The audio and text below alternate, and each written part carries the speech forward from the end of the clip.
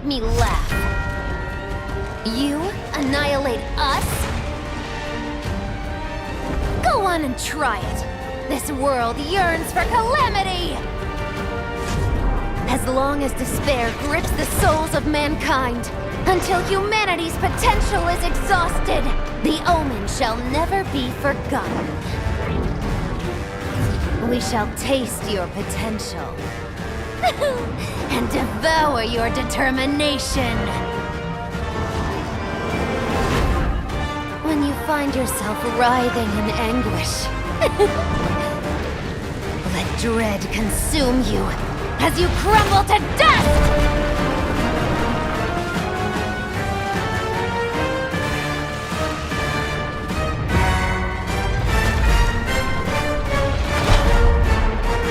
Omen of storms.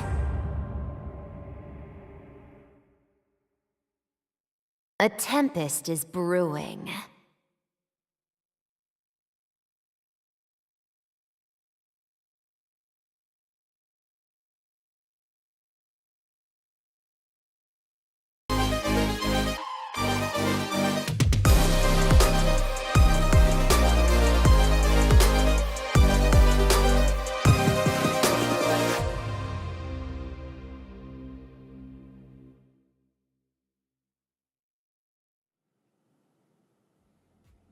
Hello and welcome to the first Shadowverse Open for 2022 for Southeast Asia Oceania. I'm your host Ignatius, and with me as always, returning for a brand new year, my co-host East_ML. You know, I always wanted to ask East, what does the ML stand for?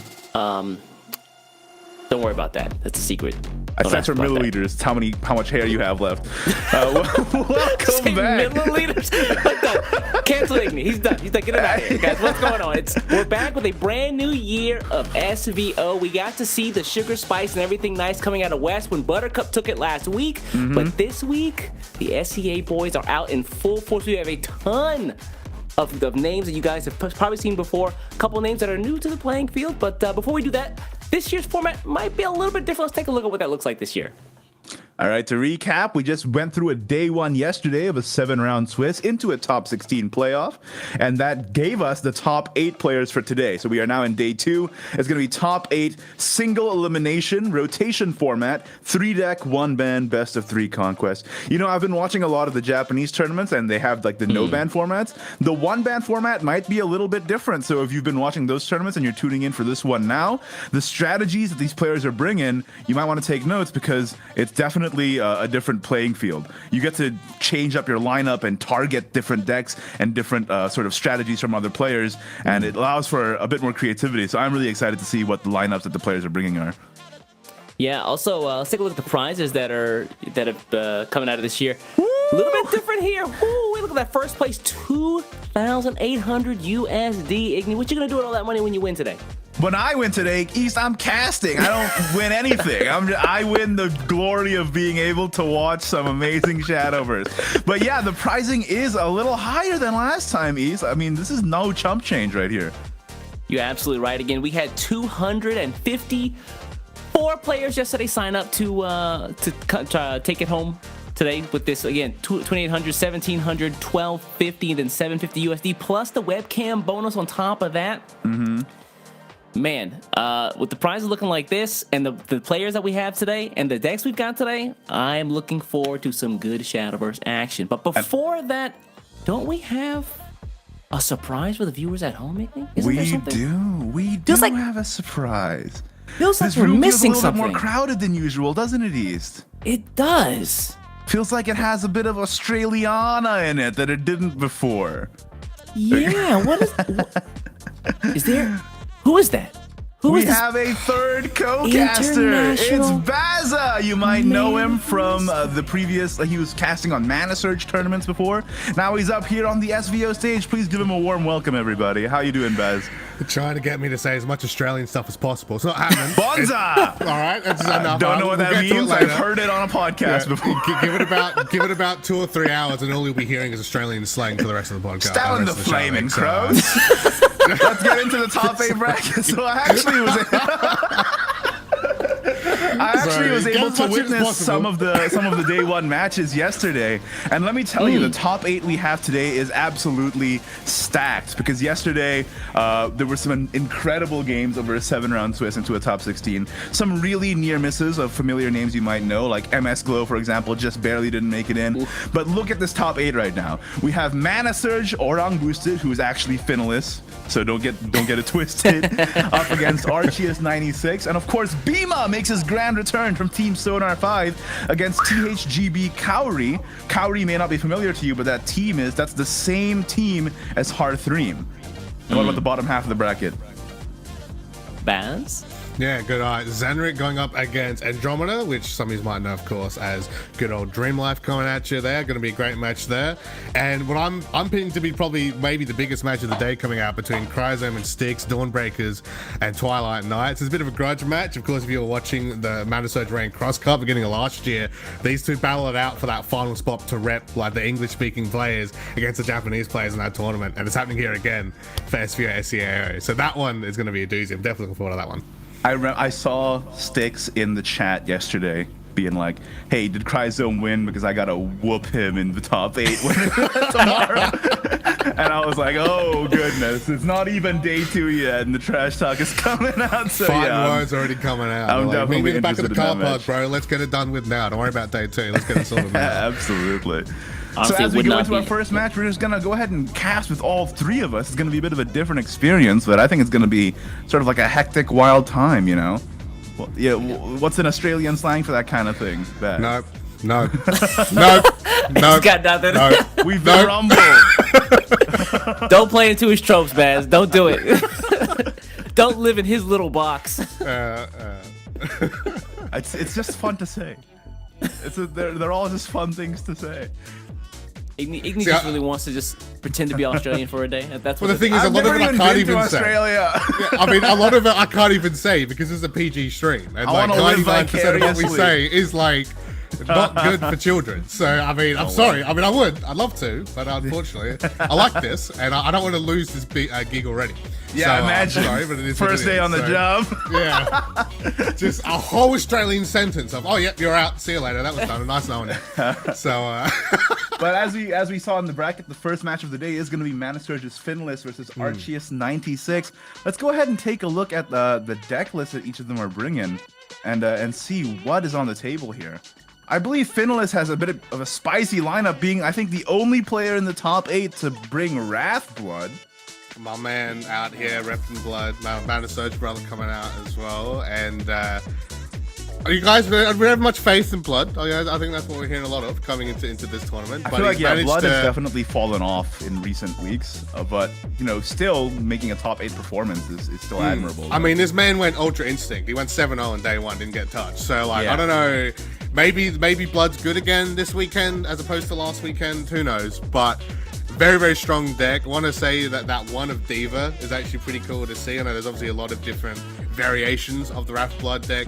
I want to say every couple of days it seems to be changing. A lot of one-ofs in this list too, as you mentioned. Like Pain Immortal as a one-of, Xeno Diablo as a one-of as well. Because of the addition of Valneric and the recent mini expansion, you have to rely less on Xeno Diablo and the other win cons, so you can run a more spread gamut of win conditions here. Yeah, and if you see this card come up, Pain Immortal, right? I mean, you don't normally see it too much, but if it's coming out, you're probably almost getting yourself a guaranteed victory when it's coming out. Such big stats, and of course, having that damage protection as well is so very useful. A lot of these stronger burst decks right coming out recently. And a bit of a keyword soup as well, just being able to damage your opponent. Like again, with Valneric, with Pain Immortal, with Xeno Diablo, with Omniface Archdemon, you have to rely a lot less on one of them, and you have a lot more options, which I quite like. Yeah, the Xeno Diablo just being such a strong finisher. What you have, you've got Wrath active, you've got pretty much everything else active from Yeah, Urias Avarice. as well. Yeah. And then you just slap the board for 12 and like, all right, well, I hope you didn't have any follow-ups. Now you're taking even more damage. So, yeah, Xeno Diablo just such a strong finisher. You can't not include this card. Yeah, and as a coming out one-of, with like your the eyes opponent suspended. always has to have it in mind, right? That's the problem. Like, Yeah. when you're in a tournament like this and it's single limb, your opponent has to keep all your one-ofs in mind because that might be the one that gets them out of the tournament. Yup. And I wonder if this might be like a deck to maybe ban, right? Because it might not be like the deck with a lot of experience going against, right? Because like there's 50,000 shadows running around, right? There's forest running around and burn dragon as well. Like it's not, of course you do see it still a little bit, but not really as much, right? As some of these other top decks. You really have to weigh up, right? Do I ban one of the strong meta decks that I know is good, but I have a lot more experience against, or do I ban the deck that I don't have much experience against? But, you know, it might fall off because, you know, you got to build up to that Wrath point. There's a couple decks out there, including Forest, right, that if you're not too careful, you get yourself caught out and lose by turn 5, 6 when you're still in that setup period or just finish setting up that Wrath mode. You know, let's take a look at what Finalist is also bringing to the table besides the Wrathblood. I think he's got some other cool decks that we want to show off here. Next one being the Hybrid Forest. Sekka strong, Latica strong. So, you know what? Why not run them together? There's been a lot of variations in what forest people bring. I think a top 8 recently only had one Latica on the list. This one is definitely more of a hybrid rather than focusing on Sekka itself. So it gives you a lot of options, right? So you either Aria Sekka them down or Latica combo on 8 to OTK. But it's also a deck that's very execution heavy. So I worry that over the course of the day, decision fatigue might build up in these players. But at this level of competition, I think that's less of a worry than, you know, people playing on ladder. But I'm just warning you, if you're trying to net deck this deck on ladder, you best be prepared to get the calculator out, okay? So yeah, there's a lot of combos to keep in mind. I was talking to Glow about this on the other day on a Discord call, and he was saying about how he gives cards, I believe, like weighted values, so he can quickly calculate if a combo is in hand or not. And I'm like, oh my god, all these players have like their own way of being able to quickly formulate whether they have the lethal.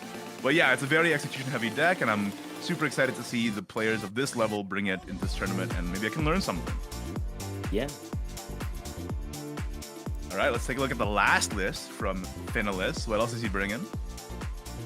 On the table, it is going to be Ward Haven. Wait, what? Honestly, kind of an interesting pick. It's definitely not the most popular Haven right now, I don't think, among competitive players. I believe Heal Haven is more brought generally in recent tournaments, but Ward Haven still's got some power. I mean, I was just watching it the other day on the day 1 stream. I was sort of doubting it, but it does have like surprise burst potential between the Holy Saber, Lunarian Paladin, and the Wilbert also doing that Valdane-like effect of that persistent damage every turn. It starts adding up, especially if they don't have that many heals. You wonder, like, all this burst damage and all this storm damage, it might be why some forests, I think we're going to see it today as well, some forest decks are opting to run even the Fairy Healer nowadays for even more sustain.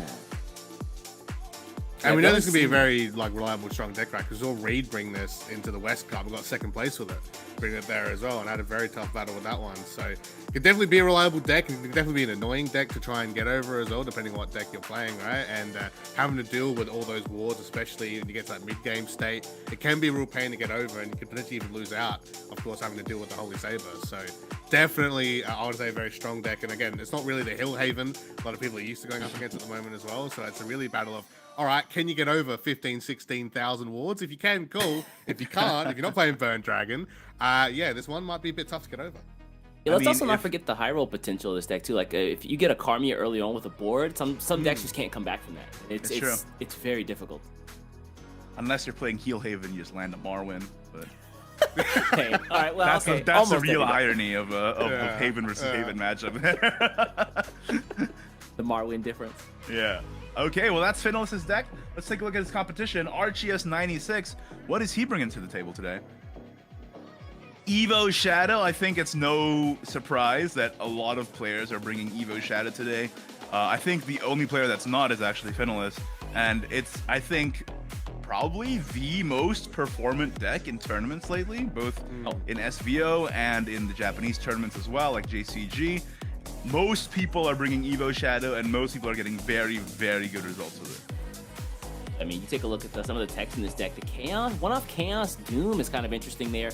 On turn 6, just having something to clear the board, and then you get some extra effects off of that. You can also burn it early in the game to get one of those effects off if you're feeling, I guess, spicy. It also just counts toward the Shadow. It's also like a last words count, right? I think if you just want to fill out your curve with a 1 cost accelerate, maybe up your last words just to get the link staff active, for example. So yeah, it's a lot of flexibility there. Only one Celeste Omega, which I like. Honestly, people who run too many Celeste Omegas end up bricking a lot. But the Celeste Omega is actually quite useful against Forest to prevent them from using bounces as well. So, you know, that's definitely a lineup, matchup sort of decision when you're deck building too, where you might need more than one Celeste Omega to delay their bounce turns more and more. But yeah, just the one of here, which I think probably indicates that he's going to ban Forest because he only has the one. But yeah. Other than that, the Evo package, Kernunos, Rezzing Suzy, getting the Skeleton Raider down in cost. Yeah, and then into massive burst damage, right, between Link Staff and Skeleton Raider. And that's how they win games. And I mean, this is the deck I think that has the most concrete game plan and the most concrete end game, which makes it no wonder why it's the most popular and most performant deck right now. Yeah, I mean, it's as you said, right? It's the bread and butter basically of every like 3 decks that you bring right at the moment. It's so reliable, and most times out of 10, like I said, like you can rely on this deck really to get you that win and put pressure on your opponent in series like this, right? And obviously, there's been a minor change, and a lot of people seem to be 50-50 on Katic Doom, where they want to run that one or not. But of course, the additional Link Staff being added on, say more recently, probably what I want to say in the last 1 to 2 weeks, maybe a little bit longer. In the deck now as well, just another way to help finish off your opponent if you need that. I mean, it's such a strong, reliable deck, right? It's like if you're not taking it, you really have to question, right? Is your deck lineup as strong as it could be? Let's see what else Arceus is bringing here to finish up and round out his list. I believe we are actually going to have a chance to see another Haven deck. Is that right? Well, he's bringing Evo Rune. Evo Rune, another control deck though, East, like Heal Haven as well. I feel like the meta has really pivoted to a more control-heavy meta between Whims, which is basically a control deck, Heal Haven, as well as Evo Rune. The games are getting later and later, and these massive win cons that can summon 15-15s on board between Fifth, Guild Assembly, Parasol Witch, like they're getting more common, so you gotta be careful. If your deck is an aggro deck, and your opponent's bringing an all-control lineup, I'm a bit worried for you. But it's very possible. We might see that run today and see how that works out for players, again, running aggro list versus running more control list. But again, yeah, the inclusion of Fifth in this deck has been such a boon to Evo Rune, being able to target your Odin or your Jupiter and just get tons of damage on board. And it's actually not that difficult for it to get Super Skybound Art, right? So if you don't know, Super Skybound Art starts at 15, so on turn 15 it's active, but for every time you evolve while it's in your hand, it gets ticked down by a turn. So you can get the Super Skybound Art active pretty early if you just keep evolving stuff while it's in your hand. And between Marie, Vern, Dogged Detective, which can all evolve for free, as well as the Awakened Robot Enhanced, for example, Tetra can evolve for free. And it's just so many. I mean, there's a reason why it's called Evo Rune. There's so many free evolves that Fifth can end up being active very early, rezzing your entire board, and then you buff it with Guild Assembly, and it's like, oh, there you go. There's a bunch of 15-15s for you to deal with. Have fun with that. So many free evolves in this deck, just so powerful. And then the Fifth comes down, and they just get tons of damage on board. Plus the Guild Assembly, it's too much to handle.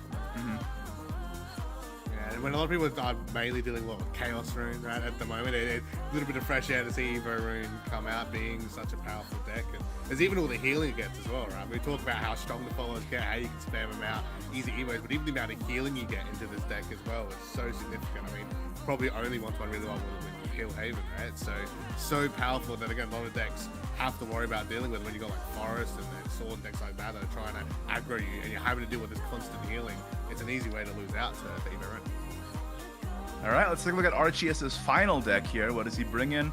East, I think you foreshadowed this. It is that Heal Haven we've been talking about. Heal Haven. Again, we've seen we've seen Ward pop up pretty often, but Heal Haven, kind of the new boy in town here. Yeah, it's definitely a late game deck. I feel like Heal Haven sort of suffers from a lack of end game, but the fact that it can get there so reliably and so safely with the amount of sustain it has, the amount of ping damage it has with Bellerophon's leader effect, and the Relic Goddess that Eris can summon. And then if that Relic Goddess isn't dealt with a Suzy or otherwise, you get to buff it with the Unicorn Warrior and just go face with an unkillable, massive stat stick. So, yeah, Heal Haven definitely has probably the most sustain around, but again, the lack of endgame does worry me a little bit. But if you can just like dominate the board and just ping down your enemy, I think this deck has a lot of real chances to just snag wins. As long as we get to see Heavenly Aegis Jr., I'm happy. You know, I'm always happy to see that one come out, right? And yeah, but as you guys said, right, it's that late game you really have to worry about. But I mean, that's 2 decks, right? He seems to be pretty confident with having kind of that heal advantage as well, and seems to be looking towards more of that mid-game take, hopefully trying to get there before the late game. So if these decks he's bringing, must be pretty confident in him, right? And obviously he's got him to this point, so we'll have to see if it's going to be enough to take down Finalist, as we said, right? 7-0 in day 1, quite a big hurdle to climb over. And I think that's mostly a problem against other control decks, but like, if you do get to turn 10 against anybody else, you just get Guild Unleashed, and you're just like, okay. Yeah, your hand is nice good. hand, buddy. Yeah. But yeah. But what I mean by that is that they don't have that much burst. Is really what I really what I mean. That's just what I worry about. But you know, other than that, the deck is incredibly solid with a lot of good spread in their matchups. So yeah, there's no surprise to me that Heel Haven is doing well. Okay, well, those are the decks between both Finalist and Arceus. We are gonna get in to the first match here, the first quarterfinals of 2022 SVO, and I do have the bans in. Finalist has banned Haven, so we're not seeing the Heel Haven this time around, and Arceus has banned Forest, so it's gonna be Wrathblood, Ward Haven versus Hybrid Forest, Evo Shadow. That's a nice picture of Finalist right there. I don't know what he's doing over there. Oh man, whoa! He's Finna suited with up. the glow up. Hold up. That's that Mana Surge energy, boys. You know, you get part of the team. You know, you get the bling, get the fresh cut. The and drip. There you go. Yeah, there you go. All nice and suited. Yeah, I gotta say My as man well, has- of course. What do you guys? My man has maidens. Look at him. Just yeah, Finalist with the glow up. Yeah, I'm excited though to see the Wrathblood here go into first off the Shadow matchup and see how that gets piloted by Finalist. And then the Evo Rune matchup in Wrathblood is probably a very rare one for a lot of people. So this will be interesting on both sides to see how this gets piloted and how the match. There he is. There's Finalist. Oh man. Hey, man, my man's still looking good. I'm just saying, my man's still You're right, looking you're good. right, you're right. Come on out. Well, my turn 4, which is pretty easy to do, but you're gonna see the Chef come out as well. And you guys like Bellring Angels? I'm a big fan of Bellring Angels. Just thought, 3 copies in the hand, always great to have. Yeah. Obviously. Good old ding dong there. Just I think Try you not might to just get run Very in loud the ding dong. Just run in the Adherent here into the 2/2 and then play the. Oh no, he's just gonna play the Arcane Wolf into it and then play the Really? Bloodsucker. I was thinking run in the Adherent and then run in one of the bats. Keep Yeah. keep the Arcane Wolf for a potential Yeah. bigger ward.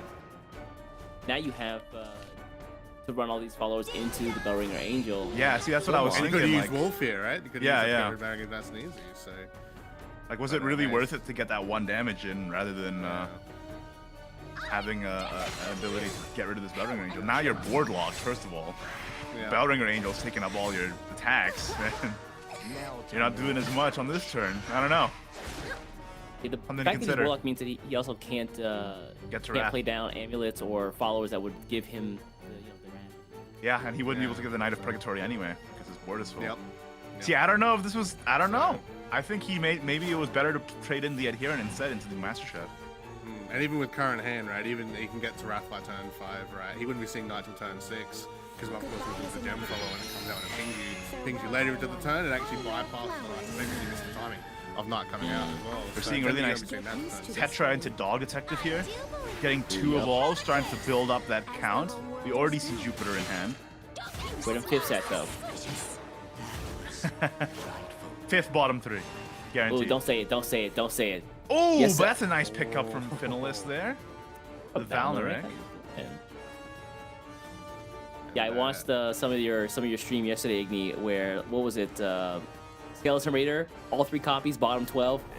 Oh, But you know what? He still won with the He did, yeah, he Kernos still won. Reds. I mean, To his, that's to his credit, he found the one, sunk it with the Kernos, and then brought it back 2 times in the same turn. And just That went was- off. That was crazy. Yeah. That was dirty. That was dirty, as some people yeah. say. I did have a shower after that game, I'm not going to lie. But I They've mean, been still rumbled, happy the way. as Australians would say, I think. Every opportunity. Every opportunity. Going for a rumble, mate. It's all good. No worries. It's a fantastic little rumble down here, all right? All good. All right? That's as much as you're going to get. That wasn't even that good, but as much as you're going to get for now, all right? I got to give the fan service sometimes, man. The Australiana. The Australiana. But yeah, Finalist obviously still thinking about what he can do. He's got 2 5-4s to worry about. Of course, Tetra being a big issue.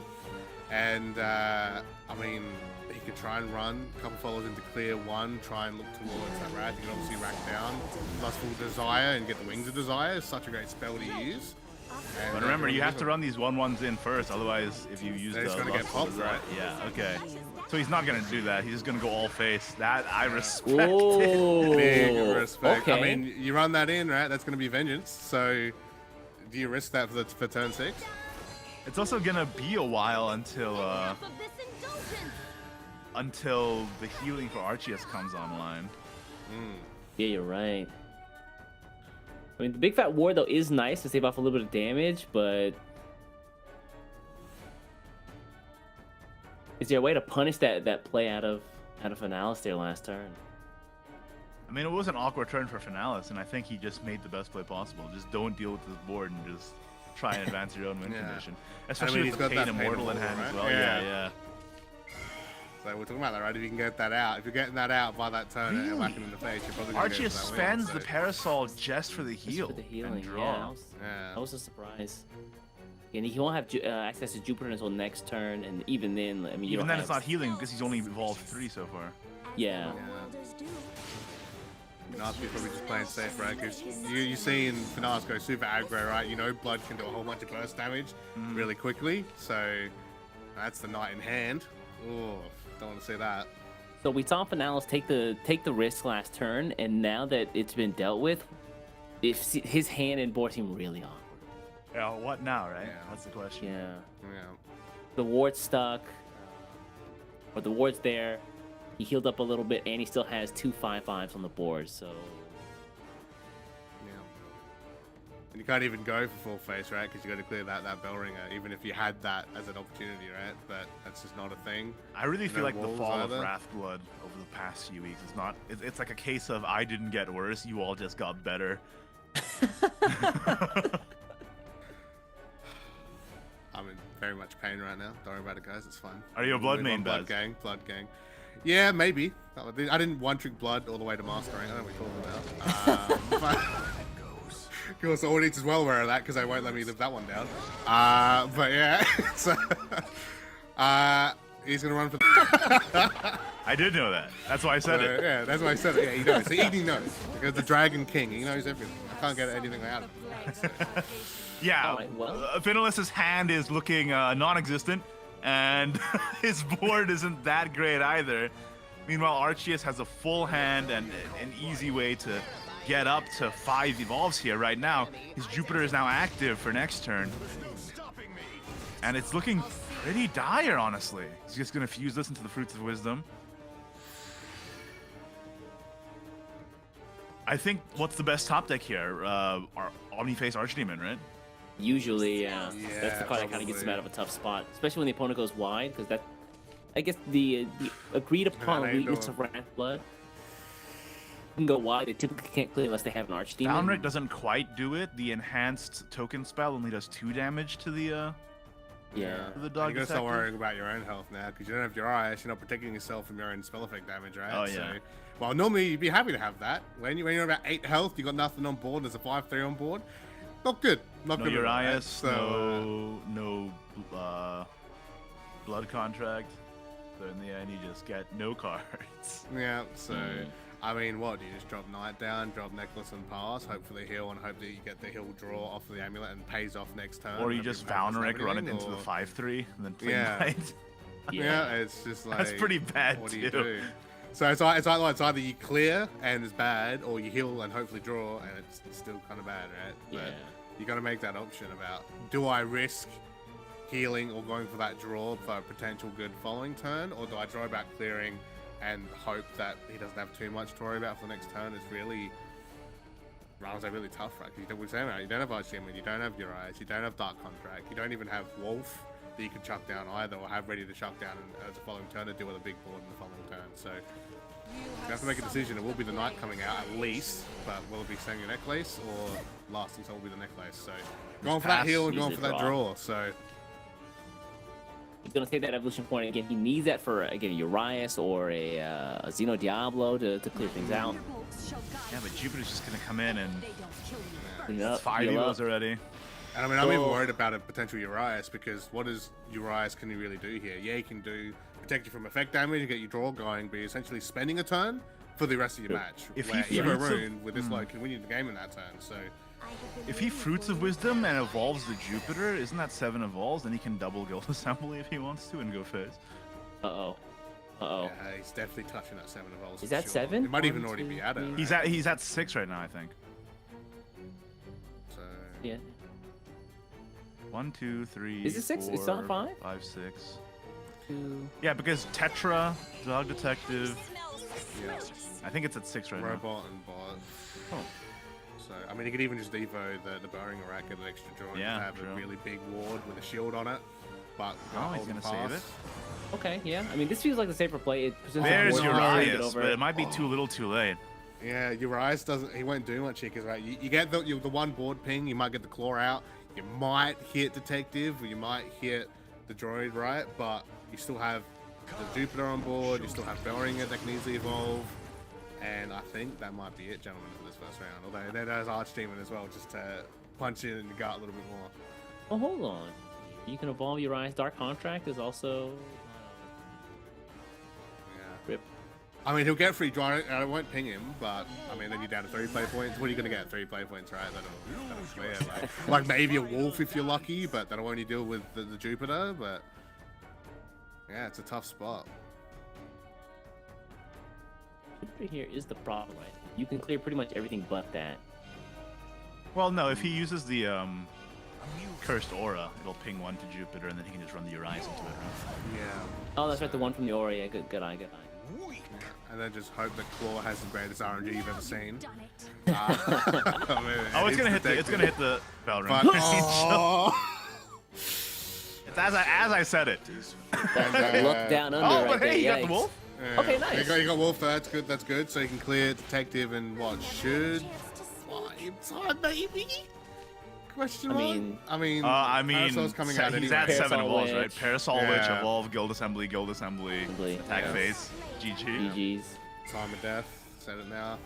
It's, 12, 18. yeah. Yeah. yeah. Fun it is to converse. Yeah, they're getting exactly Guild Assembly. 7. See, I was Fun counting. it is to converse. I know my numbers. Suppose I've Yeah. lost this one. Yeah, that's the mathematics. Shout outs Yeah. to Sesame Street. Oh, is that how you learned them? Okay. That's what's Number up. of the day. Nobody else taught me. But yeah, Arceus here gonna take the first game.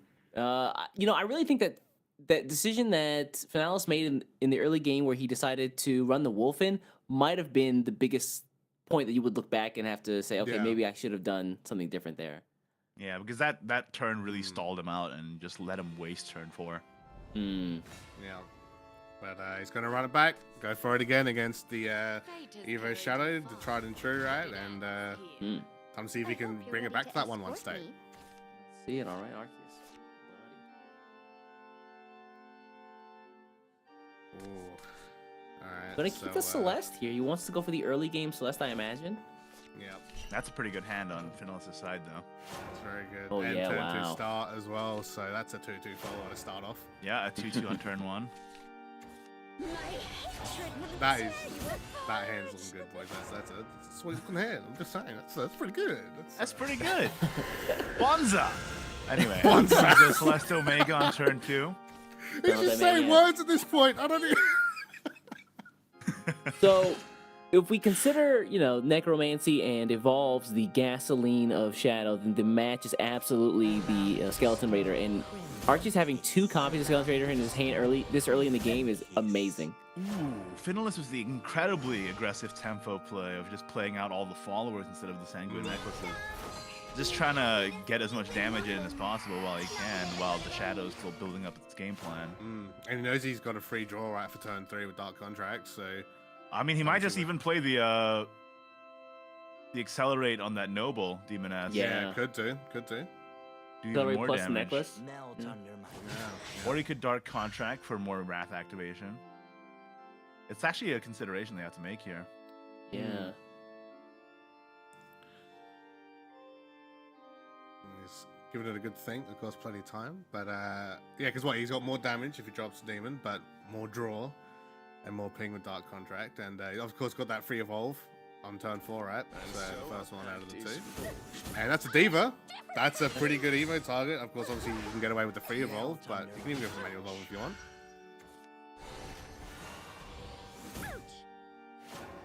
So yeah, I feel like he kind of like pivoted there, but again, it's a consideration that I think it's not, the decision you went with isn't bad here. I feel like you went more value and resource oriented than just trying to flood the board and keep tempo.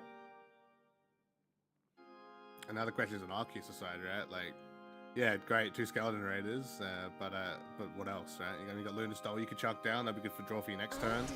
We'll drop out the Link Staff early. I mean, he's got a second one. Thanks. He might be able to afford to drop that first one for now. It's a good 3-3 on board that Fina has to worry about dealing with, but Axe Demon, Bloodsucker of the Night as well. That's, again, 2 very, very strong blood followers to have, especially when he's touching Wrath at the moment. Yeah.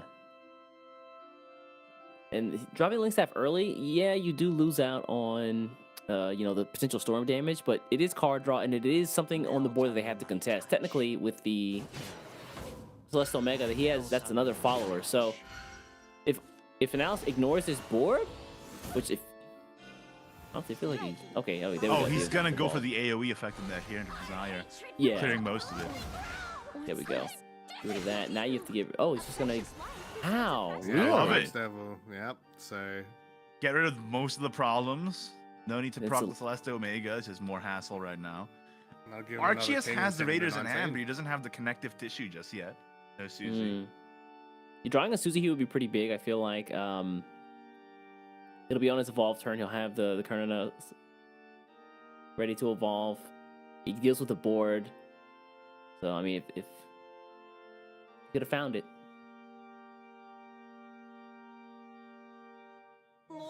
Yeah, because he's in the last second of his turn, the thing's a little bit through. And he gets the Knight, he's going to heal up back to 19 as well, thanks to the Axe Devil. So quite a bit of health, and No Suzy. won't see Ooh. Suzy.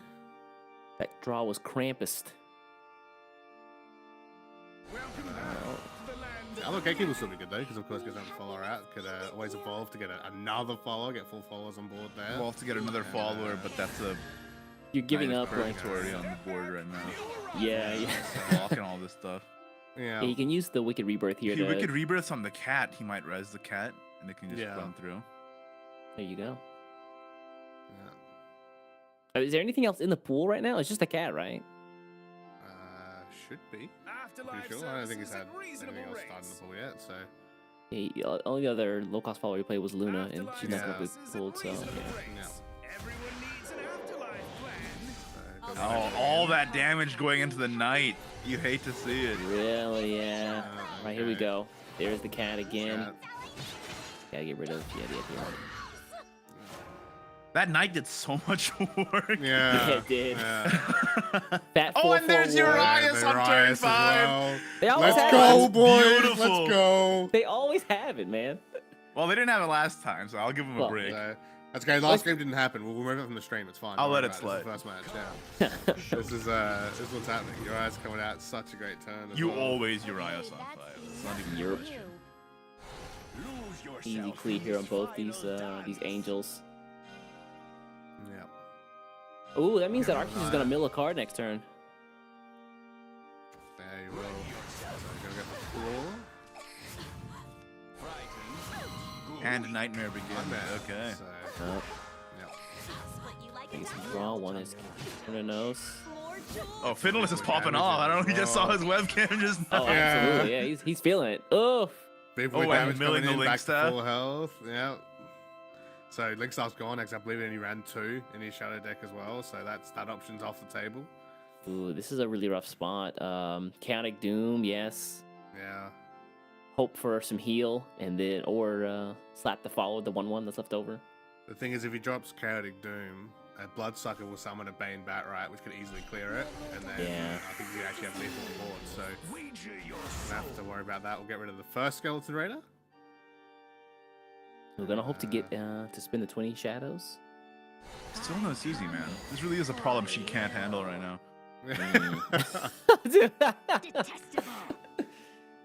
Susie, of course, casting a hex on all of Shadowverse. Yeah. A mental hex. We can never get that line out of our head anymore. Dude, can we talk about how good Deathcat Reaper is as a card? It's a 2/2. You're welcome, East. Insta kill. Last I don't know. kill I don't know how they keep giving Igni good cards to reveal, but even when they're not even dragon cards, they're still fantastic. Chaotic Doom, does the RNG hit? Oh, nope, just the heal. I mean, pretty the good, hill's still though. nice. Hill's still, Still nice, not bad, yeah. Could have been You worse. got guys out on board. You got Link stuff back out as well. So Yeah, I mean, it really does feel like Finalist is just firing on all cylinders at this point. You gotta be Not really bad, careful. active. I don't think these Noble Demonesses are gonna be useful at all. At this point in the game, you drop a Noble Demoness, this Raider will just come down and deal 1,000,000 damage to you by killing all of the demons. Good old Raider bait. Unless you use all the demons to trade immediately. you drop Lust here to go for the Evo and go for that burn damage clear then, and just leave that as the one target clear. But at least you don't have 1,000 other followers that are gonna die alongside it, or. Yeah, these late games. These late games from a lot of these decks, you are really trying to figure out how to stop your opponent from using their incredibly strong effects, right? In a lot of Is he cases, that actually means gonna Noble denying them Demoness here? followers on the board. He left yeah. himself 5 play points, yeah. I was wondering why he didn't cast the Cursed Aura. So if he does this, then this Raider might be doing a lot of work. This Raider comes down guaranteed. And it's gonna have one drop on the board. If he does this trade, this Raider will do a bajillion damage. Yeah. I think you should probably trade the demon instead. Yeah, you have Agreed. to trade a demon in. Yeah, Hard agreed. It's okay, not even a thank question, you. right? So, Even still, I mean, this Raider's doing a ton of damage. Let's be real. oh, for like- sure, yeah. But I mean, it's not as much. It limits it a little bit, you know. It's just a little bit less. This but, is much less than if it was the other way Yeah. around. yeah, just a tiny bit, not too much, just a tiny bit, you know. Just Look, man, it's Sunder in time. It, no matter how you paint this, it's Sunder in time. The question is, how do you spin those other two play points this turn? Do you Raider here? Because how do you kill a second follower? Run the break. I mean, you could just run it into one of the demons, right? Oh, that would be awkward. Yeah, never mind. Yeah. I think you don't Raider here Yeah. just yet. you gotta wait Unless. for that one health, right? Okay, hold on. This is a lot more awkward. Like, again, if that trade Yeah. that like Finalist is so heads up, doing it the other way. If he This didn't actually do this it the way works. he This did works. it, he would be taking 1,000,000 damage here. Yeah. He doesn't get the 4 damage face, but I mean, he clears the board and, Raider's still up. Yeah. This could have gone a Green lot face? worse. Yeah. I think Thing we're going to see is- that those bats get saved for turn 10. Yeah. Good Might old be, Dark yeah. Feast. Yeah. You just cursed Aura, Noble Demoness here. Yeah. Just clear the board, heal back up to 20 like nothing happened, right? What do you mean there was a skeleton raider? No, there wasn't. Oh, you can see that. What do you mean? Sunder. What does sundering mean? I've never even read a dictionary. Yeah. You've I'm a never blood been mage. sundered? Yeah, I'm a blood mate. I I'm can't not read. even, I didn't even go to school. What do you mean? I don't know anything. You don't know, you've never been sundered before? aggro small. Come on. You've never sundered, Igni? I've never sundered East. I'm sorry. You've never... Wow. I guess you were right. You've never sinned. Yeah, that's crazy. That's a Susie, boys. We're finally saying that. Yeah, but now we have Bottom no Evo 20. for the Cardinals. Yeah, I was gonna say bottom 20. Now we have no Evo for the Cardinals and no Raider in hand. Thanks for showing up, Uh, Susie. You get a yeah. consolation prize. Not Sorry, the even. party was an hour ago. Sorry. Oh, well, wait, hold never on. mind. There's a Raider. Well, Chuck it and hopefully get a win, alright? Something I how can't many... handle. I can't handle. He hasn't spent too many shadows here, so he's not going to get the boost effect off of Chronos. That'll work at least. Alright, okay. Death Cats. Oh, and gets the Spirit Invasion. That's pretty good. Start getting that second Raider down. I like to hold on to the Spirit Invasions because you can basically just use it the turn that you're going to play the Raider, right? Yeah. And you get the burst damage as well, so it's like a nice 7-hit plus combo. Yeah. Well, I mean, I didn't want him damage to use plus. it now, but oh wait, he is gonna use it now. Wow. Whoa. Okay. He's got to clear. Because Oh, he's okay. This makes sense. right? Okay, fair. 6 HP. What did you chuck an Archdemon down? That's game. Right? Yeah, I mean, you got to have, you can take out enemy followers and that you get, what, singular ping damage, get an easy storm hit, that's also game. Pain Immortal, right? Not even evolved, that's game. So there's so many ways Blood could just win next turn, depending on the draw. But he got Valneric. Valneric, Yep. yeah, okay. That'll do it. That does it. Valneric, but no. Wait. Valneric evos 5 damage. Yeah. Yep. And then you play the spell with it? The spell would be 6. Okay. It doesn't proc the last words first. I think the damage will go. No, because it attacks, the effect procs, the 2 followers die, they heal. And then it wouldn't be lethal anymore. Yeah, okay. But it still gets rid of the followers and plus he pressure. spends exactly enough to have it be not the 2 play point enhanced version. He evolves it, plays Bloodsucker, and then plays the 0 cost version of that spell, and then it's exactly 6, right? Yeah. Oh wait, Wait, hold on. or does this not work the way I think it does? Well, Oh, it was fine anyway. yeah, he'll ping face. There you go. Yeah, That's gonna be it. It was fine anyway. The Urias effect carried it through. The tree chasing the fast, it didn't do it. It didn't do a good job. See, Blood players do know numbers. If it's 1 and that's it, you know, it's If it's fine. 1 or 2, 2 or 5. hey, better than That's Dragon it. Mains. Speaking of, we are 1-1 here in the set. Here we've got Finalist taking the dub there with the Blood, which means we're gonna have the Haven going up against Shadow this time. Ooh. I do want to say is what a way to kick off the day as well. We've still got about a bajillion matches to go, right? We're already having a fantastic set to kick things off. So Yeah, Ward Haven versus Evo Shadow. I mean, I'm already seeing a lot of decks I didn't even expect to see in the top 8, like Wrath Blood, Ward Haven, Finalist becoming a gray square. You know, you love to see it. anything can happen. This he's is going his Ultra final form. Instinct. Yeah, it's Ultra Instinct form, man. He's going at it. He's going He's that returned to 7-0 the day 1 void. energy. So, Ooh, kind of a weird start here though. No Gatekeeper, unfortunately, to start with. On Finalist's side. Or what's it called? The lion? yeah. Sanctuary Keeper? Yeah. Sacred Groundskeeper. Sacred Groundskeeper, that's the one. It was one of them. Lion Gatekeeper, Groundkeeper, man. There you go. There you go. Lion, man, yeah. No, don't. Please don't bring lions back. That was a, that was a wild time for Please us. do you bring mean? Lions back. I loved Lion. Are you kidding, Lion bro? Crystal was fantastic. Lion is so fun. I think I still have that deck in Unlimited just sitting there. Like, I don't play it. But It doesn't do anything on Unlimited though. Yeah, it just does nothing. But it's the memories, you know? You gotta keep the mementos, you know? It's, Yeah, absolutely. Shout out to the Holy Lion Crystals, just Just chilling. mauling the entire Shadowverse meta for a minute. yeah. Yeah, but it was a fun time for me. That was. A Haven main in Igni. Yeah, me, Ignidius, Haven, mate. I actually Sorry play about the every dragon class symbol except behind for Portal, so. And that's Ooh. not by choice, I'm just bad at it. That's by choice. me. Is there anyone good at Shots Portal, fired. though? Like, I mean, I'm just saying. Like, it's just, like, unless you got a maths degree, you know, I think it's, yeah. Hey, this Karmaya's looking pretty alright. Yeah, I mean, speaking of Sacred Groundskeeper, those 2 of those popped up. Gotta get these. I mean, Arceus' board is pretty good though. I mean, But I mean, if you Karmaya, you run into the Luna. I mean, you run Yeah. into the Bellringer. right here. Then your 2 guys become 2 attack, and then you can take out the Luna and the other Bellringer, for example. Or the You are the leaving- Bellringer and the Gatekeeper. Prevent them You are from leaving evolving it. Susie up though. Yeah, but they hard casted Susie turn 4, so. At the And L. they hard casted Susie turn 4 on nothing, so I'm not really that afraid. Well, not a problem anymore. Yeah. The turn I 3 like- Abdiel is World. very interesting.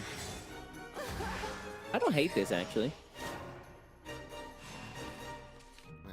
I mean, unknown to him, right? Like, when did Susie come out last game? Like, blow it at bottom 20, right? We started I think seeing that's that. I mean, hilarious it'd be that something that but- Finalist banished it so that the Cardinos can't get a free.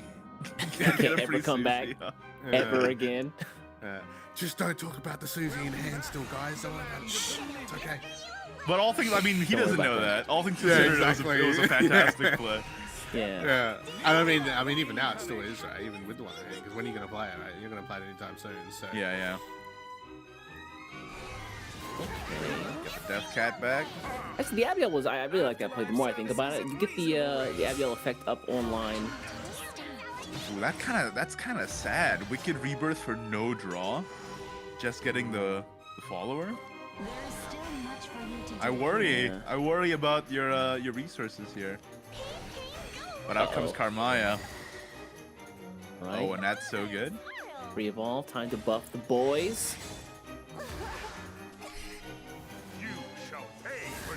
And you get the lions out here. Sacred yeah, Groundskeepers. Yeah. No cutting in line.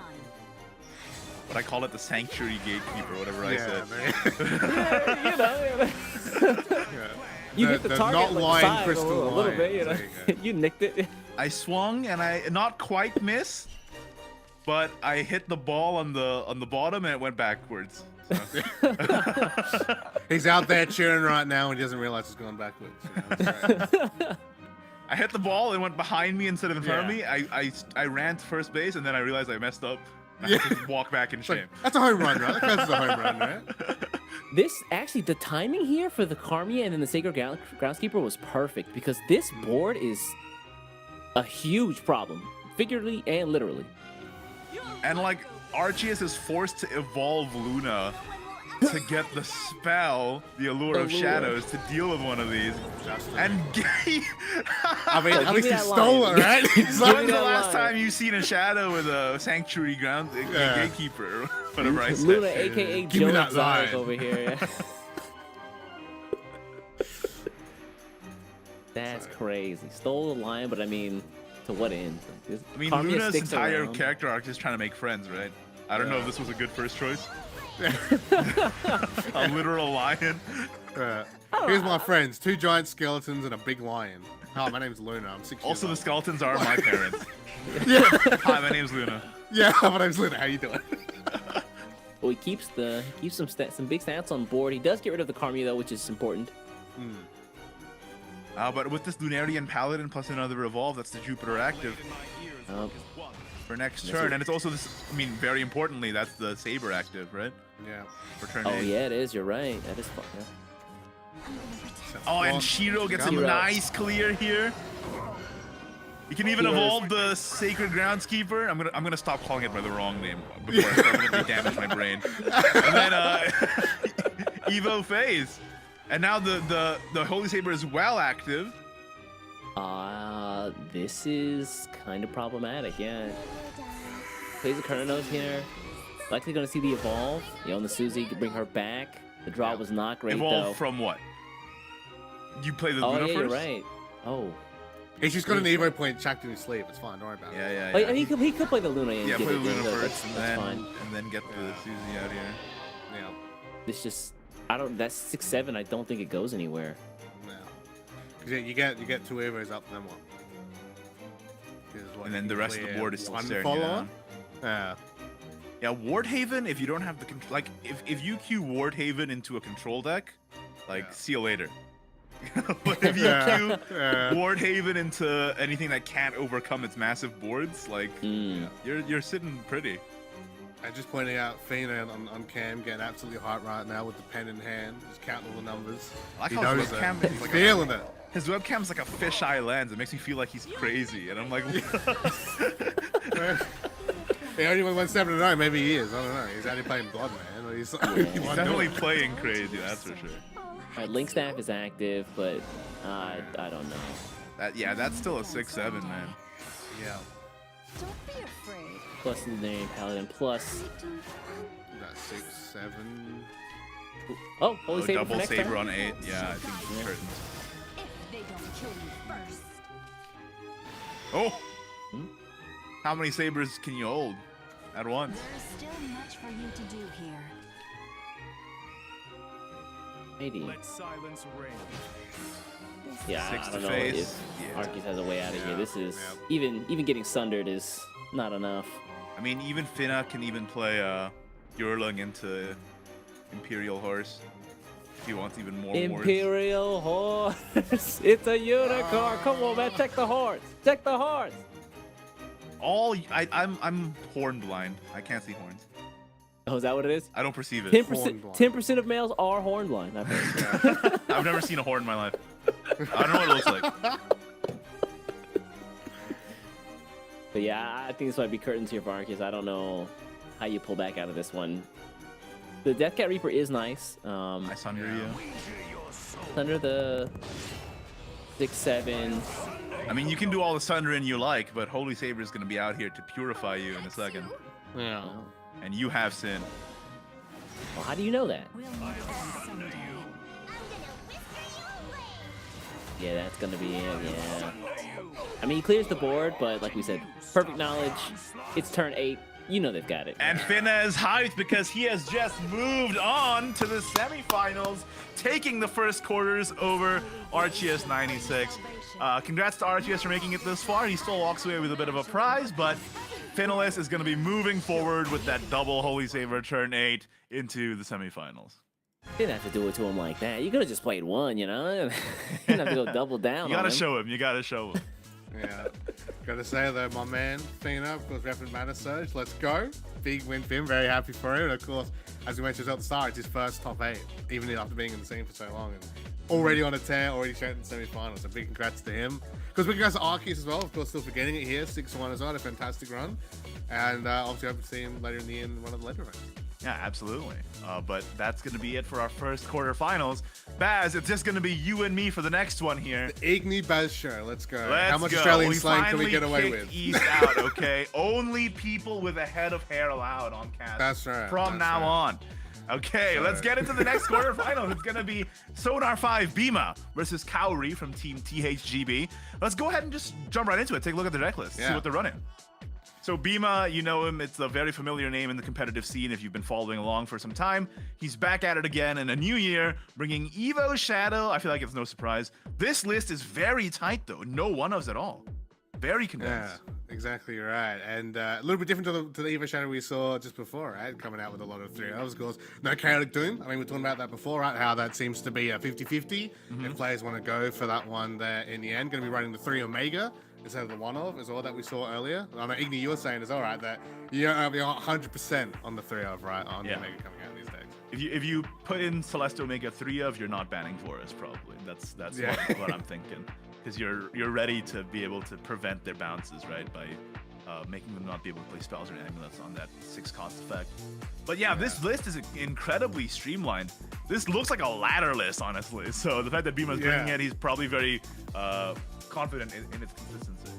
And that's what I'm saying, one of the best parts about Evo Shadow, right? It's the consistency of this deck, how reliable it is as well. And yeah, you can make 1 or 2 personal slight changes to it, and the deck still runs perfectly fine, right? If you want to tailor it towards beating a particular archetype of deck or class type you're going up against, again, whether it be the Omega coming out or using the Chaotic Doom for that easy last words pop, right? And getting one of those awesome bonus effects off. There's so many cool ways to run around with this deck. Of course, we're talking about the Cat Reaper as well. Probably one of the best 2-cost cards out at the moment. An insta-kill, last words ping as well, and an easy 1 ping of damage and health. Absolutely insane. Of course, Igni's card. I'm going to bring that up again once. Igni's card. But yeah, that's such an awesome card to have in the deck. Oh, absolutely. And I feel like Bema's penchant towards consistency here is reflected in his lineup in general, and we'll see that within the next deck list here. Let's take a look at the next deck that he's bringing. Evo Shadow, and also the second deck, Burn Dragon, I believe is what he's bringing as well. Yeah, first Burn Dragon we get to see here today. Definitely won't be the last. The more fan favorite dragon choice over the 2 current dragon types at the moment. And again, a very streamlined list. Look, barely no 1-ofs at all. And he's also bringing the most common lineup, I feel like, that we've seen perform very, very well, not only in SVO, but also in the Japanese tournaments like JCG. So he's bringing Evo Shadow, Burn Dragon, and we'll see this in the next deck as well, not to put the card in front of the horse, but he's bringing Chaos Rune as well. But yeah, Burn Dragon, a lot of damage between Rowan and Brutal Dragon, as we all know, but also the addition of Gal Mew with the mini expansion, that 5/5/5 legendary. That's so much additional burn, and you can really just rush your opponent down before they even get a chance to get a word in edgewise and get their defense to 0, and bada bing, bada boom, you've already won the game, right? Yeah, I mean, we saw it out of the winner last week with the West Cup, right, coming up from Buttercup. triple Dragon Oracle into turn 6 was absolutely insane. Such an insane match to check out. Of course, we're going to look at Roy here as well. A huge staple Dragon card for, I want to say, what, probably almost half a year, maybe even longer now. It feels like it's been running around the Dragon deck. Such a great card to have in that mid to late game stage. And I mean, again, we're talking about consistent decks. We keep bringing up the consistency, but Bema, that's him, right, to a T. Yeah, he might be the anti-hero. Yeah, he might be the villain of the scene, but you can always guarantee him to be out here on top. And looking at these decks and these playstyles, right, you can see clearly why that is. All right, let's take a look at his last deck here. And again, probably the most common lineup and very consistent. It's that, oh well, maybe consistent's not the right word for this one. It's Chaos Rune. I'm loving how the deck has evolved over the course of the past few days. No more running Art Society Magus. Instead, you run 3 of Mavella, Budding Pyrotech. And essentially, the deck has become ostensibly a control deck. Even if you don't draw your whims, you can still control all the way until you draw Imagination Realized or until you draw Ryo. So it becomes a lot less reliant on just drawing the whims on 5. So you can control with, you know, all the early game stuff until you get your big bomb turns like Imagination Realized and Ryo. Folia, of course, is great to get off of Imagination Realized or off of Whims of Chaos. And then by the time you reach turn 10, that Guild Release comes out and your opponent's hand goes gone and you basically take the dub. Yeah, I mean, and that's just the thing for all card games, right? You got no hand, you're going to lose, right? It's as simple as that. And having that available there for turn 10 is so strong. Want to point out as well, Folia, I'm so happy to see her being played. I've been trying to make her work in Rune decks for months and months now, 70 variations of Evo Rune. I'm happy that she's finally got such a strong place here, right? In Chaos Rune, right? Like, Forest is running right now. They're screaming and crying anytime you see this deck run out. It's so good to bring out. Although, it could trick you. If you play that Whims of Chaos and they keep Wind Fairy, you better watch out. Secret deck. 10 damage Wind Fairy, not on Accelerate. So it is a little bit of a gamble, but at the same time, I feel like this deck has gotten a lot more consistent with the change in playstyle. Yeah, and that's so weird, right? Because like, obviously we've had a fair few gamble-type decks in Shadowverse's history. I mean, would you agree with me, Igni, here, saying this might be the most consistent gamble-type deck, RNG-type deck we've had? I mean, I think the fact that it performs well in tournaments and is top 8ing right now kind of proves that. Yeah, exactly. If it wasn't, if it was a 50-50, like, it wouldn't be here. Yeah. I mean, because sometimes that will occasionally, like, someone might bring like, oh, here's my cheese deck, guys. It's gamble. It's gonna throw people off, right? But this one, it just because of the consistency, which is so odd for a deck like this. You don't really hear it about decks that are like, yeah, I'm just gonna play a card and all the play points go out the window. Right? It's just random every turn. It's not really we go like, oh yeah, consistency. Yeah, that sounds exactly right. It's a bit of an oxymoron, but somehow it works, right? Yeah. So and it's scary how powerful it can be. I mean, you mentioned right, even the build-up is so powerful as well that it throws people off. So a lot of opponents have to be very, very careful around this deck. But as you mentioned, right, there is some decks that get the advantage. Of course, Forest is normally negative, but then Wind Fairy. So many Dragon decks benefit against Chaos Rune, right? There's so many types that gain that advantage as well. So again, it can always be that 50-50, but it can also be such a powerful deck that can really catch opponents out. All right, well, let's take a look at the opposite side here. What decks are Kaori running from Team THGB? Very similar lineup here with an Evo Shadow as well. Running more one-ofs than Bema is, though. But, you know, what is there to say about this deck that hasn't already been said, right? Evolve a lot, get your Skeleton Raider down, hit face. It's very, very consistent. Do you want to point out the Retrace in the past as well? I mean, obviously, that was a staple last word spell fair few months ago, making a resurgence now, as I want to say, in the past few weeks. In the last words deck, I mean, what's not to love about it, right? Easy draw, easy heal and last word ping on a lot of your followers as well, and just having that one over, just a nice tech, right, to have in there to give you a little extra health and draw.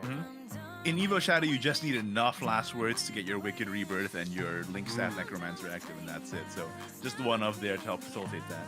Let's take a look at the next deck here from Kaori. What else is he bringing?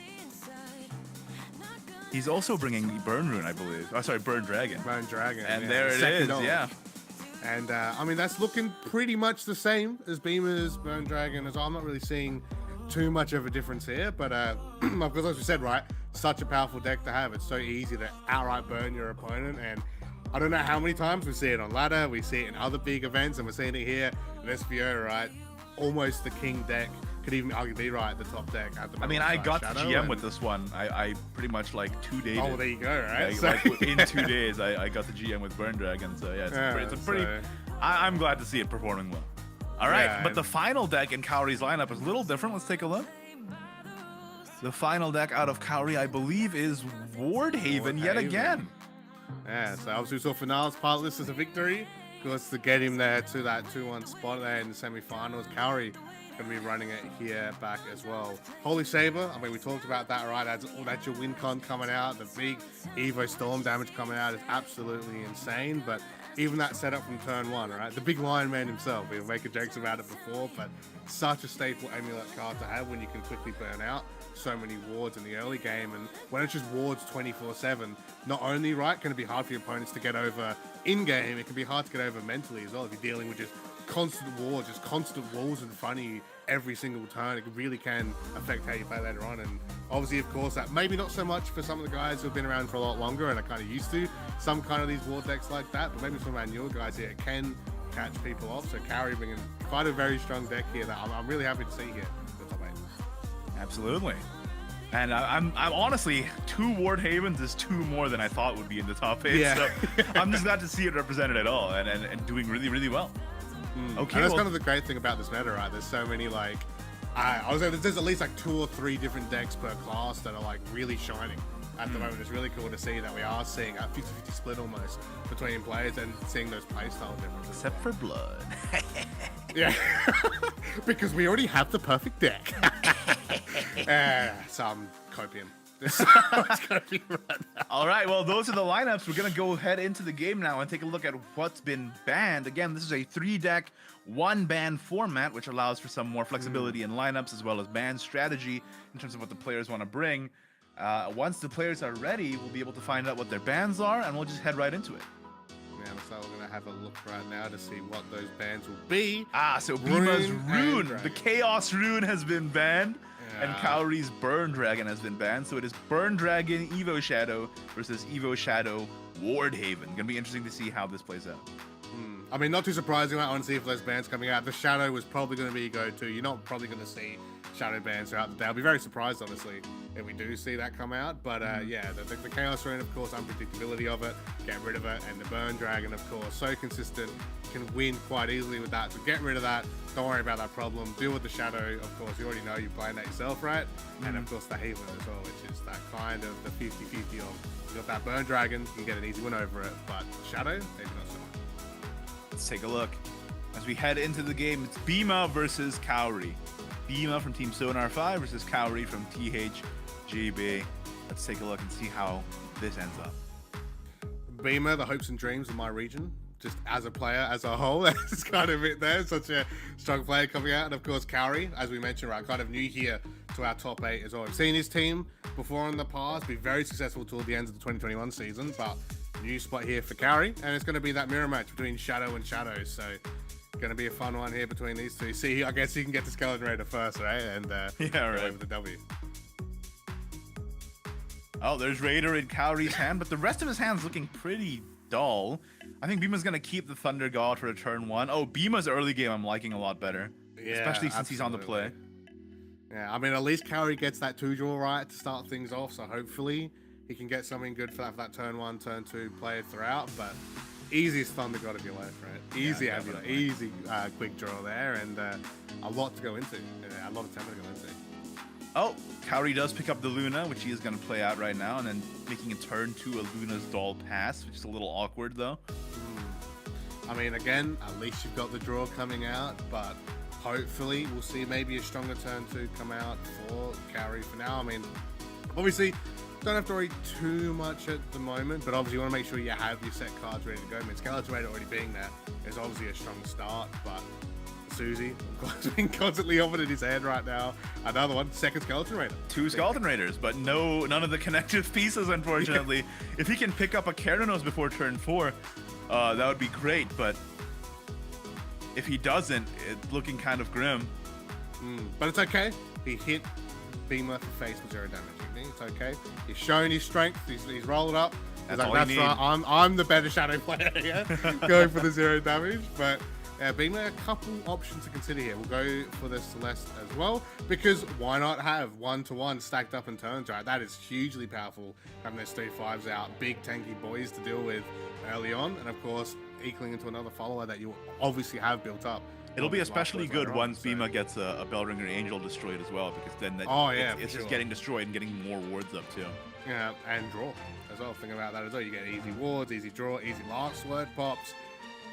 Bema very comfortably, honestly, potentially in the lead here at the moment. Gonna drop He's the gonna Shao just play so he out has the the follow. Shao Okay, instead of so- playing out the Luna, so that's very interesting. So he plays out the Shao just to get a body on the board. Like, what's the point of that? Yeah, I mean, that's what I'm guessing as well. I mean, at least having one ping of damage. I mean, sure, I guess I can see it. You could run it into a bell ringer, I guess, to pop a shield easily, and then drop a stronger follower into it. As I'm assuming is what you're going for here. But I guess it really just that body. I mean, you have the Omega next turn. But yeah, very odd not saving that right for later on for that Susie. very right? interesting, Skeleton yeah. Raider. So, I mean, he's going to have Susie in hand now. Still those Skeleton Raiders on his end, but it's not worrying about the Evos for maybe a few turns just yet. So he can kind of be getting away with it for a tiny bit longer.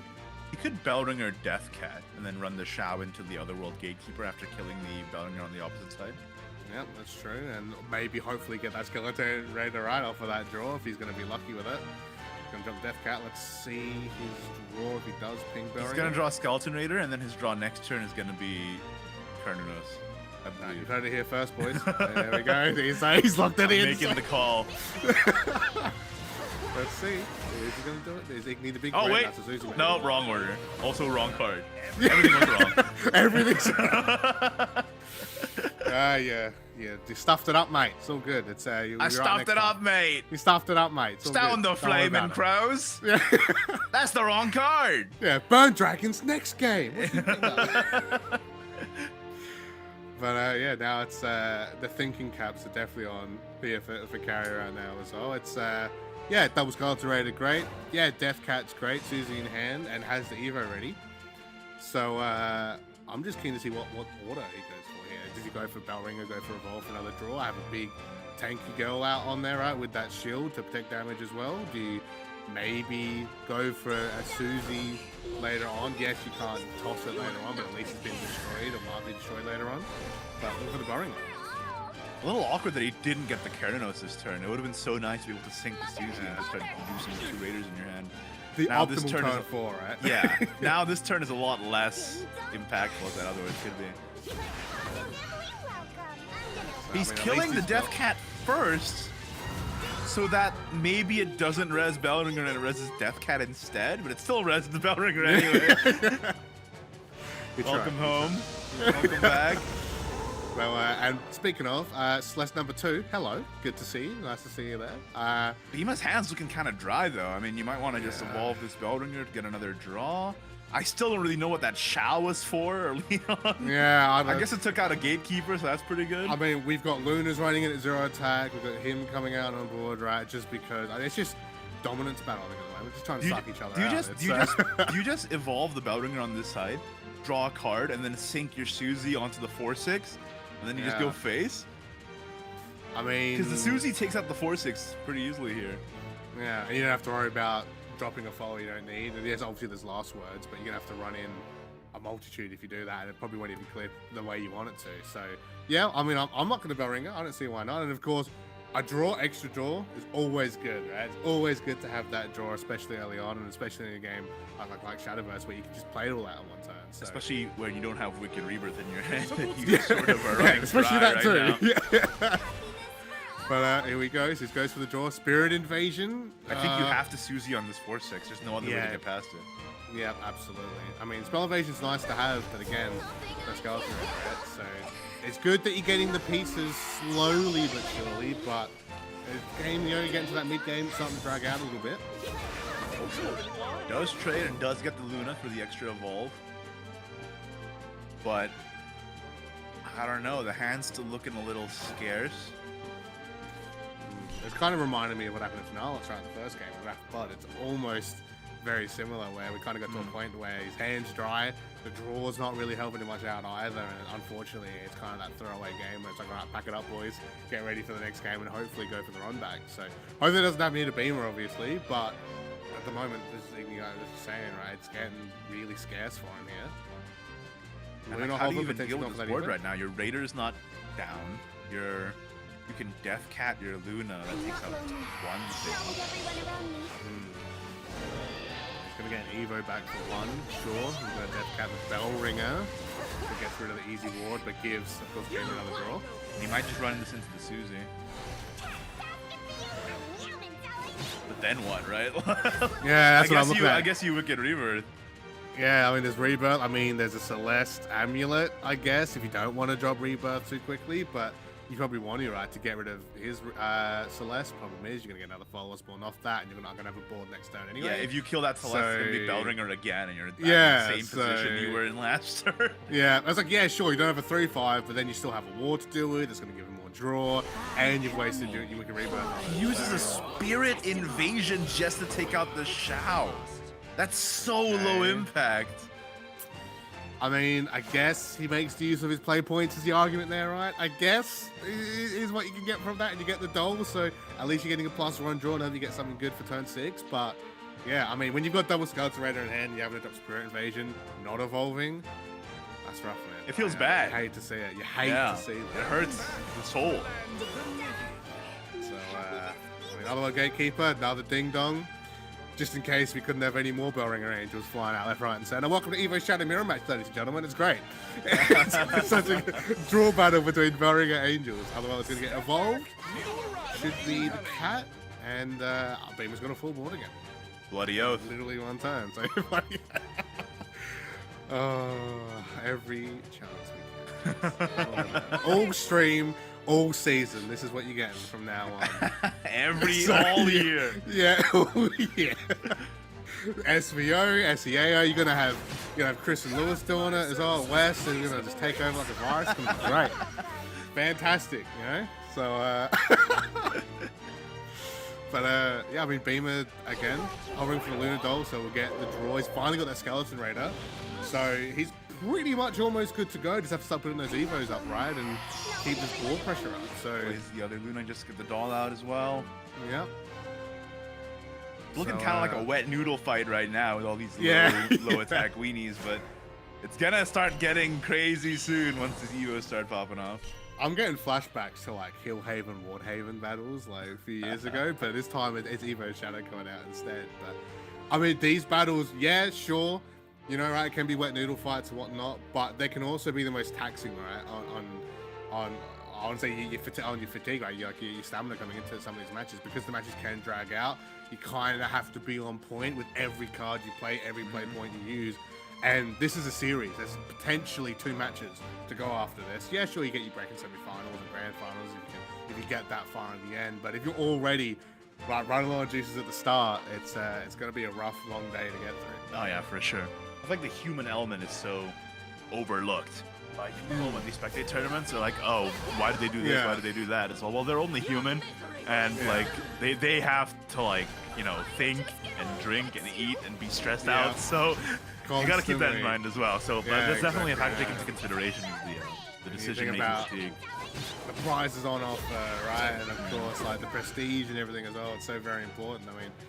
I mean, you know, obviously we kind of know first-hand right as casters as well, but obviously we've played in a fair few events as well, Igni, and I mean, I can say first, and I can remember the first caster royale we're at, the semi-finals against Chris, and the sheer pressure and fatigue just in that match semi-final, nowhere near as big a stakes as this, and I haven't felt it like that then, so it's very rough. I think that's embarrassing. I lost to East, so... well, if it makes you feel any better, I beat East, you lost to East, but you beat me. So, but then I won the next one, so it was fun. True, yeah. Fine, yeah. So, I was like, we had a good circle, guy, but now Igni's on top. There's your power rankings. Igni, me, East. There you go. East is off camera and now shaking his head like, that's not right. That's not true. So, right, 2 games for now, he's going to be on the mic. He's going to be like, all right, boys, time for some redemption. It's like... All right, but yeah, obviously getting to that later game stage now here between Bema and Kaori, the Evo Shadow Mirror match. And that's an Omega Evolve, just to get a nice tank 5/7 there. Yeah, and he can even play the Spirit Invasion here and get the Raider down, or he can choose to play the Shao as well and just get more bodies. Does he get Susie with that, or is he still... I think he's still holding on to Susie, right? So he might actually want to save that. Oh, no, but he already had a Susie on board. Remember, he used it to sink Bellringer. Yeah, that's right. So, but he's going to go for Spirit Invasion instead, go for that ping damage, right? Maybe holding out for some enemy followers for the Susie to come out, right? Get that buff. Yeah, I mean, if the board is presented and there's a ward up, For example, he can use the Suzy to get rid of the ward and the Skeleton Raider to come through. Yeah, so... And Kaori's stuck again. I feel like he's kind of Groundhog Day, right? Done 3 or 4 turns in a row. He's had an empty board state, a lot of tanky followers to deal with, and he's going to get his own bell ringer out and get it to 5-7. Huge. Yeah, Bema's hand was looking kind of weak, but then he just kept drawing what he needed, and he also like made the best use of what he had, and it's ended up with, I feel like Bema has a huge advantage here right now. But let's not forget, Kaori still has 2 Raiders, so this could turn around. Yeah, he's going to go for the first one, so mark it on the whiteboard, boys. First Skeleton Raider of the game coming out, and sure, it gets a bit of a ping, but unfortunately doesn't get big damage out of the just yet. At least he's able to deal with it. Finally get a bit of fun. All right, not bad. 7 damage. Yep. But Bema's coming up. We know he's got great combos. He can bring out here for and he has the Kurdanos in hand now, and a Krampus, and a Shao, and Kaori's got 9 health, and it's like, and a Skeleton Raider, and I don't know. It's looking dire. It's looking like Bema could potentially have game here. I'm pretty sure he actually does, if I'm not mistaken. But I mean, you know, you could misplay slightly. Could be 1 card off. Shao will come first, so the next Suzy will drop out. We should be seeing Skeleton Raider. It's a 3 cost Skeleton Raider. Absolutely disgusting. Hate that. Absolutely hate that. And I mean, it's not even uncommon to see it go down to 0 nowadays, man. True. Yeah. I mean, I just remember back in the days watching the anime, you know, oh, this is a pretty cool card. Playing Champions Battle was a pretty cool card. Playing at Shadowverse, man, I don't like playing against Shadow. It got a glow up. It definitely got a glow up, yeah. So, definitely, honestly, definitely one of the top cards on the anime, right? Coming out, probably alongside what? Maybe Ignis Dragon. Coming out, Ignitius Dragon. Wow, Holy Saber. Holy Ignitius Saber Dragon, thank you. Hey, come on, I have to give it to him once, please. Come on, I have to give it to him once, right? It's like, he's not happy with it at all. I liked it. I'm happy with it. I think you'll fit in just fine over here on this. Yeah, that's alright. That's okay. It's okay. I played Igni when I'm on with Igni. I played East when I'm on with East. You know, that's how we do it. That's how we get the brownie points. You know, that's how it is. The loyalties change so fast. Hey man, I got to do it. How you got to survive? How you got to survive? You know, it's a tough land out here. Does he have enough to sink Keranos? No, he doesn't have enough shadows used yet. It's not a 20, so he can't get the Raider back. Gonna be sitting also, where the hell is Bema? He's in like a cyberpunk dystopia. Is that the Discord logo, the Discord mascot in the background? Yeah, that's actually my hidden special Australian Shadowverse practice facility. Yeah, we've got set up for him. Yeah, also known as my basement. It's pretty cool. It's pretty nice. Flaming glass. Yeah, flaming glass. Oh, East. All right, I got 1 laugh out of it. But yeah, no, I mean, Bema's got, of course, he's got a little bit of board set up, and Kaori's got a lot to play with, which is obviously nice to have, right? He's got a couple options for himself. So, obviously, first clear the board and try and bring himself back. He's actually going to do a ton of damage here. So, there's Spirit Evasion. That's going to be Spirit Evasion. That's lethal, right? No, almost. It's so close. I mean, Shadow... Is Kurdanos at 20? It is! Oh, that's curtains. Bema almost brought him back, but Kaori just had a healthier hand, 2 Raiders in hand as well, and was just able to make the combo work for him. And that means that the first game, the Evo Shadow Mirror, goes to Kaori. Sheesh. That's, wow. That was close. That was Bema's so close. Definitely not happy with that one. You can see it straight, instant face palm after that one. And that means a match though. And again, this is the first one. It's still like takes you 2 more after this. I feel like I aged 3 years watching that. That was stressful. I think I've got grey in my beard now. Can you see that? I think it's somewhere, and now Kaori has 2 chances to win with Wardhaven, which I'm liking those odds, honestly. Yeah, I mean, the Bone Dragon matchup maybe not so much in favor, right? Yeah. Depending on who you ask, but the Evo Shadow matchup, I mean, I'd say it's definitely Wardhaven's favor there. Well, it depends. If they don't go fast enough, the Holy Saber can block a lot of Galmu's clear potential, and then like you just have all the wards in the world to block all the storms, right? But early on, if you get Adherent down really early and just run it into Bellringers, you just build up so much damage over the course of the game. Yeah, so that it depends. It depends on what the players get, I think. But I mean, I just got copium in one hand, hopium in the other for my boy, man. I'm just saying. I'm just that's trying the to eternal get balance. Man. WROK. That's how it's always been. So, but I mean, right, but again, like, obviously, again, it's 50-50 on the decks themselves, but you can even look at the players, right? I mean, yes, Kaori's a new player, no fault to him, of course, coming, obviously doing a fantastic run, but Bema's a veteran, right? He's been in these situations before, he's gotten out of them plenty of times, he's been contenders, like, world as well, so many major events he's been in, so it's like, yeah, we can also break down the decks. What about the players? And we know Bema can bring it back. Can Kaori hold on? Obviously with the Ward Haven as well. Now having that pressure of, yes, 1-0 is great, but sometimes that 1-0 give you even more pressure than the 0-0 or even the 0-1. SVO is full of comeback kings. We already know this. People who like get on the back foot and then instantly sweep it back. But I don't know if Kaori can. Fina, right? But I mean, you know what? If Kaori can get a decisive 2-0 over Bema, that's gonna be like a really good notch in your belt. Absolutely. To say. And obviously, like, we know, obviously, the team, right, fairly new in the scene coming out as well and taking out not only Bema, but a big member from Sonar 5 as well is huge for THGB, right? So that would be such a great victory for these guys. Putting them in the semi-finals against Finalist as well would be such a great battle. But yeah, we're getting ready, obviously, for our next matchup here. I'm just keen for it now. I'm keen to see what's going to happen here, like with this Ward Haven. If they're going to be able to, I guess, match the Burn Dragon. That's the main matchup I'm really keen to see. Because I'm pretty confident that it should be that favored side, of course, with the Evo Shadow. It's just this Burn Dragon. Obviously, we see it time and time again being so powerful, but the matchup with Ward Haven is what I'm waiting to see. Yeah, I would love to just see Ward Haven just keep doing work because honestly, Heel Haven down with Heel Haven, okay? Ward Haven all the way. I don't want to see Bellerophon, that goofy looking, get out of here, okay? I just want to see Lions, Holy Saber, and that's it. So I'm just big glad to see it performing big shields, so you know, it's great. Get those green 1 numbers out of here. Sick of Get seeing out that. of We here. just want Only red numbers. Right? Only red numbers. Number only go red. So that's what we want. There we go. There's anything we could do. But I mean, yeah, but you are right though, because obviously we were talking about a little bit right off stream, like the difference between Ward Haven and Heel Haven, and kind of like where they're at, and like it is cool to see Ward Haven because a lot of people are like Ward Haven's like, oh, it's fallen off, right? L plus ratio, you've fallen off a little bit. Right? It's kind of whatever, but like it's still doing fairly well, and the fact that we're seeing a fair few players here in the top 8 running up. I believe we even saw it in West last weekend as well, so doing fairly well, and even in JCG a little bit. So again, it goes back to that discussion of, all right, you've got a few different archetypes that are great for this class at the moment. The deck's doing really well.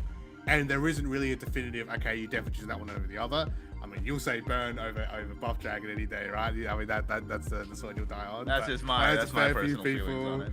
Yeah, it's fair few people who are still bringing Buff Dragon. I mean, jumping ahead a little bit, of course, we're going to see that a little bit later today. Some of our players bringing that Buff Dragon, but it's always that comfort, right? Which is always, I think, a conversation that somewhat gets skipped over a little bit. And when we get to the high level competition, because you kind of just already expect it, right? Where it's just like, oh, it's all good, it's whatever, these guys know what they're doing. But that comfort can be so important when it comes down to some of these better choices. Could this day be the hallmark day of the decks that fallen off, rising back up? We got Wrathblood making it into the semis. We got Ward Haven being represented as well. Yeah, maybe it's time to dust off those decks from your collection and bring them back to the ladder. Someone about a sword deck later on. I know what that's about. We'll see that later. Hey, spoilers. Spicy. Ooh. Spoilers there, man. I mean, that's as much as I'll be able to say about it unless that certain player gets ahead. Because you and East are stealing that match for me. It's whatever. But yeah, we'll jump into this one here. Ward Haven against Burn Dragon, Kaori and Bema. 1-0 for Kaori. Can he make it to the semi-finals? Of course, brand new player here to the top 8 against the veteran that is Bema. That's a great start for Bema, though. Turn 1 Adherent, turn 2 Oracle. And then if Kaori plays down the Honore, that can just get taken out. He's just gonna go triple Sacred Groundskeeper with no wards. Okay, I mean, the problem with this is you think it's good because you have so many on board, so you can reduce all of them at once, but you're only left with 2 spaces to play wards to speed up the countdown. So it becomes like quite awkward quite quickly. And I mean, the counter issue with that, right, is what else has he got in hand that he can play? I mean, yeah, he could hold them, right, and that's obviously something he could do, and go for the worry later on. But like, Yeah, there really wasn't any of it to play, right? Like how long do you wait to play the mine? And if he played the Anre, he would have just kept taking damage too. So. Exactly. So it's that really tough decision, right? Between, okay, do I drop it now, or do I hold on to one or two and hopefully get a better chance to play it later on? And sometimes you just have to go ham run. You just have to drop it all at once. I think Bema just might go double Bellringer and pass. I mean, I see why not, right? There's nothing that Kaori's going to do to get over it. Sure, you're kind of board locking yourself in a weird argument somewhere, but I mean, that's two great followers to have. You're guaranteed to draw, at least at some point later in the match, and it's still a big issue that Kaori has to try and get over with his lack of resources. But if he does double Bellringer, what does he do next turn? Yeah. It's the issue with both players, right? It's like, all right, this looks good, but what about next turn? And the draw doesn't look healthy. The hands aren't healthy. He does have Galmew, but it can't go face yet. Yeah. Do you want to drop it that early? Until 6 play points. It's okay. I mean, look, he's just going to draw Roy, so it's not a problem. Yeah. Easy play point, it'll be fine. Easy big point on a point, it'll be fine. I mean, I'm even, in a weird way, it's kind of a good thing if this guy is maybe just kind of stall each other out for a turn or two. Because again, it kind of goes back to the discussion of like, okay, like your stamina, right? And your feelings about the game, whatever. It kind of gives you a tiny bit of a breather for at least half a second, right? And maybe these boys might need that after that pretty lengthy Evo Shadow game, but yeah, it's he does go for the double Bellringer. Do you think he was considering dropping the Phylene to clear the hard post?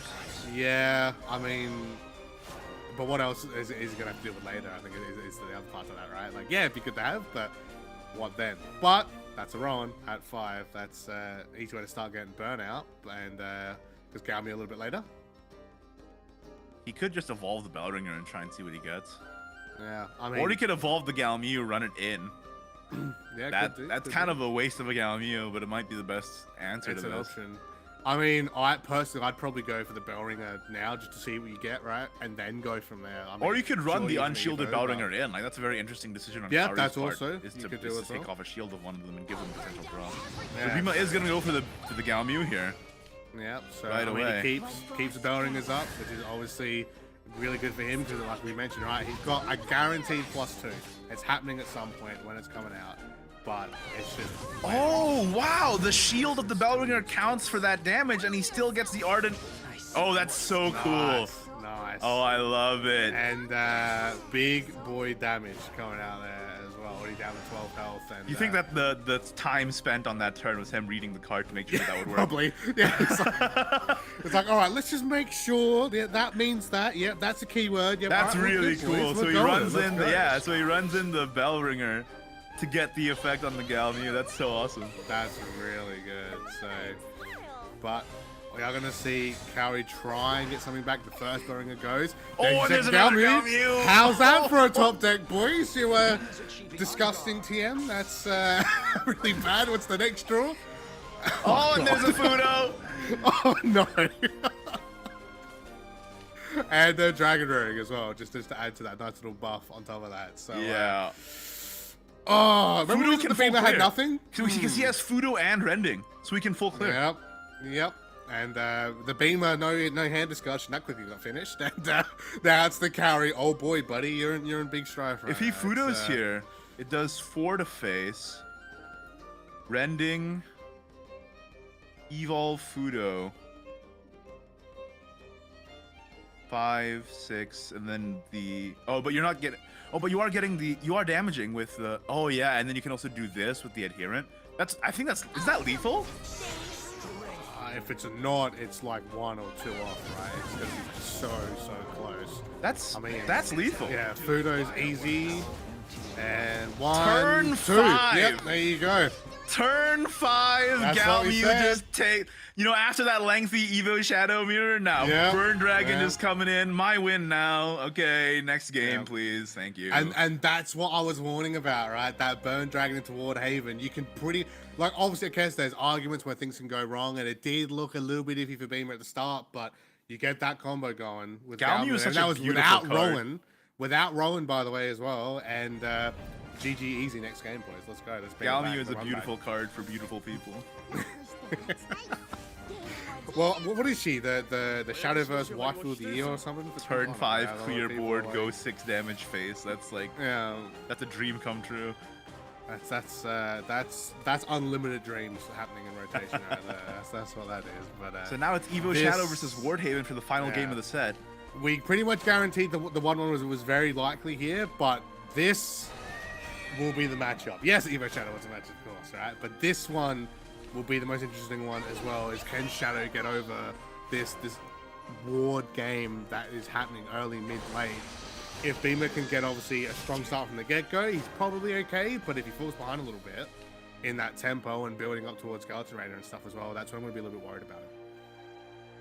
Bemis turn 3, what do you just land the Gatekeeper? You already drew 2 Bell Yeah. Ringers, so it's likely you're going to get Death Cat off of that. Yeah, but you might as well, right? You gotta go to 3 followers. You got 2 with 2, 1 with 1. You're gonna need some of that big damage soon as well. Because It's really sad that you can't answer this Yurlung, though, because that's just going to get a free evolve, then it's Yeah. going to cause problems down the line. And that's what I was saying, right? That's probably the argument to have the Death Cat, right? Because at least then, yes, you have to run both in, but you get 2 last word pings, you get some 1 damage small pings as well. At least you've cleared it, and you can bring it back later on, right? That's very easy to bring back. So it's kind of that argument. Or do you just drop, Bellring again? Do you kind of emulate the Burn Dragon a little bit and make sure, right, I have this guaranteed, I have this draw, it'll be here soon, and it's also something that Kaori's still going to have to get over himself as well. I don't know, because Otherworld Gatekeeper is basically a draw, because it takes it from your Yeah. deck and puts it on the Yeah. board, so... I think the Gatekeeper is probably just the best option here, best on curve. Next turn you can do double Bellringer if you really want to. Yep. I And you have Death Cat taken out as we predicted. Yeah, so, and he clears 1. Obviously, we know the good old Snake Boy here, right? We'll get that Evo. That's Wilbur. That's Wilbur, but And, you don't want to play that until way later. Yeah, so it's good to have, though, right? Have it there sitting ready to go early in hand. So, the second Bellringer. Let's bring that one out. And, okay. We're going to pop the first Death Cat at least. We know Yellong's going to be popped here as well. Although, Omega's out. If you save Celeste Omega for their turn 8, they can't play Her Holiness's Decree, which is sort of hilarious. Yeah, I mean, easiest way to buy yourself that extra turn, right? You activated my trap card, right? Just to make it coming out. Nice spell, idiot. Not happening. Nice spell, but, idiot. it's like- yeah, exactly. But then the only issue, right, is that yes, you have that there. Yes, 3-5, you bought yourself another turn, but then what? That's like a 5-6 cost card coming out, and then what do you do after that? But sometimes which is it's all you kind need. of the issue. Yeah, but then that's the only time I can sort of have that issue of like, can you make something out of the next turn? If Right, you don't, you're basically just delaying your loss by 1 turn. But obviously, it's that advantage of having that, right, which is so important. Gonna go ahead and play the Karmaya. Do you think he's gonna manual Evo the Karmaya? Yes, he is. Yeah. So he gets the draw and the buff effect now. All right, so big damage increases on those guys and keep yelling out a little bit longer, which is very important. This board is getting more and more terrifying by the second. Yep. And this is The what I girl was and her worried 2 about. snakes. Yeah, girl and her 2 snakes. What is this, Medusa? Medusa back at it. Bloody But hell. yeah. Should I just give that one to you now? You can just have the Bloody Earth card. There you go. There you go. One use for Ignitius. Bloody Earth. There we go. But yeah, it's this is kind of what I'm worried about, right? This is kind of when we get towards mid-game state of, okay, Kaori has a million wards with a million health on board right now. What do you do? And we already know 2 Death Cats have been popped, so there's only, what, 1 potentially available to get at least 1 nuke off, but you have to drop quite a bit. I mean, Susie's there at least, so you could get rid of the 3-5 Yurlong if you really want, but that feels a bit yucky to me. I don't know. Yeah. It's a tough spot that Bema has to consider what to drop now and potentially what to save for the next turn or 2, because it's just going to get worse from here Yeah. as well. I mean, I'm not lonely. if you want to land a Susie, like you have to. You're Yeah, that's evolving what for I'm the considering. Lord of Shadows. Scared No one will ever cry again. Yeah, I mean, you kind of have to, right? Because starting out, you pretty much force you Susie, right? 'Cause you can't leave all this here. You're gonna get rid of 1 Yurlong. She's still got 1 more to deal with. He's gonna actually use Omega, but remember, we do know he's got 3, so hopefully he might be able to get another one soon. But it's just Kaori's just look at all the look at the good cards in his hand. Look at that meal. Look at that great ingredients there, ready to set up a nice. You might just play meal. Karmaya and Manual Evo again. You know, I don't even hate it. Why not? Right? If this draws Might as Imperial well. Unicorn or Gate Groundskeeper, Gate Grounds, Landskeeper, Sanctuary, the Lion, Sacred, Crystal Beast. I don't know, something like that. something like that. Yeah, that's really good. Now he can start taking that down. Yo, Yeah. this is looking pretty nice for Kaori. A very formidable board. Yep, and easy ping off the Groundskeeper as well, right? So easy Yearling Evolve, get 3 off, Groundskeeper straight away. Kaori's looking pretty good right now to potentially take this and one there's out. the Raider. Finally, we get Raider, but he's got to build it up. He has Bellringer, he does have a Susie, he does have, of course, the Ghost there as well, but going for the draw on Bellringer. Link Staff, okay. Oh, this hand off of Bema is looking kind of... It's like all the pieces are disjointed and none of the connective tissue is there just yet. Yeah. It's like you got the puzzle pieces upside down. It's really odd. Like some of them fit and some of them don't. And like, the picture's looking wonky. You don't know He's got the happening. puzzle pieces, but you don't know what puzzle you're building. Yeah. You lost the box. you think you're making a puzzle of a plane and it's actually a boat. You don't know what's going on. It's really weird. Yeah.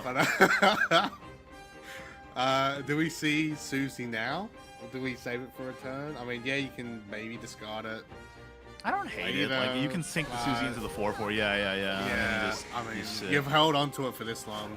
You might as well, right? So, first we find another Groundskeeper, just in case you like lions. The Temple Healer now draws so much too, though.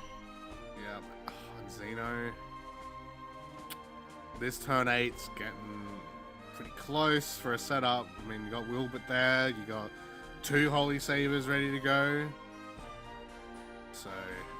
Got the Mustache Man himself ready as well. Yeah, I was going to think about even using Honor if you want. It's like, and that's what I mean. He has so much like just strength in his hand right now, and that's just a lot to play around. Wilbert's not on where 10, is it? Bema's It's only like- on like 5.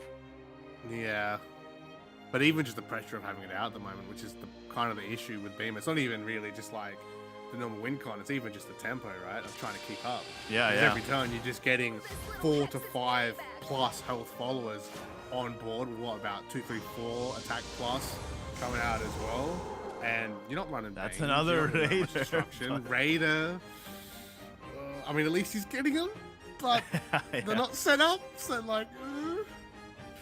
I mean, you could So, use Spirit Invasion Raider here. It's not that bad, right? You clear the entire board. Yeah, and at least Before- you know you and got another it's one. still in hand. one turn before turn 8, so you can set up your offensive here before they can Saber. Yeah. So I'm just thinking about the Omega being played this turn, not next turn. Although, yeah, I kind of feel like he's almost forcing the Skeleton Raider, right? Like, because you look at the rest of his hand. What, you just playing a Luna for an Evo and another Darkness spell? Like, it's not really, doesn't like get much. I mean, he'll go for it. Maybe just for the Evo point even. I mean, Luna's doll was kind of nice. Luna just for the Evo and it gets the Raider down as well. Yeah. So, I think this is time for a Sundering.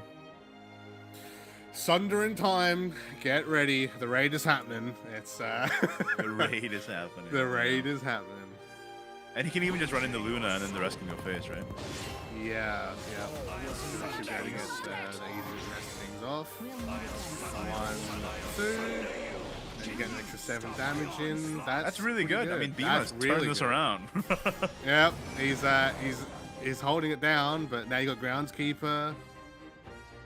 I mean, like, Saber's one second turn Raider off, is isn't in it? hand, and Kaori's still one turn off of the Holy Saber. Yeah, I was just about to say that. Like, Saber's still 1 turn off, and the wards he's got now would have been great 5 turns ago, like 4 turns ago with the amulets. He had these great ward followers early, but now he doesn't have anything for late, which is almost the same argument we have for Hillhaven, right? When you get that late game state of, all right, cool, now what? I'm getting a little worried So- here. Do you just honor the Skeleton Raider, take it out, evolve like Imperial Unicorn? Or Horse? Yeah. I mean, you kind of have to play around and hope for the fact that Bema doesn't have Skeleton Raider number 2, right? I think that's really the only way you can think about it. Just kind of block that out. Even though, you know, it might not seem like the best idea, it might not seem like the healthiest idea, but like in this kind of situation, you're 1-1, you're touching semi-finals, you're against one of the top players in our region, and you're taking it to the wire. Like, you kind of have to caught in the wind, I think, a little bit. An above groundskeeper, so at least he's got that up. But of course, we know what's happening next turn, but for him, that still is probably okay. I honestly think this matchup is pretty hard for Haven sometimes. Yeah, it's like, because even if you like we saw it this game, even if you build up such a strong mid game, the Raider can just turn it around instantly. I still honestly think it's just because like Kaori's deck's kind of just fallen off because of some of the draw. I think if he had something stronger draw, he would have been okay, but because he kind of doesn't now, that's going to be game. And that's going to be Bema taking it to the semi-finals.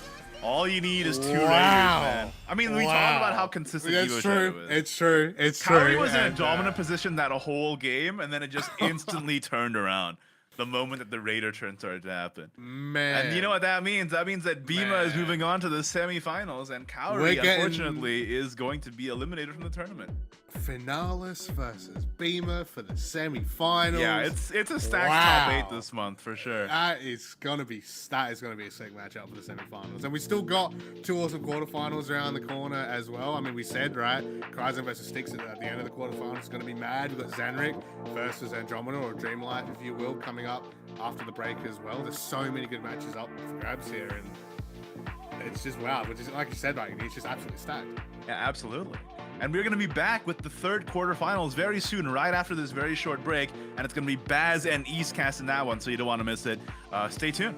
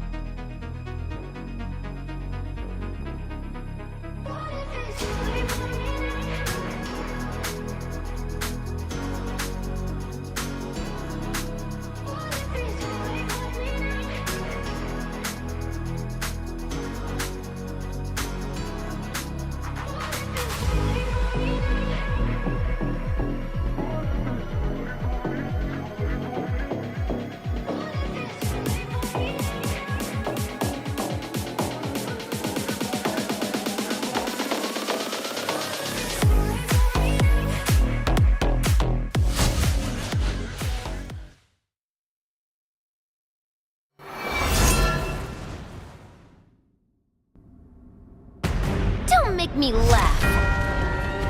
You annihilate us? Go on and try it. This world yearns for calamity! As long as despair grips the souls of mankind, until humanity's potential is exhausted, the Omen shall never be forgotten. We shall taste your potential and devour your determination. When you find yourself writhing in anguish, let dread consume you as you crumble to dust!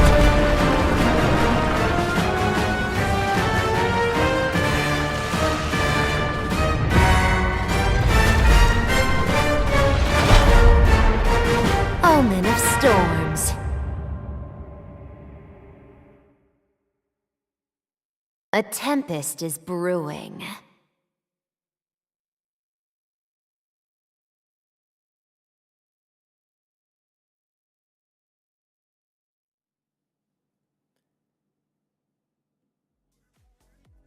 Welcome back, guys, to the Southeast Asia Oceania Shadowverse Open, the first one of our region for the year. I am joined by Baz. We have finally taken down the Igni Menace. Thank you for your service, Baz. I appreciate it. That was a tough job, my man, but I got it done. I had to wipe a bit of blood off by the end of it, but it's okay. We're good. We're still looking good. Yeah, we're good. So for the folks who are just tuning in, let's take a look at the brackets here. We are actually moving through to our second half of the quarterfinals for today. We had Finalist and Arceus go up in the first round, and then Bema and Kaori in the second round. And the next match we're going to be taking a look at today is going to be EMT Zanrik versus Dream Life, aka Moon Runes there at the bottom. And if the first quarterfinal set's got anything to go by East, we're going to have another set of stuck matches here for our second half here as well. Two ones already. Some crazy matches coming out as well. It seems to be all decks are up for wins here at the moment. We're seeing decks we weren't expecting to do well. Some that went to do well do the exact opposite, right? So, and coming into this one as well, Zanrik, another, I want to say, newer player here to the top 8 against another veteran here in Dream Life. It's going to be a good one. Yeah, I don't want to spoil it or get you guys too excited, but that last match as well, Chrysone from Team Dawnbreakers versus Twilight Knights Styx, is going to be a good one, so you don't want to miss that either. But before we get into that, let's take a look at the Zanrik and Dream Life matchup. Let's take a look at the decks by both these players if we can. I'm really surprised. I was looking at the deck spreads between all the competitors today. We have a really nice spread, Shadow, Dragon, Haven, Forest, Rune, Sword, everything. Again, speaking of Forest, we've got Zanrik running the Hybrid Forest here. I don't like Sekka. I don't like Latica, but I do like them together. So why not run them both at the same time? Literally the bane of ranked ladder at the moment between this and Bird Dragon. Right? It's absolutely insane to go up against, and it's one of these top decks, right? It's such a very strong deck, such a cool deck to run in your lineup, and can be a big hassle to deal with. Yeah, sure, that's why I was saying Chaos Marine around a little bit because of a lot of the, I'll say, early game potential where it just keeps templing and ramping up and up and up, right? But they're so great to have out, of course, with the Sekka finish. Even the Aria, right? The Miasma Fairy that we see has been a staple as well for quite some time, and easiest way to bounce fairies left, right, and center. And yeah, I mean, I'm keen to see how Zanrik will pilot this one because Forest as well at the moment. We do say it's a strong deck, but at least what I've seen on stream, at least on mine, each might be able to agree with this one as well. It seems a bit 50-50 when it's been on stream a little bit as well. It seems like maybe not the players letting down the decks, but sometimes the deck is letting down the player a little bit, which is very odd to see. But I mean, it kind of happens a bit with Forest as well occasionally. So yeah, I guess we'll have to see if Zanrik will fall victim to this or if Forest will be nice today, right, and let him get some W's.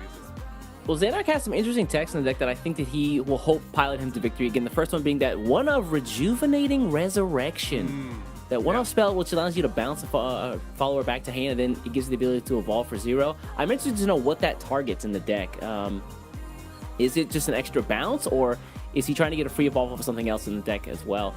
And he's also got the one-of Raccoon Enchanter, which we haven't seen in a long time. Really popular last year when Forest was kind of suffering from not really having a lot of draw. But now that they have more draw, they have ways to tutor out cards in the deck to thin out the deck itself, and cards like King of Vines and Walder. It's interesting to see the Raccoon Enchanter come out again.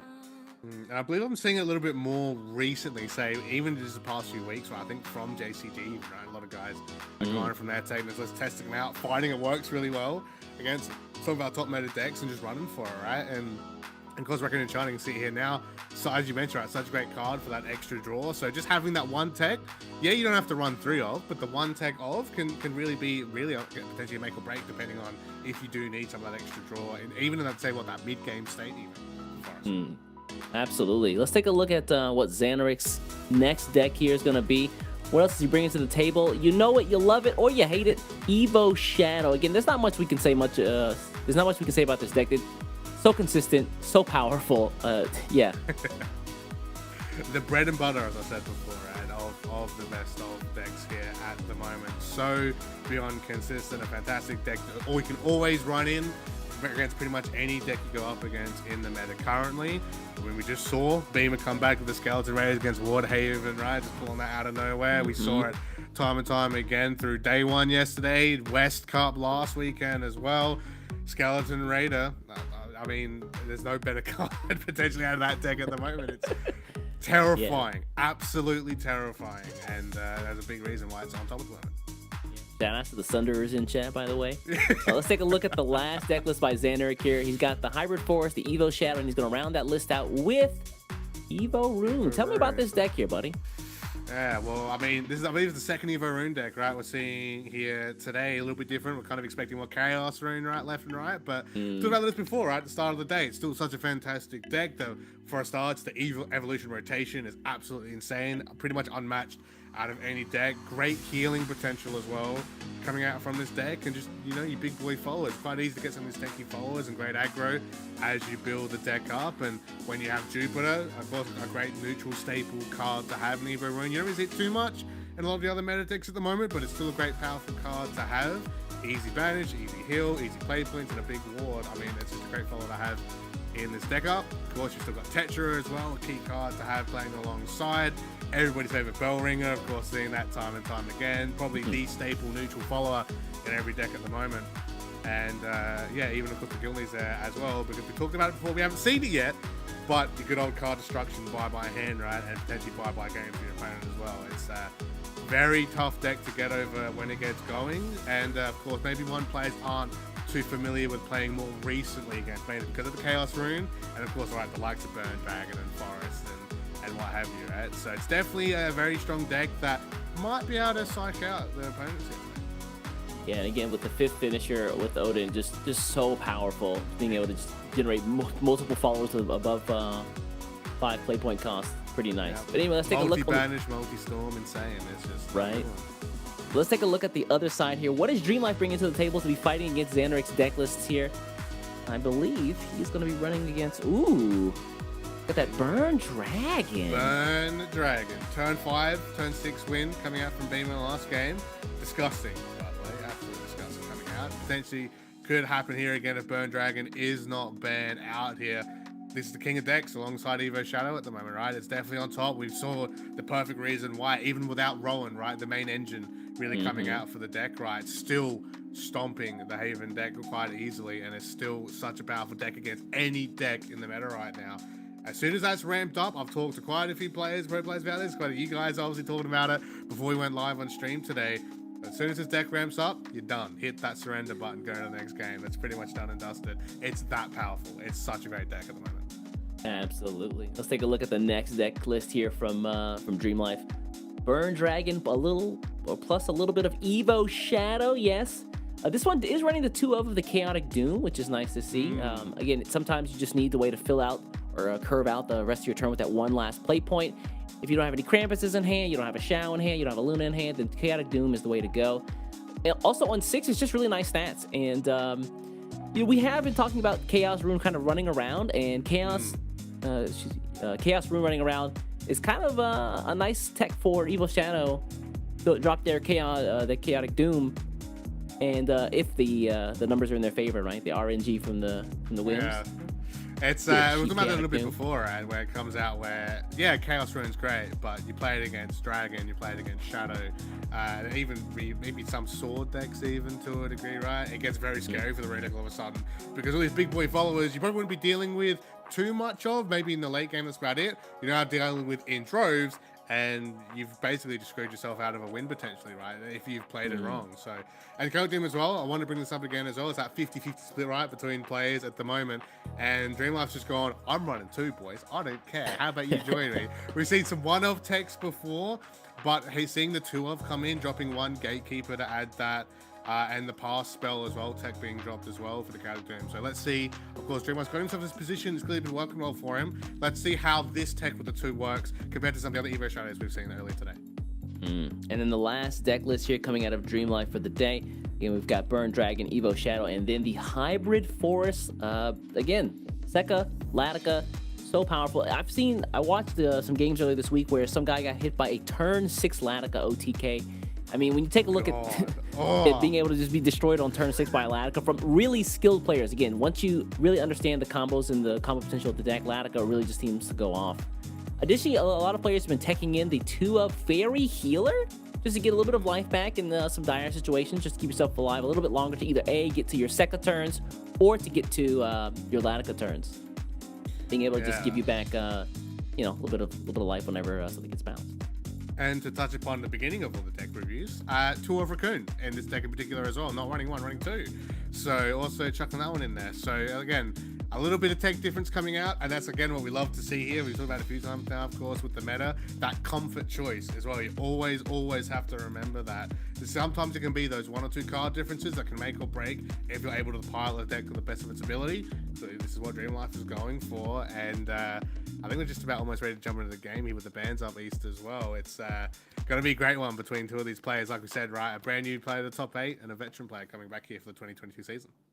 Yeah, and actually, now that I'm looking at it, I think that these guys might be running the same forest list. I mean, we saw the two, well, not just one, but he also got the rejuvenating. Interesting. Is this the same deck list? No, okay, a little bit different. My bad. Excuse me. Yeah, it looks like we are getting the players ready in the rooms. Gonna get the match started very quickly, folks. Again, we're gonna have Zanrik's Hybrid Forest, Evo Shadow, and Evo Rune going up against Dreamlife's Burn Dragon, Evo Shadow, and Hybrid Forest. I really love the way that the decks have been so spread out. We've seen a lot of Forest, we've seen a lot of Rune, we've seen a lot of Shadow, we've seen some Blood in there. Lots of good decks in the mix. And now we get to see what gets banned, and both Shadows being banned. I'm eating a bowl of my own words right now because I literally said about 20 minutes ago, I don't think we're going to see Shadow banned today. I would be very surprised if we do. We see it both Shadows being banned out. So Evo Rune's up, Burn Dragon is up as well, and of course both Forest, so there could be a Forest mirror potentially as well. East, my man, we're going to have a bit of a spicy game, I think, going into our third quarter final. I'm very surprised that the staple deck and Shadow is being banned out here, and we're going Burn Dragon into Hybrid Forest for our first game. Nice. Well, I mean, leaving all those little 1/1 or 2/1 fairies up on the board is just like Sunder fodder. Like it's. You want to cut a fairy in half? Easy targets. Nice. Oh, God, who can do that? Yeah. Oh wow. Okay. Looks like the first game we're gonna have Zanrik's Forest going up against Dreamlife's Dragon deck here. No ramp though, unfortunately, coming out of Dreamlife. I don't watch anything coming out from Dreamlife then, right? It's not the best starting hand. I mean, Bellringer, okay, sure, you got that there. At least you've got that draw ready to go, but Dreamlife's hands hurt a little bit to start off the early game here. He's going to have a bit of a climb to bring himself back into this one. So Zanrik should be sitting pretty good for the moment. Zanrik really just took a kind of a gamble there, playing out the Blast Fairy early. He spins the Blast Fairy in hopes that it won't get taken out by something like a Prime Conflagration or any of the really cheap dragon spells that buff the followers in deck. And actually, whoa, he doesn't. Did he fuse a fairy to the tree? No. No, he didn't. So, and then he's going to go for the Blast Fairy now onto Bellringer. So, looking for the Phantom Bloom to start getting some of that aggro in. It looks like he's going for a really aggressive game plan here. He's going to bounce one of the Blast Fairies back. Yeah, get the Phantom Bloom up. you said? I mean, you might as well, right? I mean, you're seeing that there's no Dragon Oracles coming out. The only follow-ups coming out is a Bellringer coming out from Dream Life here. Finally, we see a Dragon Oracle on turn 4. It hurts, but never, at man. least it's there. I mean, Dragon Master Plan, just keep ramping to your win, right? It's going to be a team map coming out there to help clear up the board a little bit and get a little bit of health back. So great little mid-tank follower to have on board as well, and should hopefully buy Dream Life a little bit of that extra time and hopefully start getting himself into the game. Nice here, just to clear up the board there. But from this point, I mean, Zanrik has tons of resource in hand, but can he find Aria? That's always the name clock of the game. started. Right? I'm setting the timer right now, and hopefully we don't see bottom 20 like we've seen a lot of recently the past few weeks for a lot of key cards at the moment. Seen it with Urias, seen it with Skeleton Raider, and obviously with Aria with Forest. I think that's been happening for almost half a year now, so it's like a very big problem there. This is good. Shout outs to Bellzones, who was at the, doing commentary for the West last week. But he made a really interesting comment that if you don't have Aria, then you have to use your Blast Fairies and your bounces as a way to control the board out. And that's exactly what we saw Zanrik do last turn. Yeah. The Forest man himself, Mr. Zones. That's a great bit of tip insight. Definitely head to him if you want to get some Forest insight for sure. But yeah, it's again, you're seeing this big board built up by Zanrik. Dream Life is going to drop a second teammate. I feel like he's kind of forced to a little bit, unfortunately, there. I mean, he could go for, yeah, I guess we have to go for Evo to completely clear. Does he? I'm guessing he holds here as well. He's probably not going to play anything else out. I mean, Dragon Ring's there. You're not going to drop another 5-2, right? It's going to be a waste of the spell. But again, Zanrik's still building up. No Aria, but still plenty of great resources to hand with. Yeah, I mean, he's pretty happy. Doesn't have the Aria, does have the Latica. I'm not sure if he's gonna be able to pull a Latica game, Latica win off within the next 2 turns. So that might really be off the table. He might consider spending it here. Yeah. And he's still got Autumn Blade, right? Still on hand. He's not even played out, right? It's not even part of the equation at the moment. He's got to go for it now. It feels like it might be the best idea to go for it. I was like, I hope he run it into team, and then I was like, okay, that would have been interesting, but very gonna come out looking for a bounce burn, maybe. He's gonna spin the bounce here. I mean, at this point, you can spin Aria, or not Aria, but you can spin your Colossus, right? Yeah, you're good. You're good. I mean, getting to turn 6. Feline gets pulled again. You're not doing anything with that. Roy will come out, so at least you get a 5-5. At least you're an overflow. Of course now, and Andor's going to come out, so there's going to be a bit of burn to finally kick off the damage output for Dream Life here, but you're still pretty far behind. That's a Sekka coming out as well. Shouldn't be active yet, but it's probably pretty close. Yeah, Zanrik, for all of his aggro he's been doing and all the Team Auto Megas that have been doing work against it, I mean, he's still playing into his game plan, which is to get those 20 followers off the board. Yep. Yeah, we're gonna see the Latica get spin here. The Primordial Colossus is a nice pickup. He's gonna spin the Sekka with the Evolve. Okay. Yeah. So gonna hold on to that one. Oh, the Embrace Embrace works. as well. So that's Autumn Blade. Setting up for potential lethal next turn. Or the one after at the very latest. Yeah, okay, there's the bounce from Amataz. Yeah, the big trampoline himself. Yeah. Good old brand new Amataz, by the way, looking good when you go for that Evo. Look at my man out here. Found the Fountain of Youth. Yeah, but I've styled myself after Amataz's Yeah, yeah. looks, you know what I'm saying? Lots of Amataz energy in here today. Yeah, that's Amataz. Maybe I might have to go for that look as well. Looking pretty good. You know? You will, trust me, you will thank yourself. Right, Trust me. Imagine going from a ginger to just a bald white head, man. It's I can't win out here. I can't win. It's You can rough. become Bill Burr if that's the case. So halfway there, just gotta get funny. You know, it'll be good. Yeah. Man. It's the easy job, right? Just gonna be funny, man. Haha. It's all Harder good. said than done. Yeah. But look, he spends a Dragon Oracle here in Dream Life, but the rest of this turn, he does not really worry about the fairies. Filean, one of them? Okay. Yeah. Well, I mean, it's gonna drop. Will make the cost up higher, right? So, hoping the +1 will keep him alive with Bellringer here. So, no, I don't hate it entirely. I mean, there's not much else you're gonna do, right? Probably with that hand for now, and with an extra draw for Bellringer. Let's see what he gets. Fingers crossed. And something good. Fingers crossed. Another roy. Actually, the fight lane's good here because it ramps up the cost of the cards in Zanrik's turn, so it makes the Latica play. Yep. So gonna get King of Vines out, so that's implicated as well, but. Can he hold on? 10 HP, even with the cost up, might still not be enough. This might be it, actually. Second Spin number 1. this. Second number 2. 2, yep.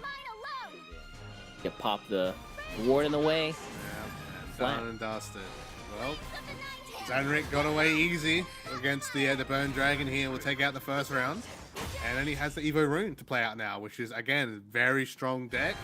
Could even take it to Burn Dragon quite easy, like he did with the Forest here as well. So, very, very strong showing here from Zanrik to kick things off. Yeah, I love that. I mean, Zanrik played his game plan perfectly. He went super aggressive. He went out the gate, just put a bunch of pressure on Dream Life, and Dream Life has to clear, right? If you don't clear, then you just die. And when you clear, you're playing right into his game plan, and the second drops, and that's it. Again, the Amaton's there for the bounces, tantamount to the game plan, but yeah. I honestly am tempted to say a perfect game from Zanrik coming out there. Like, but the bounce was great, the tempo, the board control. Dream Life had no ramp, forced to play 2 Tiamats, still getting health back, still not doing enough. Man, it's put him in the back seat now, and Zanrik's gonna be very happy with himself. However, not to jinx the situation, but this is the second time in a row we've seen a newer player go 1-0 against a veteran. We saw what happened last time. Can Zanrik maybe be the one to break the curse here? We'll have to wait and see. Great hand start for Zanrik, I want to say. And Dream Life, not good for now, but the pieces are slowly coming together. Tons of bounce, which is great. Unfortunately, the rune deck you're queuing up into is not Chaos Rune, so those are Wind Fairies. You know, not going to get the double attack Storm, but yeah, bounce is still pretty good.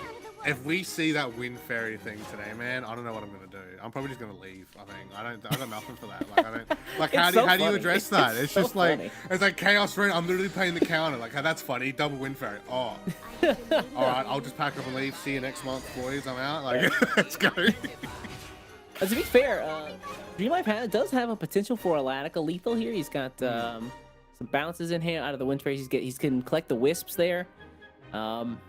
I mean, it's definitely doable. Turn 6? I don't know. Turn 7 seems more likely.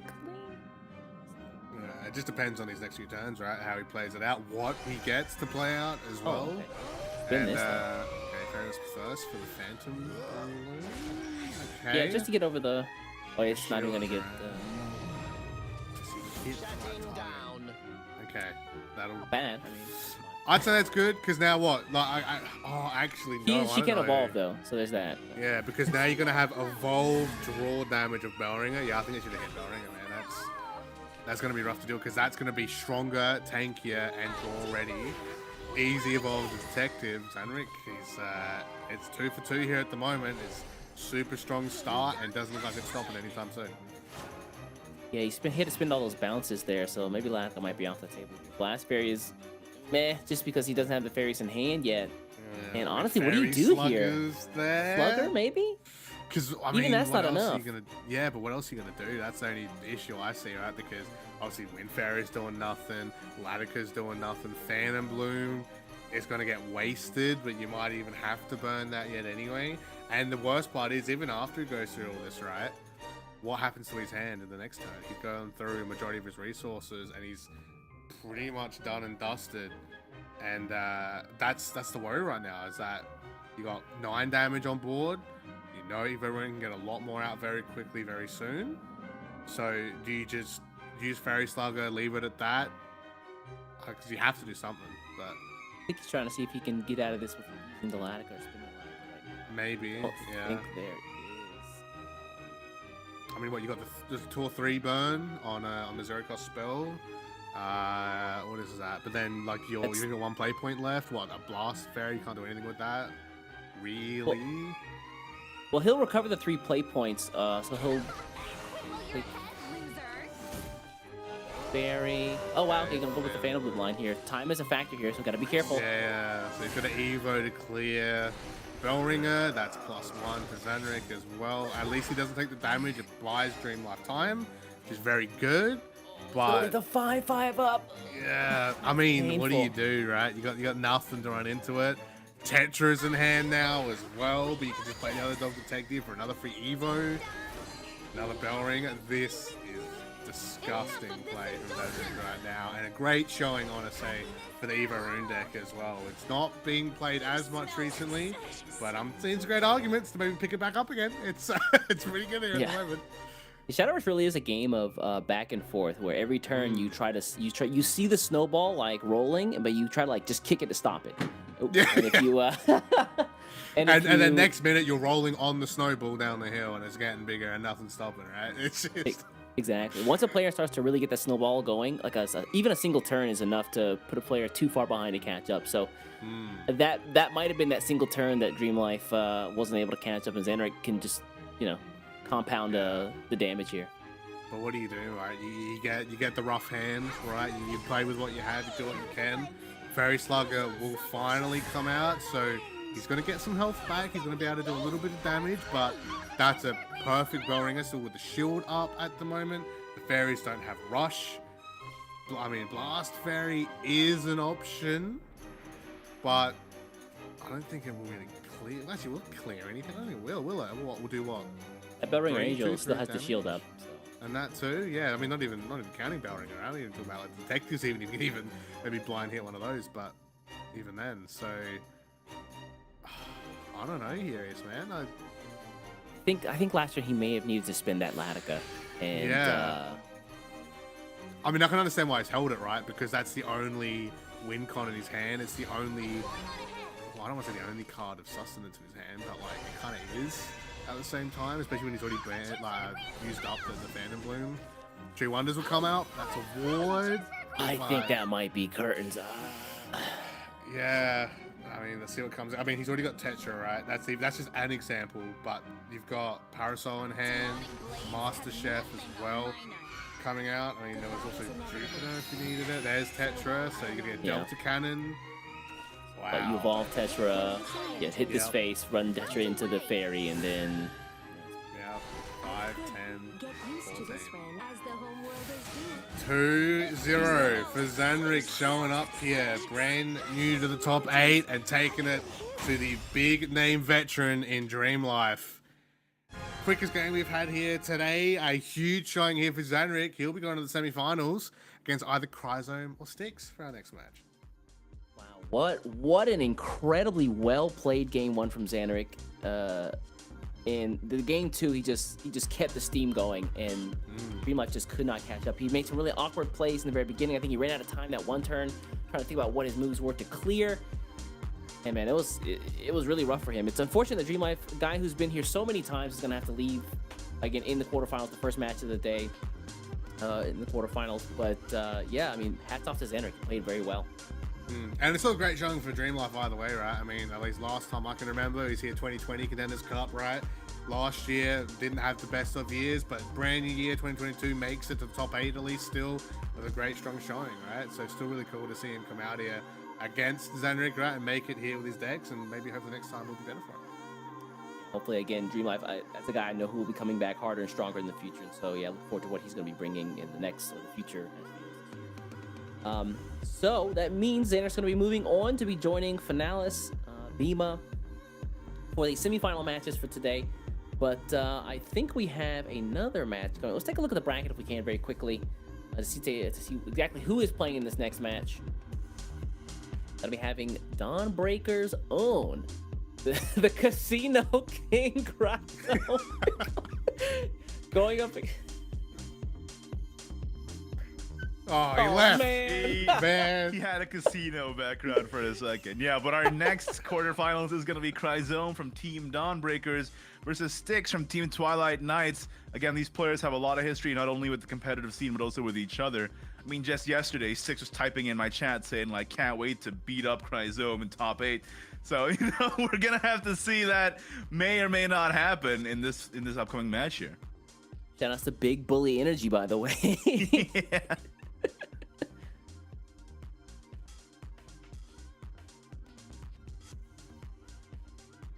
in the old days, right? It is what it is. But, looking Yeah, forward well, to this okay, match. we'll have a bit of a captain cook for you and take a look at this match. How about you get out of here?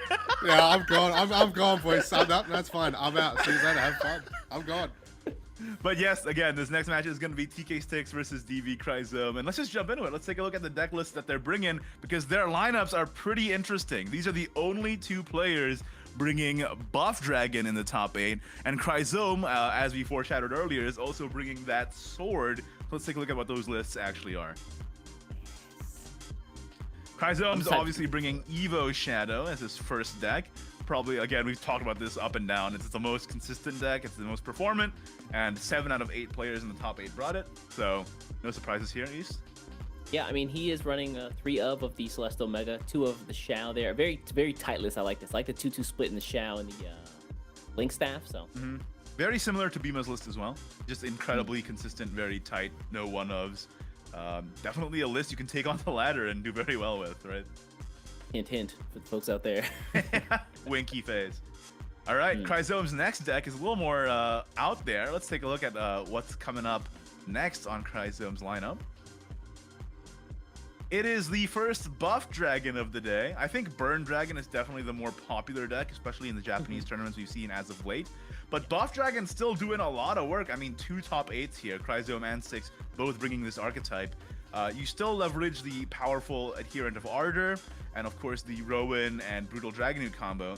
But instead of all the burn, you have like way more board presence between your Dragonute and your Drak, but you still have a fair amount of burn, honestly. So it's sort of like Burn Dragon under a different name, under a different archetype. Yeah. You're just using different pieces. So instead of burning with like Galmu or Fudo, you're using Rowan into your buffed up Rock Whales, and instead of Ignis Dragon, you're using Prophetic Dragon, so you still have the source of ramp. It's interesting. It's like a similar deck, but at the same time, completely different. What I really like about this list is the fact that where in a meta where Chaos Rune is absolutely a thing, this deck, unlike others which run really cheap followers that have enhance effects, this deck runs really heavy followers that have a lot of accelerate effects. And so if your opponent messes around and plays a Chaos, Whims of Chaos, and you have like Prophetic Dragon in hand and gets reduced to a really low cost, that's a problem. Yeah, if they Whims of Chaos you and you play a 1 play point Rock Whale with the body, and you're just like, oh, what now? What now? Right? It's a huge issue. So yeah, maybe that's the consideration. Maybe bring this over Burn Dragon so that you can snipe that Chaos Rune. That's a very interesting point. Yeah, let's take a look at Chrysone's last deck list here. My favorite deck I ran this from the start of this expansion up until the mini, then a little bit after the mini. Aggro Rally Sword. So cool, this deck. Yeah, this is the only sword in the top 8, and it did really well. In the day 1 stream yesterday when I was taking a look at the qualifiers for this day, every time I spectated sword, it just ran away with it. It just steamrolled the opponent. Good. Every single game I saw sword, it just steamrolled the opponent from start to finish. So yeah, lots of burst potential here with the Erica and the Musketeer's Vow, but just an incredibly strong board presence as well. Just flooding the board, getting your rally count up, and the recent buff to Frenzied Core Master, getting it so much earlier onto the board with the Invoke effect of Frenzied Core Master, really gives you boards that are almost unanswerable. And if they don't have the answer, then you can just run away with it. Especially if you like turn 5 Musketeer's Vow, get the ward heal guy, and get Aramis, Athos and Aramis. If they can't answer that, it's GG. Like, you just win straight up from there. So it's a deck that demands you to pay attention. It demands you to be on the board. You can't just sit around with your combo pieces in hand waiting around, because if you don't answer their tempo, they will just steamroll over you. Absolutely, yeah. The Aramis, if you leave that guy up, it becomes a problem. Yeah. Very quickly. Let's take a look at the other side here. What is Styx going to be bringing to the SVO this month to fight against Chrysone's lists? He's also bringing the Evo Shadow. I think this is the exact same list. Yeah. I mean, all these players know each other and they practice with each other, so I wouldn't be surprised if Bema, Chrysone, and Styx are just like, yeah, this is the best Shadow list. Let's just bring it. And it's the exact same with the exact same 2 Shao, 2 Link Staff Necromancer split as well. Let's take a look at Styx's next list here. What else is it going to be? He is also running... Oh, wait, no. He's running Chaos Rune, which is very fun. Again, very similar list to Bema's. Like, we have the Mavella, no Art Society, and then it's more or less just a straight-up control deck. Tell me, Tell me a little bit about this Mavella. Why are players bringing this card over something else? Oh, because usually it's on the enhanced 6. It can clear most boards, and it's really useful. And if it's cheaper, you get to play it. If it's more expensive, I mean, it's just it's a card that fits in with the control playstyle that you're trying to get here, because you're not so dependent on the whims of chaos anymore. A lot of the time, you don't even whims of chaos on 5. You control the game until you get imagination realized, and then hopefully that imagination gets you a whims plus folia plus something else. You know what I mean? So the Mavella just fits in the mid-game slot to just clear boards and get you there. That alongside the Goblin Assault, Sacred Bird of Wisdom, so many early game control tools in this deck now that instead of a pure whims deck, it really just becomes a control deck that has whims as an enabler. Sacred Bird was in there. You see on the screen, just that bird definitely ate the gum fruit. It's so flexible. Useful on 1, 2, and 3. Just having really great effects. Drawing cards, healing up, dealing damage. The enhanced 3 seems a little weird, but all right, yeah, I get it. Sometimes maybe you want to. The enhanced 3 is there to make the card worse, like, because otherwise it would be way too good. It's there to make it more inflexible, which I think is a really interesting card design. But yeah. Yeah, anyway, let's take a look at the Styx next deck list here. He's got the Evo Shadow, the Chaos Rune, and he's going to round that list out with, what is it? The only other buff dragon of the day, like I said. But this one is very interesting. It also runs Galmew. So this is sort of a hybrid buff burn, running Galmew alongside all the other buff package, just because Galmew's a good card, and you can sneak in a bit more damage this way. So whereas Chrysone doesn't run that, Styx does. Yeah, you also have the interesting Coral Shark tech, which in a lot of cases you can just run away early games with Coral Shark if you've done a bunch of buffing, and your opponent just can't answer the Coral Shark plus the Hippocampus. That gives you all the steam that you need to just really take control of the game and win within the next 2-3 turns. Yeah, absolutely. Well, those are the lineups between Chrysone and Styx. Honestly, surprising that both bringing buff dragon and both matching up against each other in the first round of the day. But hey, it is what it is. Styx, don't you ban sword. Don't Let's you do just it, get into Styx. the game and see what happens. Don't you do it. Don't ban this, please. This deck is so fun to play. If they ban the sword, what are you gonna say to Styx on DM? On DM? Can't say it publicly if I'm gonna. Not on this broadcast. This is for children. But yeah, again, I was looking at the spreads today. We had a really nice spread: 7 shadows, 5 dragons, 2 havens, 1 sword, 3 force, 5 runes. What a pretty good spread for the meta. Is it really 2 havens? Yeah, we saw Finalist versus Arceus. It's 3 havens, right? Because we have 1 heal haven 3? as well. Oh, that's right. You're right. So 3 havens. Excuse me. Chrysome's sword has been banned, and Styx's shadow has been banned. So it's gonna be Dare Dragon he. Shadow versus Rune Dragon. How dare he? Man, the one time, sword's not even that scary. Yeah, well, maybe Styx thinks so. He doesn't want them to just run away with it, while he's just dawdling around with his other decks. Sword is very scary, on day 1. Like I said, every time I saw it, it just ran away with the game. Yeah, the early release sword was doing all right, not great, and then they got Octress, who I think really helped the deck out, giving him another free evolve, plus giving him access to the damage from loot spells. So it's a shame we're not going to get to see that here today, but we are going to see this shadow. The biggest impact of that sword was the Frenzied Core Master buff. I really do think. Oh, absolutely. Yeah, the buff was the biggest. She was nice though. I mean, again, it's a free evolve in an aggro Evo based deck. So Avo. Yeah. On toast. Ooh, hold on. Where's Baz? Baz, wait. Break out the Vegemite. All right.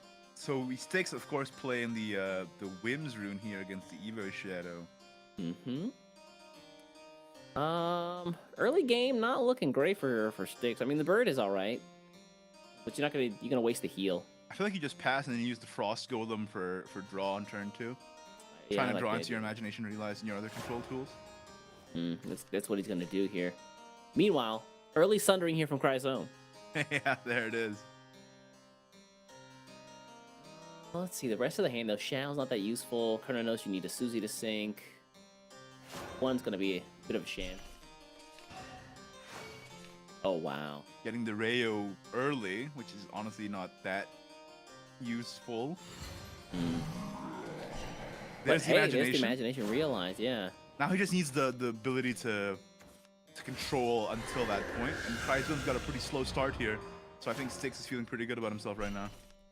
Yeah, the fact that Styx, Chrysone is running the 3 of the Celestial Mega means that he can, in some cases, delay what he would think is the Whim's turn. If Styx opts to go long and just try to control out, he can further delay that by throwing down some Celestial Mega. So If he it'll be just plays interesting to see how Celestial Mega on Styx 6, it prevents Styx from playing Imagination Realize on 7, which is actually pretty big. That's true, yeah. I wonder if Styx is going to try to control out until he feels like he's in a good point, and this Chrysone's going to go aggro, or if Styx is going to opt to hold on to it, and then that gives Chrysone the wherewithal to actually play out the Celestial Mega. Interestingly, Styx used the Goddess of Rebirth Accelerate to get Dawn Splendor and then didn't play it out. He's just saving it for a turn where he thinks that the Raider might come into play. A Bird here. Bird is so strong as an early game control tool. It just clears 2-for-1s easily, maybe even 3-for-1s with body. Gomu Gomu no Peck. Thank you. The Kernels here, I guess you're just thinking. I know, a tough choice, right? Yeah, it The is. last words are nice but you also don't want to just sink your ding dong. This is the kind of thing where you're like, God, I wish this was in my hand right now. Always one. The desire sensor activate.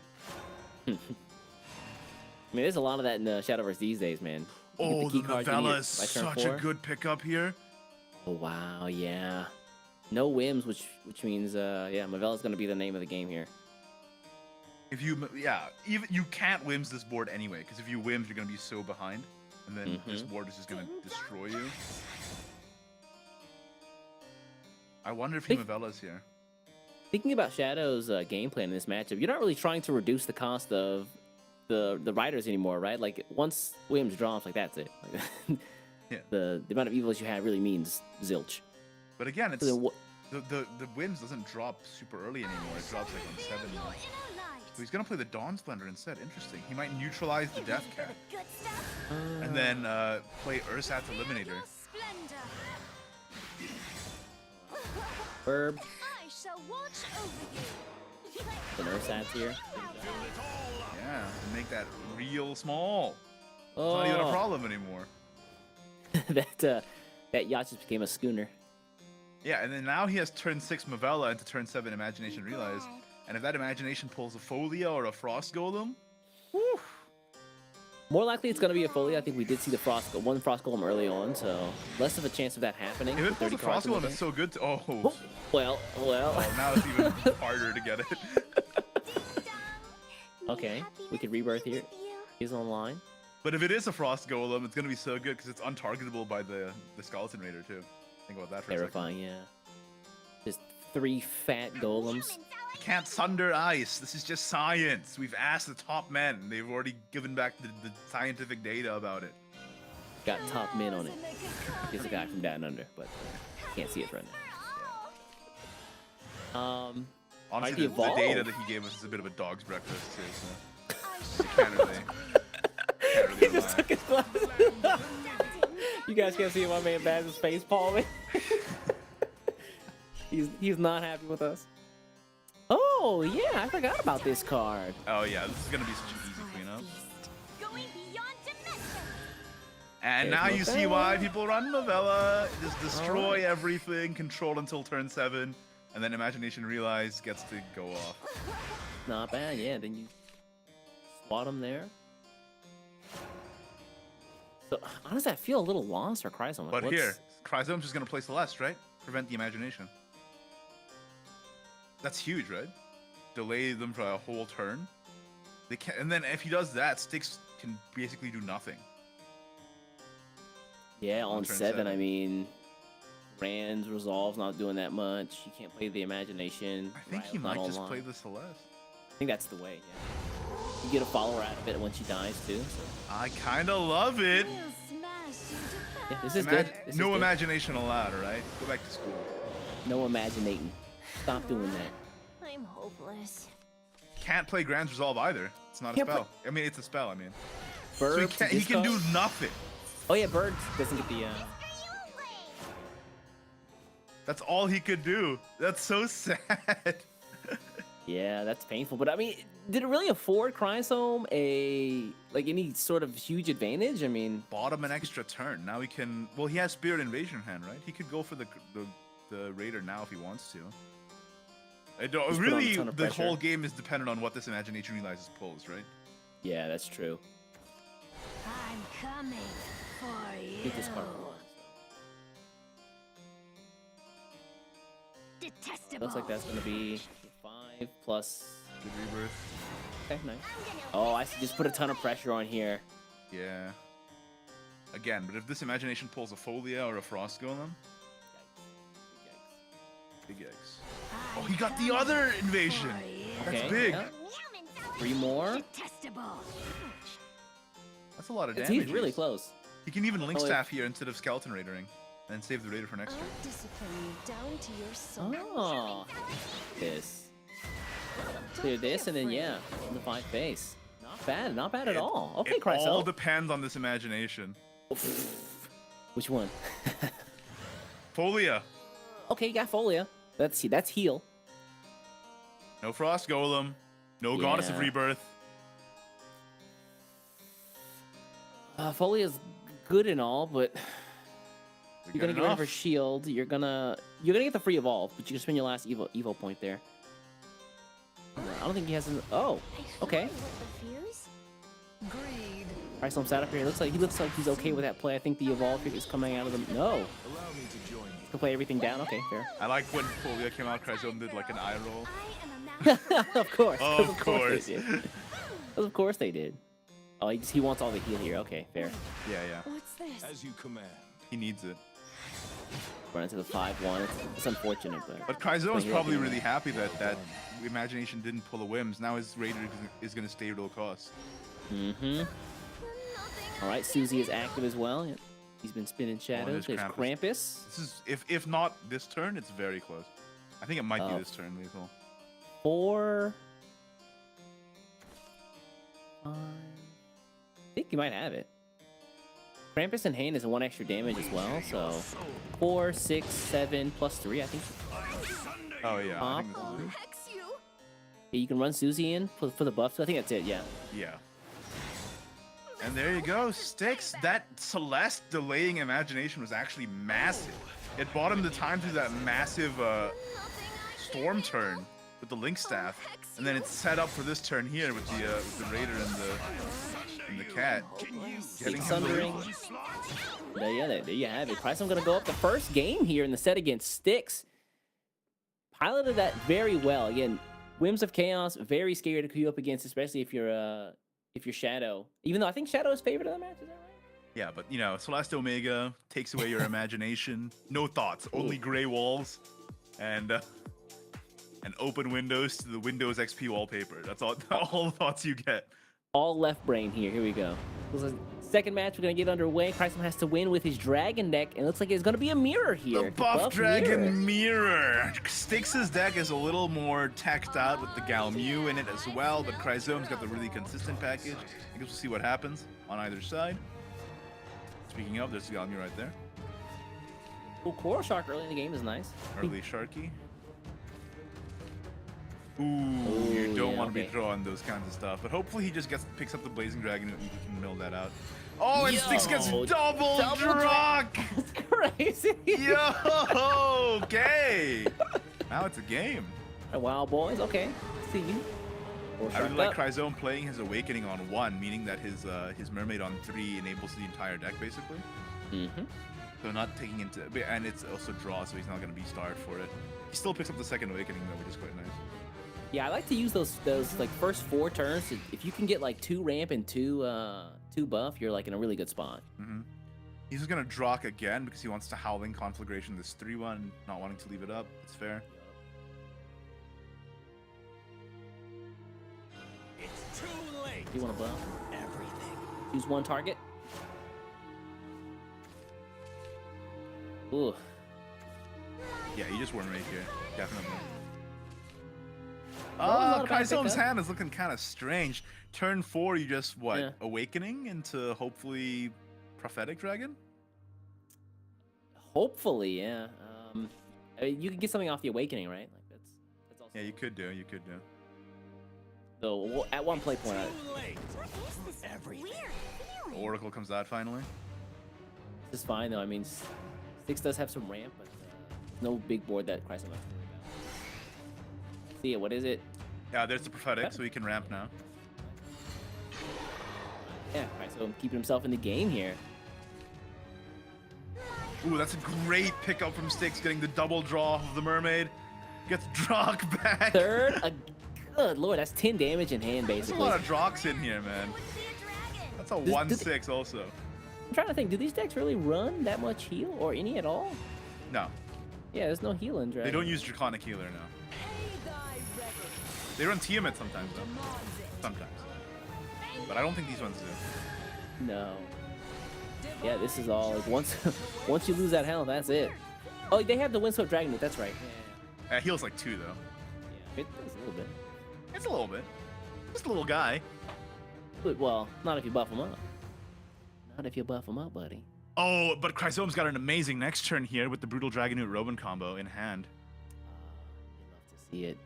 He can even ramp here if he wants. Yeah, what else are you gonna do?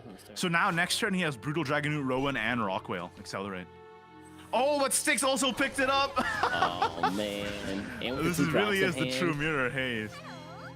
Galamu here, gonna see those Ardent Fangs of Destruction. And this is gonna be quite a bit of burn. So he has this on this turn 5, and then he has the oh my goodness.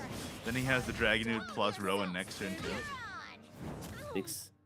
First out of the gate here with the damage means that Chrysome's already on the back foot. But he's gonna do the Brutal Rowan combo, right? Absolutely. Yeah. No doubt, no Yeah. doubt. Evolve. If a fight's what you Yeah, evolve the Brutal Dragonoot, kill the Dragonoot to take out 1/6, the run the 6. Rowan into the Galmu, Rockwhale face. Sounds good, yeah. Give out the damage buff from the Lance there. I'll be back. The 6 is going to do 4, take it out, and then And the Rockwhale also does increase damage. feels good. Oh, and there's another Brutal! Yo! Yo, Chrysome! Might Hold run up. away with it! Hold on, I mean, the Styx... Styx doesn't has have his enough. His own. Brutal Rowan combo is not enough damage, and then Oh, you're right. the Windstep Dragon only heals 2. The Drock needs an Evolve to work, and he's still open to damage from the other Brutal. This might be off, GG yeah. already.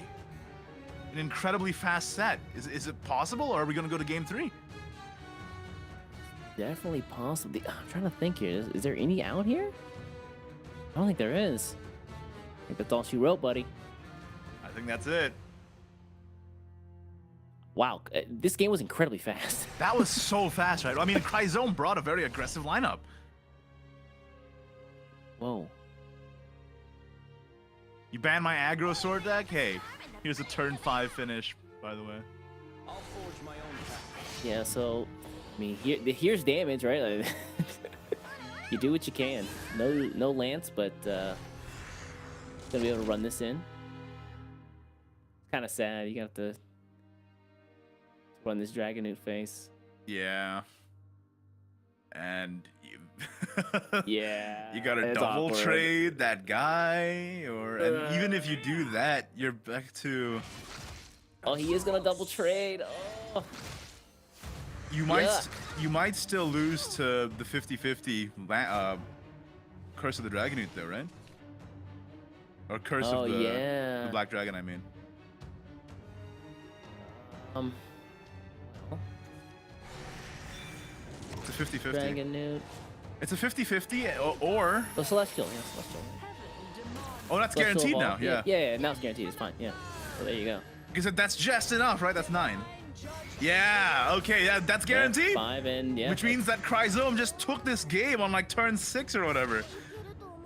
And that's That the was whole so set. quick. That was so fast. With a decisive 2-0, Chrysome moves on to the semifinals. Unfortunately for Styx, he is eliminated from the tournament after doing so well in day 1. But hey, Chrysome brought an aggro lineup and he delivered. He delivered on that promise. Yeah. Earlier in chat today, Chrysone was like, "Yeah, I'm gonna be in the last match for the day. So if you want to watch me, just go ahead and take a look at the last match." Like, dang, grand finals for real? That's how you feel? Grand final energy? Before your first match, I respect it. That's unreal. That's unreal. Yeah, amazingly quick set. That my favorite part of that set was the Celeste Omega to deny the imagination. That was a huge play that enabled the win on that game. And then of course that Dragon Mirror, he just ran away with it like right off the gate with that ramp from Dragon's Awakening, letting him ramp again into brutal Dragonoot, Roa, and Rockwell. It's just so much burn so early on. It's kind of insane. I mean, yeah, he really got the tempo with the damage, and so it really put Styx on the back foot. So what else could you do? Yeah, exactly. I mean, that's all she wrote. And that's going to be it for all of the quarterfinals, but we are going to be right back after a short break with the semis. You do not want to miss it, so stay tuned. We'll be back right after this.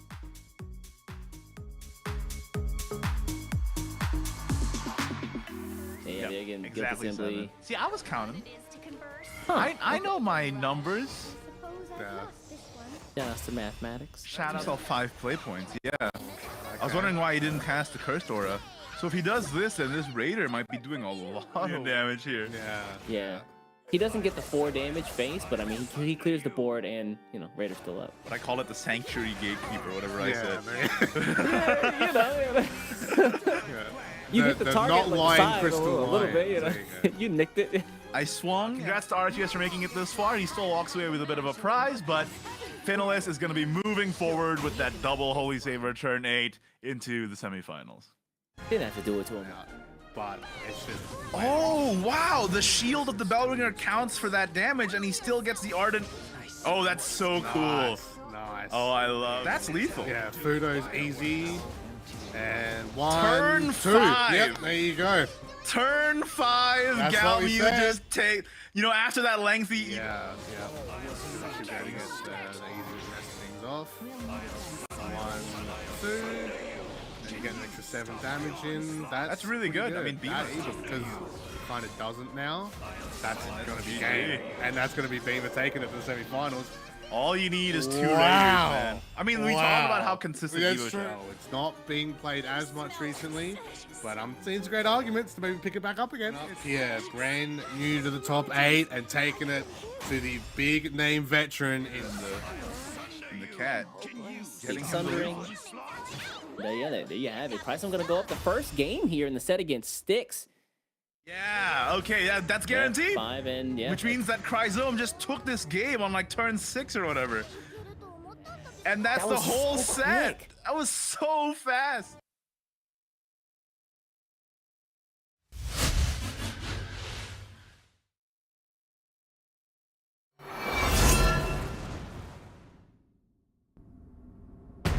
Don't make me laugh. You annihilate us? Go on and try it. This world yearns for calamity.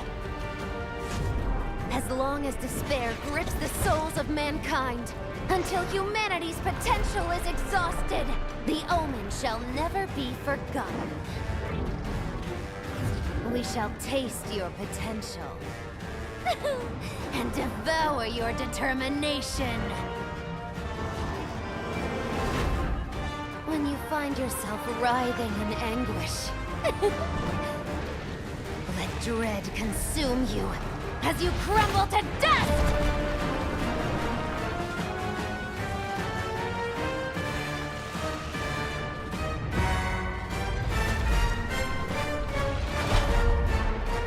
Omen of storms.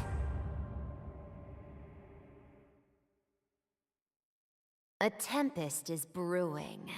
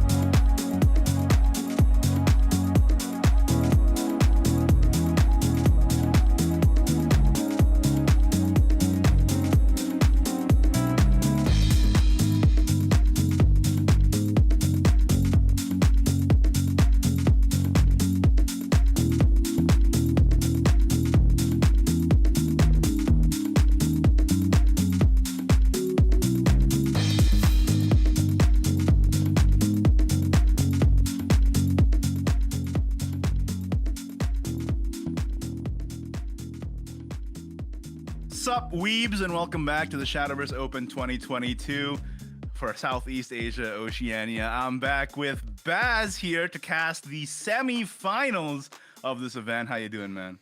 Yeah, bloody oath, mate. It's going to be a good one, you know. Flaming Glass going around out Gonna here. be It's a gonna mute, absolutely mate. great, you know. I heard someone about a digital card game. I don't know what that is. Sounds cool, though. But I'm ready to go for another. See, I told you to get it once. Get it once, all right? Yeah. There you go. No, Everyone's thank off you and for that. everyone's I happy. appreciate that. All right, that's done. I expect the PayPal by the end of the day, and I'll be ready for the next one. Don't you guys worry. I just wanted to hear it. Expect a check in the mail. So weird. It's just funny when we say words, and then every other English speaker in the world is like, "What? What are you saying? It's like saying Macca's. No one knows what Macca's is, and to us, that's an icon. That's a cultural icon. It's McDonald's, by the way. And you know who else is a cultural icon? The two me. competitors in the upcoming semifinals that we're I about to tried. watch. I tried. I mean, you're not wrong. Finalist and Bema. This is gonna be a doozy between two of arguably top players in our region. Finalist, like we said before, big brain of the region. Took out Arceus, of course, previous member of IAV in the first quarterfinal. And then Bema and Kaori at the EVO Shadow match. I think it lasted 3 years, and I have grey hairs on my beard still cutting those out. Again, that was a great matchup between those two guys, though. Bema just scraping by for a 2-1 for a fantastic set there as well. And then the next semifinal after that, we have Zanrik from EMT, who beat Dream Life in a 2-0 sweep against Chrysone from Team Dawnbreakers, who also beat Styx in a 2-0 sweep. What's the bottom half of this bracket? It's they're just trying to speed run the tournament or something. Yeah, But yes, Zanrik, the first match we're going to the watch new is going to be player. Finalist versus Bema. Yeah, Zanrik, the new player there as well, and Chrysone. We talked about it, right? The grudge match between Chrysone and Styx. And he goes, all right, boys, 2-0. Show up. Yeah, Show right. up. I dare you, right? And he Who's comes out holding and grudges? does it, Not so- me. Yeah. I'm going straight through. Yeah, he's all good. He's all good. But now we have two more amazing matchups, of course, in these semi-finals. Cool to see, of course, Zanrik, I say newish blood, jumping into this one as well, and three big veterans of our scene. It's always great to see these guys make it through here. And yeah, like I said, get ready for Finalist and Bema. Gonna be a fantastic matchup. Fancy decks coming out. Rough Blood on one side, Chaos Rune on the other. I hope we see him, fingers crossed, but I got a feeling that one of those might be banned in this one. Yeah, we'll have to see.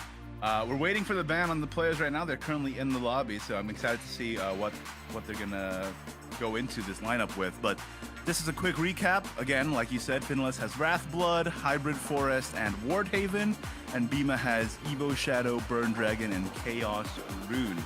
So I really want to see that Wardhaven continue to do work. That Wrathblood taking a dub that last round. I'm not sure if I have faith in Wrathblood in general. So if you can reignite my faith, Finalist, I'll be interested in that. Bema has the most probably typical lineup, I would say. Maybe not typical is the right word, but like the Standard? yeah, the standard lineup. Evo Shadow, Burn Dragon, and Chaos Rune. But you know, consistency pays off as we see here, and he's just continuing to just go through this tournament on a tear. So we'll just have to see how this next semifinals go. And I mean, remember that the prizes are elevated for this tournament compared to last year, right? So the cash prize is getting pretty sizable now. So Big every boy game you money. win, you earn so much more money, right? Yeah, exactly right. So the stakes are higher than ever, right? Of course, throughout this season, and you know it makes it good, right? We were talking about it before coming into the 2022 season, right? Especially for our first Feb Cup. The state of the meta is fantastic at the moment. It seems like every class has at least one deck. We're seeing 2 or 3 decks even come out for some of these guys as well, even maybe with little iterations here or there. And it's cool to see that we have a pretty diverse meta here. It's a very fun meta to watch and play as well. Maybe not so much you're in the receiving end of a Burn Dragon, right? That's not always nice to have, but playing it, that's always great. That's always going to get you a big W. But I think we do have the bans in for both Finalist and Bema here. Let's see. Let's get I that believe mill. Bema's Dragon got banned and Finalist's Forest got banned, I think. Hard to see. The screen is very small. We'll have to confirm that once we get into the next screen here. I mean, honestly, I wouldn't be surprised. I mean, we saw the Bema, or like us watching still, if you're just joining us, of course, here for the semi-finals. First of all, where were you? All right, I'm very upset that you weren't here to join us for the quarterfinal. That's okay, you can watch the VOD later on. But It's okay, we the forgive match, you. the match coming through with Bema, yeah, there you go, Forest and Dragon being banned. I mean, the Burn Dragon for Bema being banned, I think had to be done. Winning by turn 5, turn 6 in his matchup when he went on a tear in the end to get himself the run back, you have to ban that. There's absolutely no questions asked. Hybrid Forest being banned, this is the second time it's being banned against Fina here in this matchup here. What happened, of course, in quarterfinals, happening here in the semi-final. Hopefully my man will get a dub, might be able to use it in the grand finals if he's lucky here, but even still, Wrathblood and Wardhaven still two very strong decks to use up here, and we're going to go straight into it with Shadowverse Blood. Okay, can the blood do anything? I need to know. Because if the blood ends up doing well against Evo Shadow, which is like the best deck in the format, then I might have to start playing blood again. Okay, I'll just say that right now, Baz. Okay, well I can obviously tell you with no bias whatsoever that blood is a very good deck, and everyone at home should definitely be playing it. It seems like unreliable information. You get Chad energy, you know, you get a girlfriend straight away, you get a house, this seems you like have placebo. perfect life, it's great. I don't think this is true at all. You win all your matches, big W. You This come out with a big honestly prize seems money. like maybe biased reporting. I have no idea what you're talking about. I don't know what you mean. It's obviously factual. Pretty good start on Finalist's side though. Look at his hand. He's got so much draw. All he needs to dig for is Urias. Well, I said all he needs to dig for is Urias. That's alright. He's still got Where is 3 he? turns. He's still got 3 turns. It's okay. But I mean that was kind of the problem with his first game, right? Right. It was good, and then his hand died out, ran out of resources. When we saw Urias, it was a little too late. But at the moment, fantastic resources, plenty to work with. Even when it's Urias till turn 5, maybe even turn 6 if you want to leave it that late, should still be okay with the resources he's got ready to go. It's all up on Bema's side, right? If he's able to build up resources, getting a draw of Thunder God, he has, of course, Bellringer there to get an extra draw as well, but he's got to start collecting his pieces because already, unbeknownst to him, right, he's falling behind quite quickly. All right, that Bellringer is going to stay up though. And what does the draw get? Honestly, Bema's hand's not too bad depending on what this draws for him. The Krampus is honestly not bad, so we can Luna, Doll, and Krampus for even more draw. Trying to draw into Kerno Suzy combo. Another Raider picked up. Oh, Gatekeeper's a really good pickup here, actually. I would probably whack this one down, I think, for turn 3, because Luna you can hold, right? You've got enough shadows for the Evo. Yes, of course, Spirit is there as well, but having the option between the two, not burning one straight away, is obviously cool to have. Plus, you get extra follow on board Gatekeeper, right? So then you have a 3-5 to deal with a 1-1. You've got last words to pop. You've got an extra heal there if you need it. Again, So Gatekeeper probably is safe to basically go a there. draw, right? Because it takes it from your Exactly. deck. And if it So- gets you a Bellringer, it's a draw that gets you a draw. So Imagine you use Bellringer for Krampus, for Gatekeeper, for Bellringer again. That is really good. It's going to be the cat instead. Yeah, okay, yeah, could have been the Bellringer, right? But still, that 2-tone board's going to be great. The ping It's is still there fine. available, right? So definitely a strong follow to have. And Urias watch, but still waiting. Urias still watch. Still checking the forecast. Still waiting. Tonight at 8. Still waiting. Urias watch. Will he show Urias up? 4 more. Still not here. More at 11. It's not good. But, Tonight at 8, more at 11. This is a late broadcast. Yeah. I mean, we've been here a long time. I mean, remember that Evo Shadow match? I was a young boy back then. It was great. It was a great time. But, The sparkle in your eye and a had hope in your sparkle heart. eye. That's true. And then I had to cast with East. Wow. You're just Sorry, buttering I'm us gonna up buy the one after favoritism. other. I'm gonna buy the favoritism. It's okay. It's okay. It's fine. That's crazy. So, hey, I had Australian jokes thrown at me, all right, in the last series. All right, when I'm not even here. All right, you get Jokes. it I back. just It's wanna Jokes. immerse myself in the Australian culture. Yeah, we in got a bit of Australiana. Yeah, we got beer. We got dirt. I thought you were gonna sun. say we got beer and just stop. Yeah, I mean, honestly, I could have, but like, we have Bema. Really early Wrath activation means that Valneric can go to the Dome on turn 4, plus a Yep. Knight of Purgatory. That's kind of huge. Yeah, sometimes who even needs your eyes, right? You've already got everything else. Well, you don't need, say you that. don't need your eyes. Now you But, jinxed I mean- it. Now he's not gonna get it. It's okay. It's okay. I'm touching wood. It's fine. It's fine. I'm not jinxing anyone. It's all good. But in You all don't need your honesty, IS. I didn't mean it. I didn't mean it. I didn't mean it. I didn't. But I mean, even still, he again, as you mentioned, right, he's definitely well set up. Wrath by turn 4 is insane as well. Even of course having that Evo ready as well. And now Bema's sitting there like, right, okay, we've got a 4/4 ward to deal with. I've got a 5/7 to deal with. That's also going to add a bunch more of the same card in the deck I'm going to have to deal with later on in the match. He does have triple what Skeleton Raider here, but no Kernunos, no Suzy. He doesn't have the connective tissue to make these late game bombs work, right? Yeah, I mean, Spirit was there if you want to get a evolve, but what's it going to do in the long run against this board? It's probably not much. So drop the Luna, get the Elder of Darkness out, I believe, and Using the shadows for literally nothing, coming though. out as well. Yeah, and should be able to nuke, or at least have that option available as well. She can take out the Valenric this way, yeah. So, and you definitely want a 5/7 stat line. Let's get rid of that. But use it on the Knight instead. Gonna pop the last words on Omega, use Luna in, and gonna drop Phase And that's the full Evolve. clear. So, alright, maximum use of play points. That's veteran play coming out there from Bema. Cool, calm, and collected to make sure you get everything out of his hand there. So, This Valringer and this Luna's Doll needs to do a lot of work in drawing him what he needs. Otherwise, his next turn's gonna be a little weird. Yeah. Okay, Although, preeminence, Scott's- very good turn. The draws aren't good, maybe not so much. I don't know. Omega, I mean, that's okay. It's not too bad, but not what he wants. Probably. Pre-Evo on the Demon. But for why?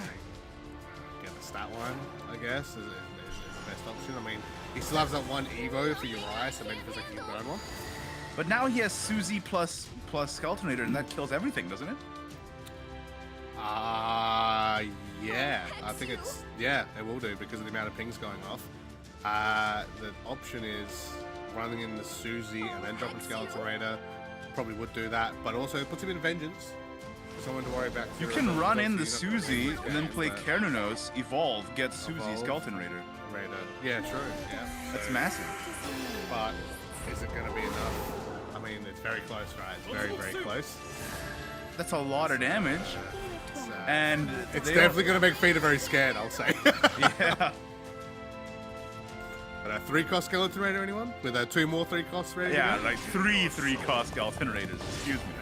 So the ping is coming out. So 1, 2, 3, 4. That's why it's 8 damage coming out. Face? But, Yeah, you face. yeah, if he's going to run it in, so Vengeance, come at me, bro. Don't care. Gonna Again, go at it anyway. Bema is looking like he had no hand, and then he just completely turns it around. Which Yep. is the only thing he has is Raider. That's all you need, baby. Coming back to the Urias watch. Well, I guess I did jinx him. Sorry, Finn. Yeah, we don't need Urias, actually. That's all good. I guess I've been booted out of Mana Surge. If any team wants me, you can hit me up at Baz59. I'm You here to jinx you and lose you at SVO. East _ ML on Yeah.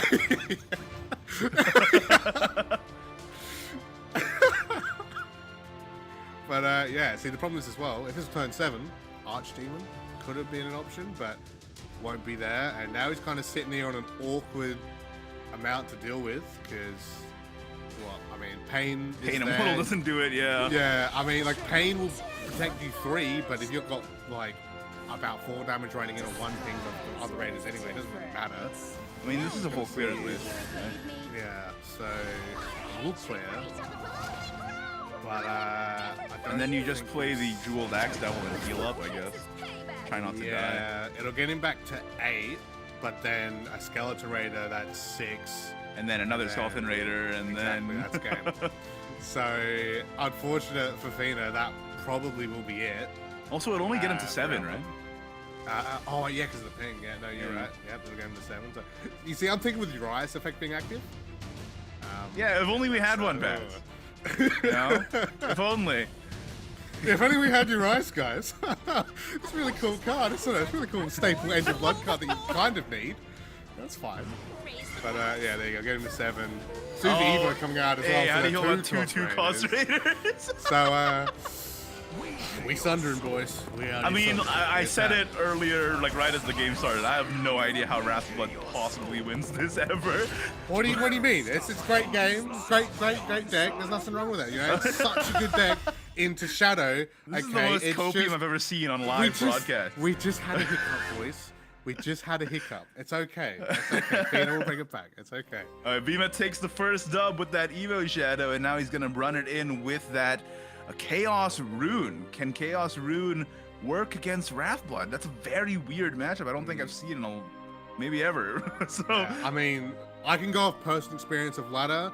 It depends on what you can get, right? Because Blood does actually have a lot of high cost cards you can use, right? That you can kind of rotate. If you're lucky, A, having them in hand, B, having Chaos active, right, to be able to score off that. But a lot of Blood players recently, I'm noticing they're kind of peeling off some of the higher 7, 8, 9 cost cards. yeah, coming I've out. noticed like only one So- Xeno Diablo here, Yeah. only one of the Yeah, one Pain Immortal Pain there. Immortal, Dark Yeah. Emperor hasn't been touched in 8 years. And you know, Valmeric it's is a like- cheap card, and if that gets affected by whims, like, that's really painful.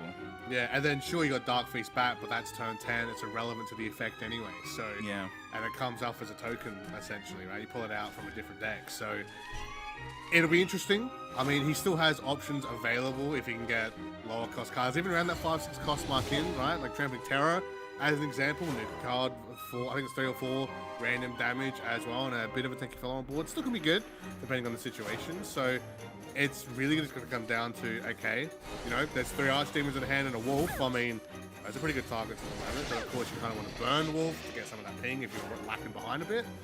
So, yeah, it's really going to be a matter of, okay, can Chaos Rune work with the numbers, or should I just not worry about it, try and go for Wrath Run, because there's even a potential chance, if you're very lucky, you might be able to still a win before that even happens.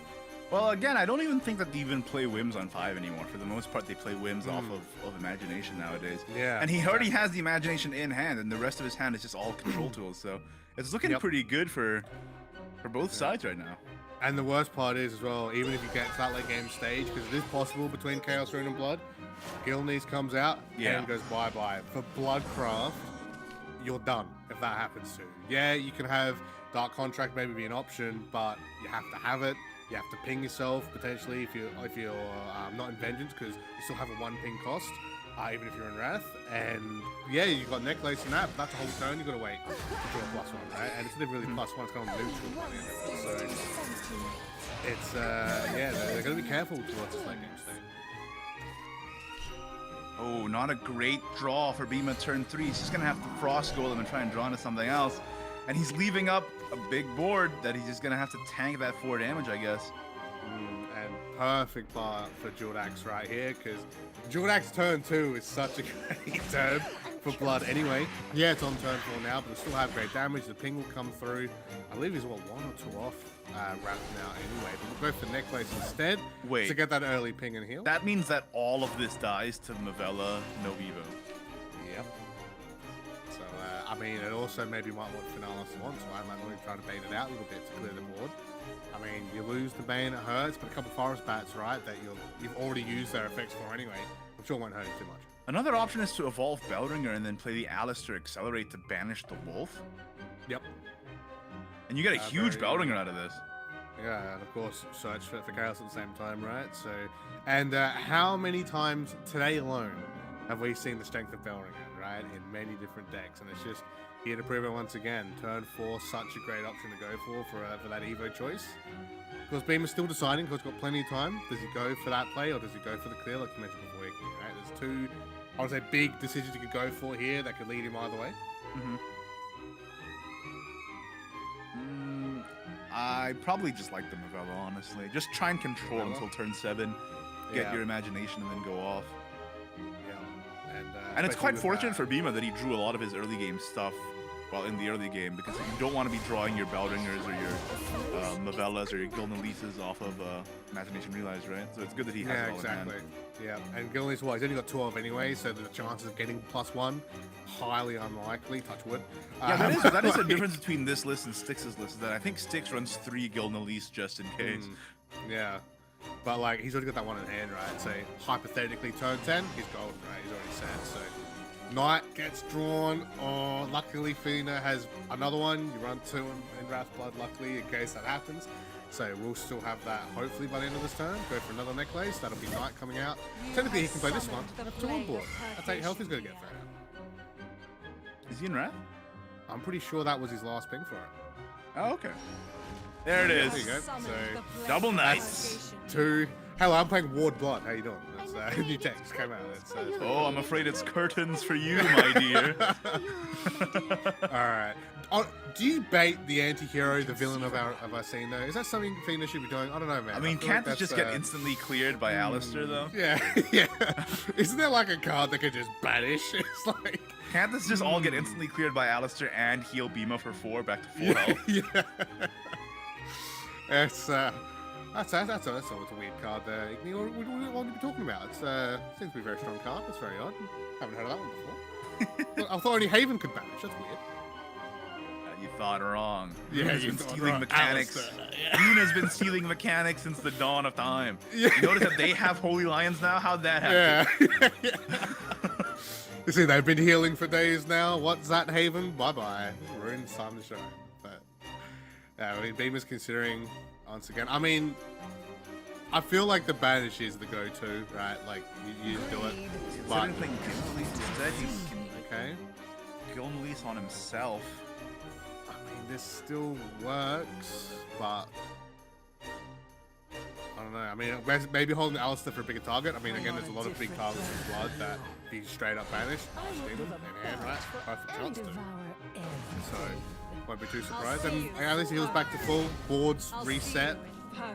Could go for Dawn Splendor. Oh, he does manage to play it out? Yeah, like just very, it was very close. But Did he play it just in case Fino played Pain Immortal Pain. on Curve? That the size of this man's brain is unheard of. You can't comprehend the IQ numbers. Fino was like, yeah, this might be a Pain Immortal or a to read Valkyrie, so that. I'm just gonna go ahead Yeah. and nope. You know That what? is I literally respect the most that. That's such a perfect. huge counterplay. It's literally the most perfect use of that card. Even though it's not in his hand, well, I can say it's in his hand now, right? But even though like we're leading into it, like when else are you gonna play Dawn Splendor realistically against Right. Blood, right? You're just not gonna do that. So very good read coming Oh, out. and a Devil okay. Pass. Yep. So I believe he used contract there as well to get the +2. So we'll get Jordax up, but that's it. That's your turn 6. No Urias. I didn't even jinx him this time, guys. All right, I didn't do it. That was last game. Can't use that excuse anymore. All right, I can hear my Maniso's lads screaming at me right now. It's not my fault this time, boys. All right, but yeah, I mean, novella number 2. Novella's so useful here, and just getting the full value, free evolve, and like this is a clear board to imagination into. If he Archdemons here, that's fine. I'm just gonna imagination into Frost Golem or whatever, and then call it a day. The Frost Golem combo with that is terrifying. It's Yeah. just 3 6/6s can't be targeted, man. What do you do at that point? He has It's so many good hits too, like Ryo, Folia, Goddess of Rebirth. Yeah. It's be super tough. There's your first Archdemon, not too surprised to see that. Clears the board, 4 health, 5/5 banish. I would not be surprised to see a potential Alistair. Chaos is in hand now, though. This is an imagination realized, no question. Yeah. So there you go. The Jupiter, Is that a Ryo at 0 cost? How That's should pretty I good. end you? Yeah. So here it comes out. The Ryo was good in the past. He's good again here. 1 cost everything in a free Double Jupiter. Jupiter to get play points. So I mean, you might as well, right? And there's Gillenese as well. So wow. Yeah, but that's That the second Guild Lease draw, and it's actually rotation. really bad. Yeah. You don't want that. I mean, everything else is good though. Everything else is really good. So Everything else is good, it's true. You just Jupiter again, just get another Yeah. spell, get some more cards. might as well. Kill you first. Just Another Jupiter again. Jupiter. Just Jupiter again. Go I up to 5 play points. Come on, Whims of baby. Chaos. Do it for the chat. Do it. Jupiter do it Whims for of the Chaos, right? Do it for Third the fam. Jupiter into Do Whims it of for the Chaos. friends. He's over it. He's considering it. It's kind of hilarious. Oh, he's not doing it. Alright, so we have to I mean, yeah, you get the draw as well, and you still get the spell shield up. It's Hey, there's Hey. Whims. remember when you said Whims? There's Whims. You get to play it anyway. Yeah. So it doesn't even have to worry about the other one. So come on, baby, do it. But do you even want to? Oh, He has okay. Archdemon, Okay, that's Pain fair. Immortal. Yeah. Arcane That's fair. Wolf. And of course, when he uses it next turn. At this point in the game, you don't even need 2 imps because every card you're drawing is 1 cost from Ryo. Yeah. And you have an imagination as well for more draw. And here's my worry. What does Fina do? Right? Because Yeah, he this has is a two hell of a card. board. He has 2 card options for banish. Right? He's got Bloodsucker. The 2 Forest Bats get Drain and Bane. The Wolves are there. You can get 3 out, but it's a 7 cost, and then you get what? You get the Drain Vampire out. That's your turn. And then you get hit in the face by Ryo and his disgusting Exactly. mohawk So, head. And yeah, imagine having that hairstyle in 2022. By the way, I can't. Whatever. Anyway, it's Archdemons do nothing. All right, it's a waste. You're wasting time with that. So I think has Bema just run away with it here? it's looking like it. I mean, I Arcane Wolf love can go not for it playing anyway. whims there. Like, you don't even need it. All of your Yeah. cards are 1 card. Yeah. So clear that out. It would have I been mean, funny, but Oh, for sure. you for don't want to sure. do it. Roverby comes out, clears another, but that's fine. 9 left on board. It's gonna do a lot. I mean, you can even Folia, evolve double that. Folia. Double Folia. So heals and wards and damage protection for days. Might as well. I mean, would you argue against dropping both here, Igni? I mean, just to get It's fine, 4 just up. do it. So They that's had only trouble 1 cost. clearing that last board. Just do it again. Exactly. Yeah. Yeah. Do it again And with an these even ones harder bigger. to clear board. Yeah, exactly. Because there's even bigger board here at the end of it. So you get a whole bunch of free evos. Oh yeah, this is painful. So I'm on a different plane well, I am a match for one. it was fun while it lasted, boys. It was, we had blood in top 4. That's about as good as we're gonna get, but it's fine. It's a lot of good. Frost Golem as well, just to get an extra draw. And, Yeah, that's remember, pretty all much of his been a draws are guarantee. 1 cost now, so any Yeah. draw is just an insane boon to you. Yeah, and it's probably gonna seal the deal. Like, yeah, it's gonna take an extra turn, but it's done and dusted. I And mean, Goblin Assault just to get it out of his hand, so that next turn he can potentially Imagination. yeah, I mean, I'm Back even to just full thinking- defense. Yeah. See you You like the later. green numbers? You like them? It's Pain Immortal. Okay, this will be good to buy him some time. It has Bane, it has Ward. Only 3 damage at a time. It'll get him a bit of extra time. I could argue. Okay, so play Bloodsucker now. Yep, play more. I'm hoping he draws another one potentially. Because that Another- might. Because Dark Feast might be the only win con now. For Oh, true. I wonder how many pings he's at. Yeah, like I don't think it's 20 yet. Really, he's probably just buying time, but there's another Imagination. There's Frost I Golem. mean, yeah. 3-0 cost straight up. I mean, I could even argue dropping. Oh yeah, just drop the Frost. I mean, even just drop the Frost Golem and then there you go, right? But the 8-2. Double Assault? I mean, it's free. Yeah, might as well. It's a great price. Oh, it's a Goblin Assault, what? Frost Golem face? Maybe? I mean, he's also got Goddess as well in hand. Yeah, probably. You can Alistair banish the Bloodsucker. Yeah.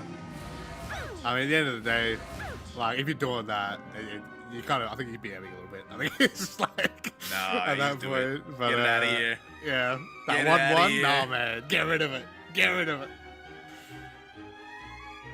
If he draws a Bloodsucker off the top and it's lethal, that'd be the most insane upset of this tournament so far. Absolutely. I think it might be one of the biggest upsets we've had. Period. I don't think it's It'd be up lethal, there. But yeah, that's the problem. I don't think it's at 20. And he also didn't doesn't get it. anyway. Oof. Alright, what are the... okay, Archdemon, I think might have to come down. Doesn't even clear though. anyway. How Yeah, but even just for the health in the main board though. sunlight is unwelcoming. Because technically... oh no, because that's spell shielded. Okay, what he could do is drop Blast. Oh, okay. Hit the 6-5? Okay, okay, we're okay with that. No we're okay with that. way, bro!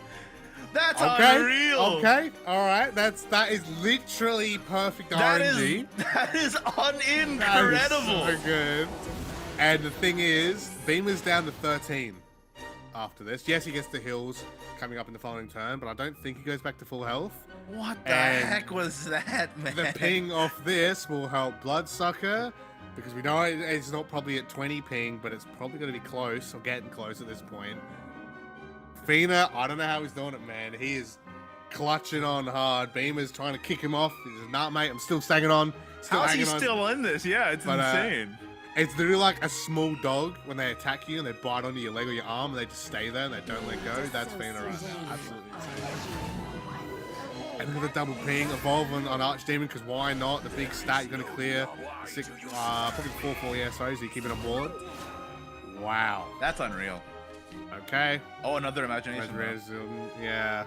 If he plays it, though, I believe he'll overdraw though, right? Because he's already 8, so... Jupiter also heals. Yep. So he's got Alistair, he's got Jupiter. Goddess again is still in hand as well. So he can actually make back a lot of health and bring the wards back. But at this point, this is where the frustration sets in, right? This is what on Bema's side a little bit, where it doesn't matter like how long you've been playing. When you get to this point, you've been on winning point for about 3 or 4 turns in a row, almost it felt like. Yeah. Your opponent is still hanging on. Still hanging on It can get to somehow. you. It can get to you. That's a 1-cost Alistair. So the options are huge here. Again, he still hasn't used Chaos. He's making sure, right? Chaos is like has come actively out. bad now. Yeah, it's literally the worst play, right, at the moment. So we'll drop the 5 for Alistair. Fair enough, right? Get the big 5er out because we're not going to use it most likely any other time. That's Archdemon.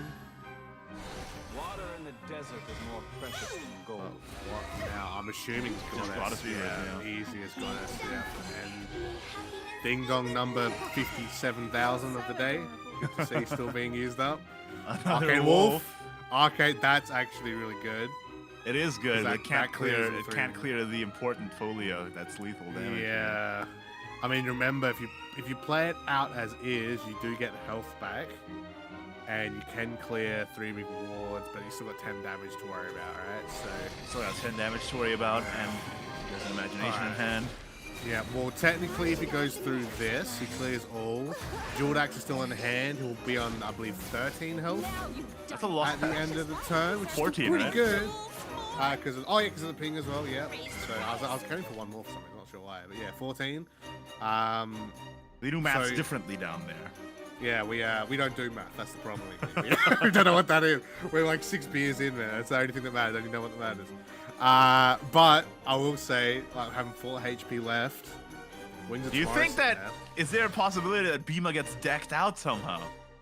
He's only 5 cards We've left got in the 5 deck. left. Yeah, I mean, if Fiend's That's able to unreal. hold on. When was the last time? Challenge chat right now. When was the last time in competitive pro play you've seen someone be decked out for the opponent to win? I can't remember. I literally cannot remember the last time it's happened, or if it's even happened in a proper setting like this. I think he's just gonna play the bird and discard the Winds of Chaos. Yeah, I mean, you might as well, right? Get rid of it. You're not using it. Get rid of the 5. But I don't think he can't do any more than 10 damage here, can he? I don't think there's any. That's fine. Discarding an on-wings is fine. Miracles and magic. Do not evolve that. You actually don't want to evolve that guy. Yeah. You think about damage, but your cards are out about the deck. What's next? Xeno. Wow, that doesn't do anything. And Archd. This is curtains. I don't think it's gonna go to deck out. I think Bema's just got it here. If only he had Theorizer a spell. Oh no. Alright, This technically. can get some pretty good hits, but it's not gonna be enough. To Yeah, Archdemon, you can kill off Rogue Vampire, but like, you're not making enough. Especially because Goddess wasn't here Goddess wasn't hit. at all, so that's. It's back to That's 13, GG. But that's game. That's Yep. it. On wings, Jita's determination or Grand's resolve. I for will the flex. say though, Whims of Chaos for the flex. you might as well. Triple whims. That's Bema, as Bema being Bema, man. And what a match. I mean, for Fina to hold on this long as well. That was sort of unreal Wow. how long that Wow. blood was able to hold on. I Yeah. thought that game would have ended like 4 turns ago, but it Yeah. still went on. But in But the that's end, the Bema stain. still took it. Yeah, the sustain into sustain into sustain, keeping my man alive. It was Very strong, but unfortunately, again, like you said, it wasn't enough, unfortunately, for Fina. But for Fina's first showing in a top 8 in the semi-finals, losing to likes of Bema of all players as well. I know he's going to be pretty down about it himself, but I mean, I see that as a big dub, man. He had a fantastic run here for your first time, and you can only go up from here as well. So And congratulations to Bema for making it to the grand finals of the first Shadowverse Open Southeast Asia Oceania of 2022. OC rep. That's right. It's because I'm here. You know, I got that Aussie buff coming out. All right, it's happening. Get all these other region players out of here. OC's a region that exists. We're standing up. All right, we have It our is because pride. of you, but it's not. That's not the reason. It's because Urias was never drawn. I have no idea what you're talking about. I never said that. Never jinxed that. Not Okay, once. now we have the there's next no proof. semifinal: Zanrik versus Chrysone. East and Best, take it away. Been too strong here this year. Bema out Let's here, go, about to got himself into the grand finals, shooting for that #1 spot. Look at my man Baz here, throwing down on the ones and twos. Jesus, what's happening, man? What's happening? What have you guys done? We're showing up. 2022 is our year. You know, we've been building up slowly. We've leveling Bema up bit by bit in the time chamber. And finally, we had a big good showing at Worlds, and this is going to be his year, man. I'm telling you, it's going to be. I'm here now as well. He's there. We're good. We're golden. We're ready for it. Definitely earning that O in the SEAO region for sure. I mean, Yeah, the O finally means something. It doesn't mean 0, guys. It means Oceania, just in case you didn't know.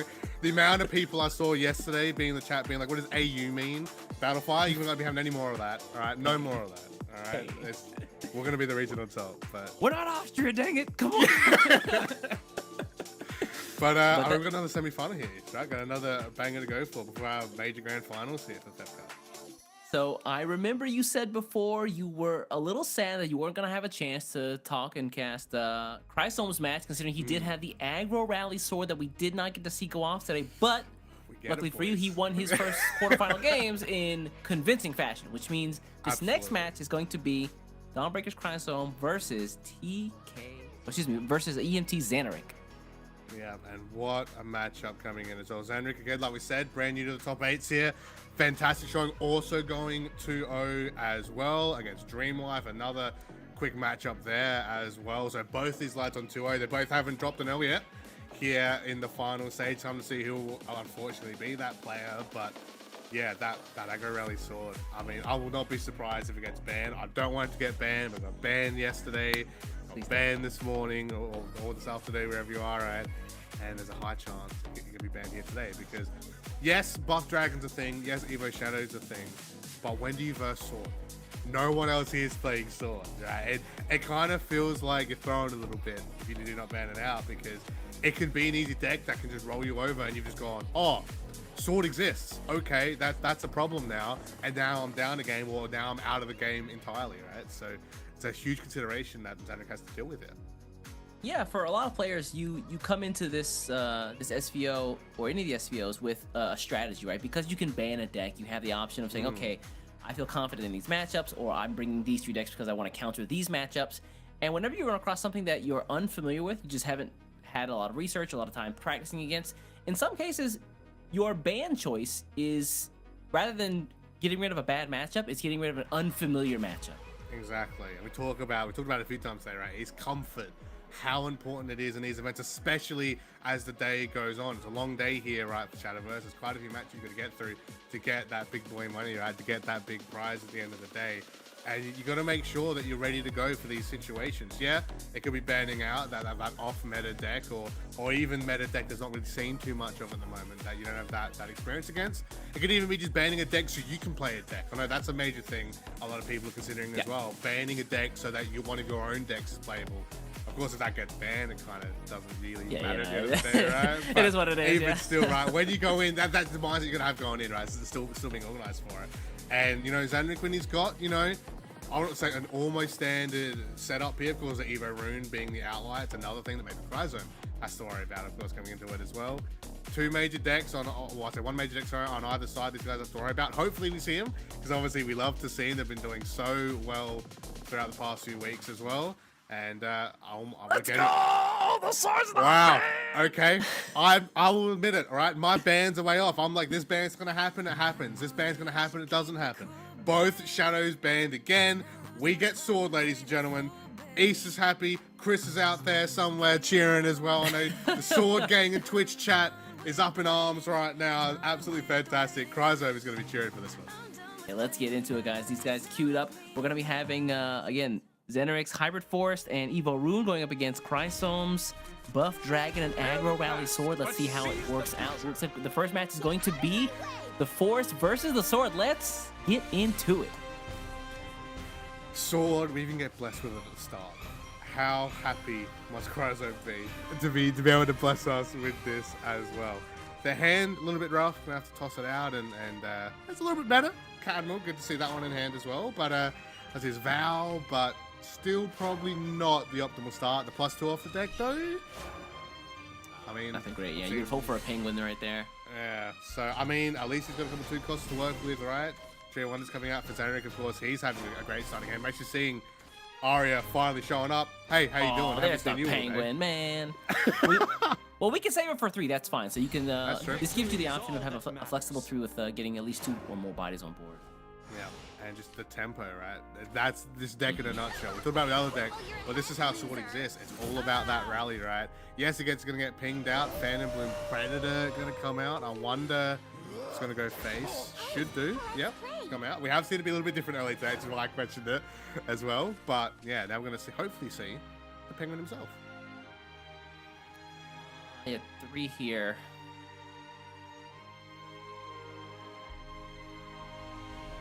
Penguin, and then you just drop the score. Yeah, I mean, the other option is to just play out your Blade Rights Lieutenant just for the rally. Yeah. But then the fact that Chrysone is going second means that he can use that later on to proc his Assault Knight to get a free Evo. So I mean that's a consideration. Looks like he is going to just play the Monochrome in game here. Okay, interesting. All right, well, I mean, it's a big 1-4 ward to get over, and you know, there's a Phantom Bloom there that you can't really do anything about, so hoping to go for that. Blast Fairy will drop, Phantom Bloom, second one, right? So he's able to run one in, run in the face, and should be able to... Zanrik. Oh, aggressive. Oh, okay. Oh, aggressive. So that's a 6 damage, turn 3, turn 4, running in. Sword's getting a taste of his own medicine here, East. I'm a little worried. I won't lie, I'm a little worried. I'm a little worried myself. I mean, this turn he can play the Cat Admiral. Well, we're gonna get the Blade Lieutenant though. Yeah, I mean, the free evolve in the night, right? You have to get rid of one of the Phantom Blooms there. So bye-bye Phantom Bloom number 1. Cat Admiral will follow up with an Evo. That's the rally effect, which is nice. That should be able to clear out the other Phantom Blooms. So he's what? I believe 2 off, 2 or 3 off. He got 10 rally. Yeah. So, and already, you know, not the healthiest board. It's a board nonetheless, though, right? It's going to be up there, ready to go. But how does the fairies respond? With Arya. You know it. You know it. We don't always know. Arya. Do you know it? East knows it. I know. We all know, guys. Okay. Chrysone here giving his opponent a round of applause for having Arya for the first of the day, actually. So wait, is it actually the first of the day? I think it actually might be the first Arya we've seen today on curve. Yeah. Because you can correct this chat, of course, if we're wrong, but I'm about 90% sure that it is. Which, I mean, we talked about this, how Forest is kind of in that 50-50 at the moment, right? Where it's on stream, it kind of always likes to fail and stumble over and trip over the hurdles, but for Zanrik today, it's definitely working out for him. Aramis Athos, let's go. This is going to give him, he makes room for the Frenzy Corpse Master at the end of the turn. Aramis Athos is going to run in and then heal up afterward. And he's going to also give Chrysone, 5 health here, which is great. Yeah. And now Zanrik has a board to begin with. The Musketeers, ladies and gentlemen. The Musketeers, all I'm going to say. They're an absolutely fantastic addition to the Sword deck. But Zanrik's hand could not... Getting the second right there. Does he have the no, but he's that Fairy Slugger, and that's good enough. Yeah, I mean, I believe Amataz is in hand next to the 2 fairies, it looks like it. So he does have it, but gonna hold it for now. Of course, not waiting to build up that board and go for the Slugger for now. I mean, might as well. Gonna use the Evo on it as well there. Got an extra bit of health. I mean, there's 3-5 attack followers, right? Not even counting the health is also huge, so it wouldn't be too surprising. We deal with 1 Musketeer, but... By Athos. It's fun while it lasted, Jordan. You can see that, but... He's got this, he can. Either Yeah, run it should it be an in. easy clear on Frenzied, right? So Is Aramis gonna stick? Hold on. Can Aramis stick? it's fine. 2. He still has the bounce for 3. That's true. He has to be card perfect. Because Wisp problem obviously can't is- play it or banish. The problem is Chrysone's hand honestly doesn't look that great. So I mean, getting buff followers is fine, but like, you know, Penguin, Blade Rush Lieutenant, yeah, Oathless Knight. Come on, like it's No, hey, you're not bad mouthing the Penguin right now, Study. There's no way. Oh. I didn't just hear that on this call, right? I will The Penguin- badmouth the Penguin, but I will the talk Penguin- up the Squirrel. There we go. Animal rights activist Ish over here. Yeah. Hates the Arctic. Big fan of the tropics, though. He's yeah, it is what it is. Adherent to Pollen is not great. It's perfect for you know, getting some evos, but I mean, we haven't seen any of the Kagemitsus, we haven't seen any of the Erikas, we haven't seen any of the Octresses. He needs to get his actual like damaging cards out. He's got the rally Yeah. on lock, not a problem. He's got tons of evos. We just need Yeah. to see. Yeah, there's the buff on the from Aramis. We need to see some of the actual like matches in the deck rather than all the gasoline. That's right. I mean, I was just gonna say, a lot of the filler, right, is out there. It's out there. It's doing work. Don't get me wrong. It's doing some work holding on, but yeah, it's those key cards, and he's that. I'm hoping it's not bottom 20, but it's getting close. There's only 9 to go, and now the next option is what do you do with the last 5 play points? You got 1 spot left. The Evon Penguin Guardian. I So like you got this a big evolve. board. I like the evolve here because it says if I board lock myself, I'm not sure if okay, yeah, because I board lock myself. Now you have to respond to the board or I'll win. Yep. You can't just get a free turn. Exactly, and the amount of damage is disgusting here. So Farius will kick us off. All right. Then are going off though. Does he have it? Yeah, At least so- fine 10 damage. Sekka's in hand. There's the bounce from the Primordial Colossus and the Wind Fairy. Oh, and Amaton, yeah, excuse me. Yeah, easy Armatars there. Oh, really? Yeah, Free so buff. you're Yeah, gonna I get like the free this. right to get the bounce. So because you're gonna get another one right with the second anyway. So big brain that. Get the Does he have card 20 bounce. removed? It was 14 when he played Sekka. Mm-hmm. I think he's touching. He's very close. Well, like 18, something like that. 17, 17. Oh, There you go. yeah. But you run all those in. Wind Fairy bounce as well. Bounces so back. 19. okay, so Sekka is ready. The board isn't. Unfortunately. And the play points isn't. So you can have as many setup Sekkas as you want in hand, but you ain't got the stuff to play it. yeah, And that's that's going to be the... it. Armatars will clear, but Chrysone will look to set up. The problem is, what's you got to set up with? Man, Zanrik he's looked so powerful with this Force deck all day. This thing has looked unstoppable in his hands. There it is. There's the pieces we need. A little late to the party, though, guys. Come on. What happened? I sent you guys invitations weeks ago. I was about to say that at least they showed up, but at this point of the game, I don't even think that matters, right? It's like cool. You can have 3-week-old cake. That's fine. And the meat's off, so you're not having any of that. You know, the barbecue's busted. But yeah, I mean, what do you even play for here? I mean, sure, right, you play Erica, you play the Amulet, you just play and then what does Zanrik do? You play Fairy Wisp, done, right? Yeah, it'll go straight over it. Kagemitsu, sure, but there's a 7/7 on board. How are you gonna get over that? So, and then obviously Sekka's gonna clear. I don't know if this is the way. Sword, He sword got gang, you need to get that Spirit Bomb energy ready. Hands up in the sky. Get that ready, because that's what he needs. Hollowness here for the free evolve. I think he's trying to get his Kage to 7, so he gets the 4 clear, which means he can get rid of the 7/7. Yep, but Even still, yeah, yeah, necklaces. we know Sekka's coming. He's on 8 HP. Ain't really gaining much of that back. Big Evo. Get to 5. 5, yikes. 3, 4. I thought he already had 5. Yeah, and it's just lucky you had the effect damage of Kagemitsu. Quartz Master will hold, but Not enough, yeah. Sekka's up. And there you go. Yeah, that expertly played there by Zanrik. I mean, this deck in his hands looks like the strongest deck in the meta, bar none. It just looks so powerful. This is the forest deck that we're meant to be scared of. Yeah, I think. exactly. This is what we're saying. Those in early today, yes, some have been okay, but they haven't been at max power. This is max, or even pretty much max power. I mean, we said this in the last set, right? It pretty much felt like Zanrik had a perfect matchup. It's kind of leaning on the same thing again. Nothing against Chrysone, of course, but it's getting close like that, especially with only one match left to go before Grand Finals. That means that Zanrik there is going to go up 1-0 against Chrysone. Chrysone now needs to run it back with his either Buff Dragon or Evo, or his Aggro Rally Swordcraft. And man, the way that Aggro Rally Swordcraft looks in the first game was not hot. He couldn't find his connective pieces. He could not find, the Kagemitsus. He couldn't find the Erikas. He just had the pieces to get to the rally, and he did that expertly, to his credit. But he just could not close it out. Yeah, and I felt like when we hit that with that turn 4, turn 5, things were picking up a little bit. He had some great followers, strong board out, just into that draw, as you said, right, East. But if it ain't there, you're not going to be able to get that win, especially against a deck like Forest or even Shadow or Dragon or any of those top decks right out at the moment. And it just goes to show, unfortunately, if you don't get those 1 or 2 cards, it's curtains, and that's what happened there for the first round. But we know Chrysone, right? Huge name in the scene worldwide in Shadowverse. We know what this man can do. We know he can go for the run back. And, that sword deck could still catch out a win here. And with Buff Dragon as well. Sure, it's not Burn Dragon that we're used to having, but Buff Dragon, it's doing him well. He got himself here with it. Hopefully, he can save him here too. Yeah, Buff Dragon it's kind of a rough matchup to queue into his sword, just because if they manage to get the 2 buffs online very quickly, things look incredibly dire for you.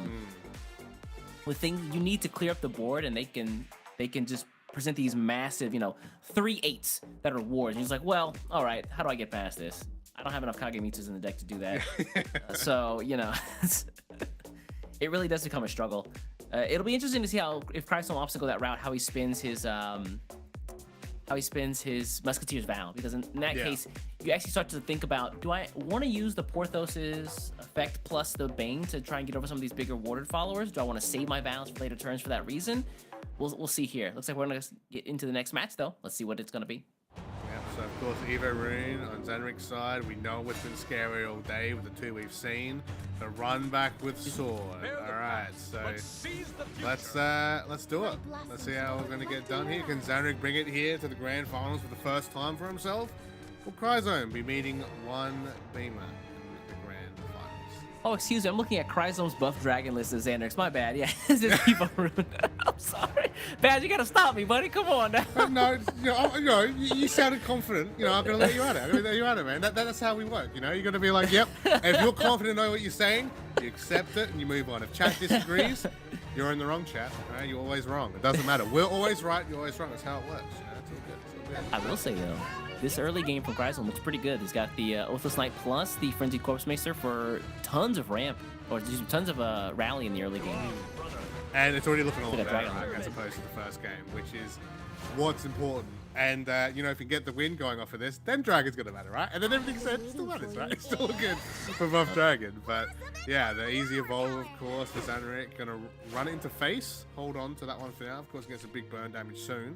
Assault Knight. First time we've seen that today as well. Obviously great to have in hand, ready to go.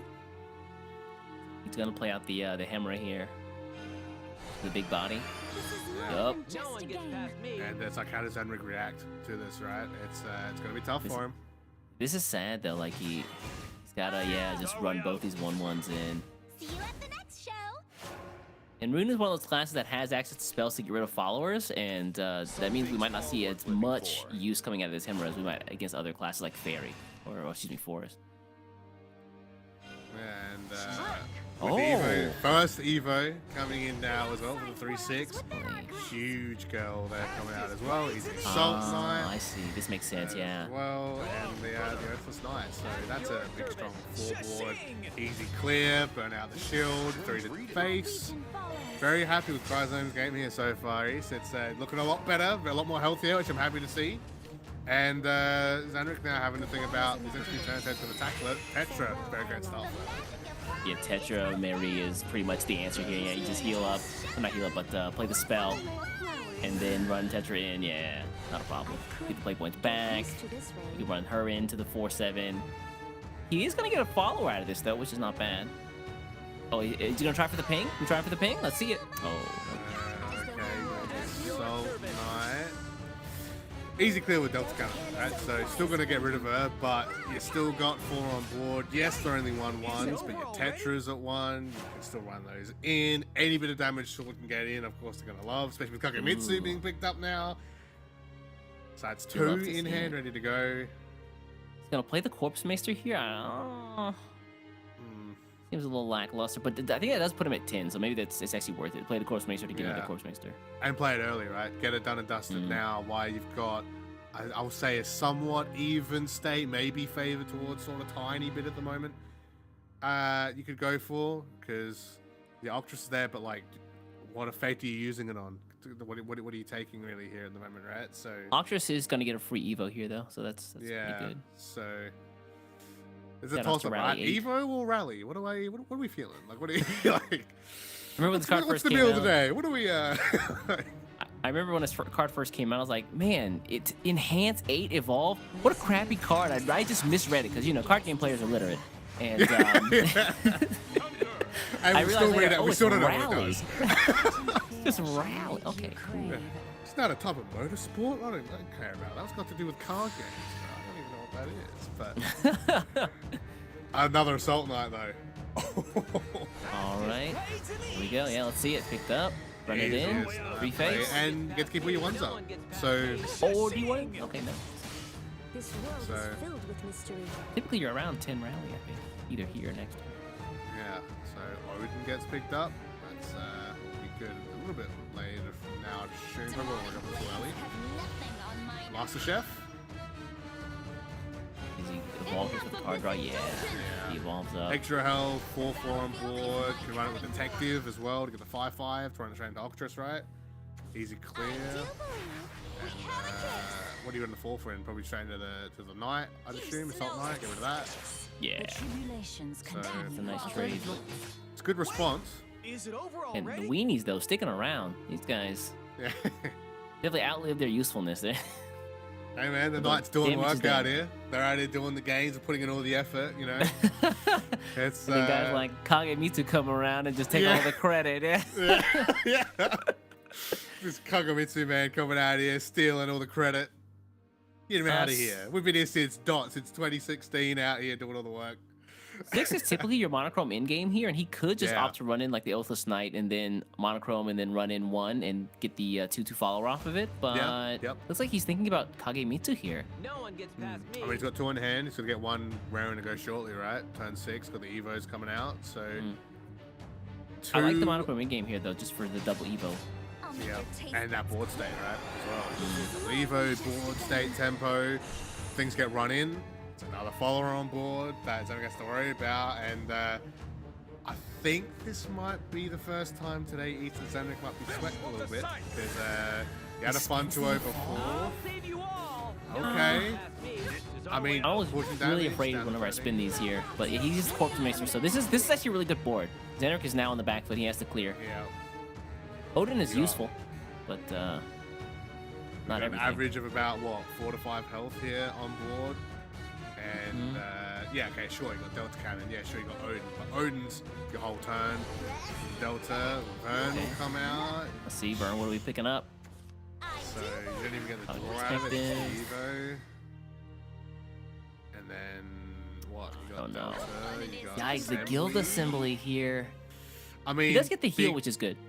yeah, big. You get the draw health, the buff because he's that far in, You smell but 2 against 5.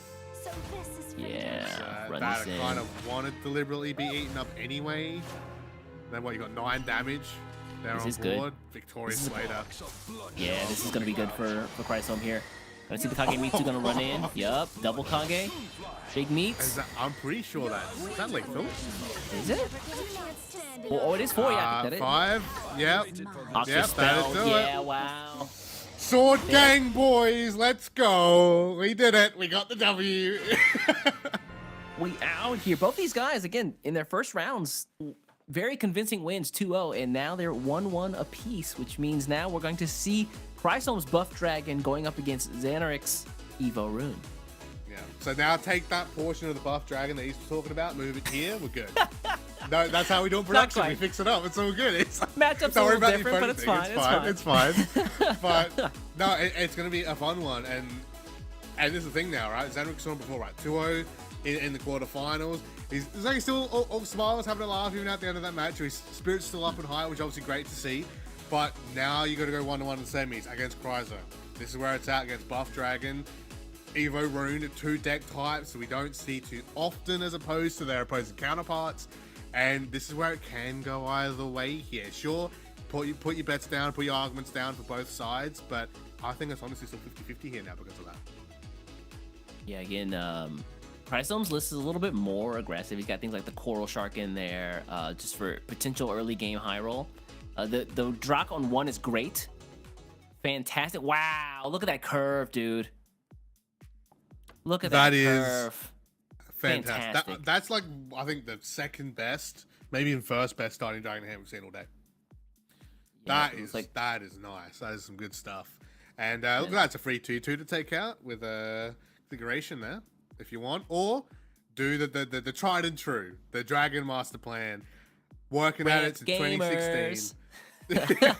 We're rampant, boys. It's a Dragon Oracle time. Let's go. This does give Zanrik the wherewithal to take the board, and so now Chrysone's got to catch up in tempo. This deck, though, Buff Dragon, give it a couple turns, not a problem. Exactly. Ooh, for 4, you want to start buffing, but you can't leave all this stuff up. So you can play the Prime configuration, hopefully hits the Awakened Robot, and then go into Dragon Awakening. Yeah. I mean, if he wants, he could go for both primes. It might seem a bit rough, but... And nothing else you can do much else after the fact. I mean, you could also go for burning, put the extra health onto the Brutal Dragon Yacht or the Rowan, probably the Brutal for sure. I mean, I wouldn't hate that going for the burning one instead. Prime. Perfect hit, let's go. Nice. RNG still at it. The luck from Sword still going. And yeah, I mean, I think you can eat the one here, right? Go for Dragon's Awakening as well. I don't hate that. I think it's either that or you go for Howling for sure. And you could still play Dragon's Awakening if you really wanted, but we'll hold on. And definitely wants the card draw. His hand's looking very light right now. Yeah. So I mean, but pretty good turn. I'd say good use of the cards in hand, and still has some good resources to use later. Zanrik has to respond with the Fruits of Wisdom Evo. So he's really still behind as well, which Chrysone will be happy about, right? Because now seeing that Zanrik's still setting up, now Chrysone gets to set up and don't have to worry about too much. Yeah, it's a 3-3 drone. Dragon Oracle coming out again. Part 2 is that we're gonna get the trilogy soon, boys. Don't worry, it's gonna be a good one. And I mean, there's also Rowan, of course, it's up there for 5. But maybe not want to use it just yet, but the option is there. So Awakening Oracle. I like Oracle Awakening this turn. I mean, there's no way to slice it differently. Next turn, your Rowan's online. Brutal Dragon can do its thing. You'll have 2 cards drawn off of the Awakening here. You Coral Shark, which is fine. Mermaid is more draw as well. I don't hate this. I mean, you could actually just play the Coral Shark if you want. Yeah, I'd say I got an argument for Coral Shark just to come out as well, because then you don't have to worry about the damage, you get the water, and Coral Shark actually lives through that on 1 HP, which is his base stat line anyway, so... Yeah, I mean, that's fine. He's thinking about it, though. I mean, there's definitely consideration to be made here. I think that the Coral Shark here just seems like it's the most valuable. So if we're talking about getting the most value out of the cards in your hand, Coral Shark seems great. Dragon Oracle is always going to be good. Yep. And you can even save that for 7 if you want to draw, right? So you really, you've got Mermaid there, you've got Rowan to set up with the Primal, so looking to clear out Big Droid himself. Evo Shark. Okay, I mean, he's got 3 to play with. What is this target, though? Oh, okay. Big boy 7/7 Hippo. I'm not going to lie, I wasn't expecting to see it, expecting the Ward, but that has to go. Zanrik has to get rid of that. There's no way you leave a 7. That's half your life points. Half your health right there. Gone if you don't deal with this board right now. Yeah, so how did this... I'm assuming he did that to make it awkward for Tetra. How does this make it awkward? I guess it only gives Tetra 1 target? I could get used to this rain. Yeah, it's looking like it. No, this is fine. Well, it's burning resources, but also drawing at the same time, so maybe he was trying to catch out a resource burn. So yeah, I think maybe he was trying to catch out this turn for Zanrik and hoped he didn't have certain resources available. I had to force burn some of them to then have a more comfortable later game. Second Brutal picked up here. This gives him all the wherewithal to play Oracle and then Rowan. Start getting some of the damage in. You could also do something like Dragon Oracle, Mermaid, although that seems a little low tempo. Yeah.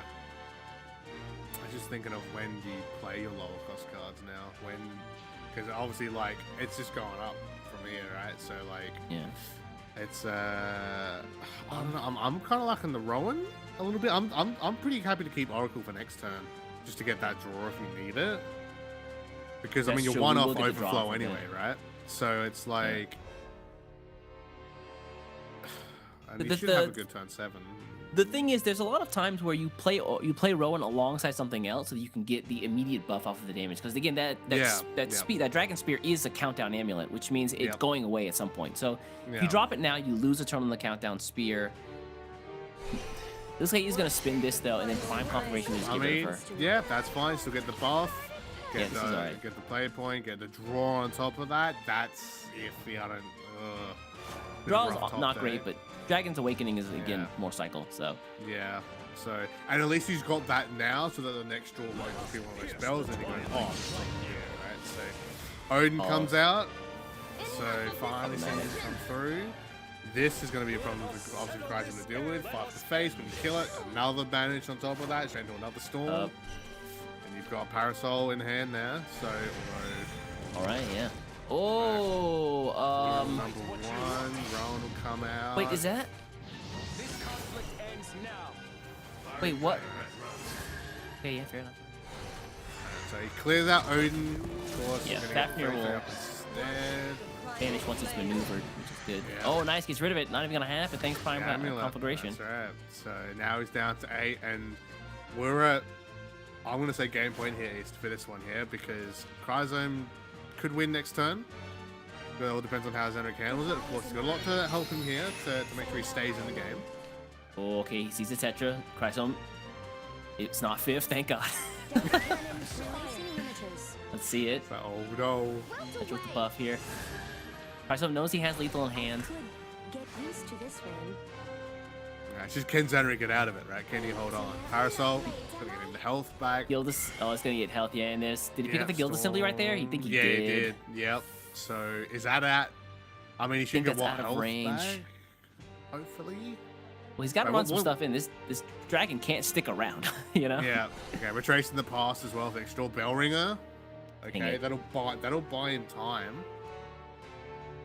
But he's thinking about assembly instead. Yep. Yeah, assembly is 5 heal plus the. Oh, actually, he didn't have enough for the buff. Yeah, he doesn't have enough Evo. But I mean, he's at 17, right? That's going up to 18. Delta cannon hit. He's sitting pretty. That'd be pretty good, even without followers on board, right? But oh, so much cycle. He could also just play the dragon. I was thinking that because that's what 3 5-10s. You do the 3 burns face still.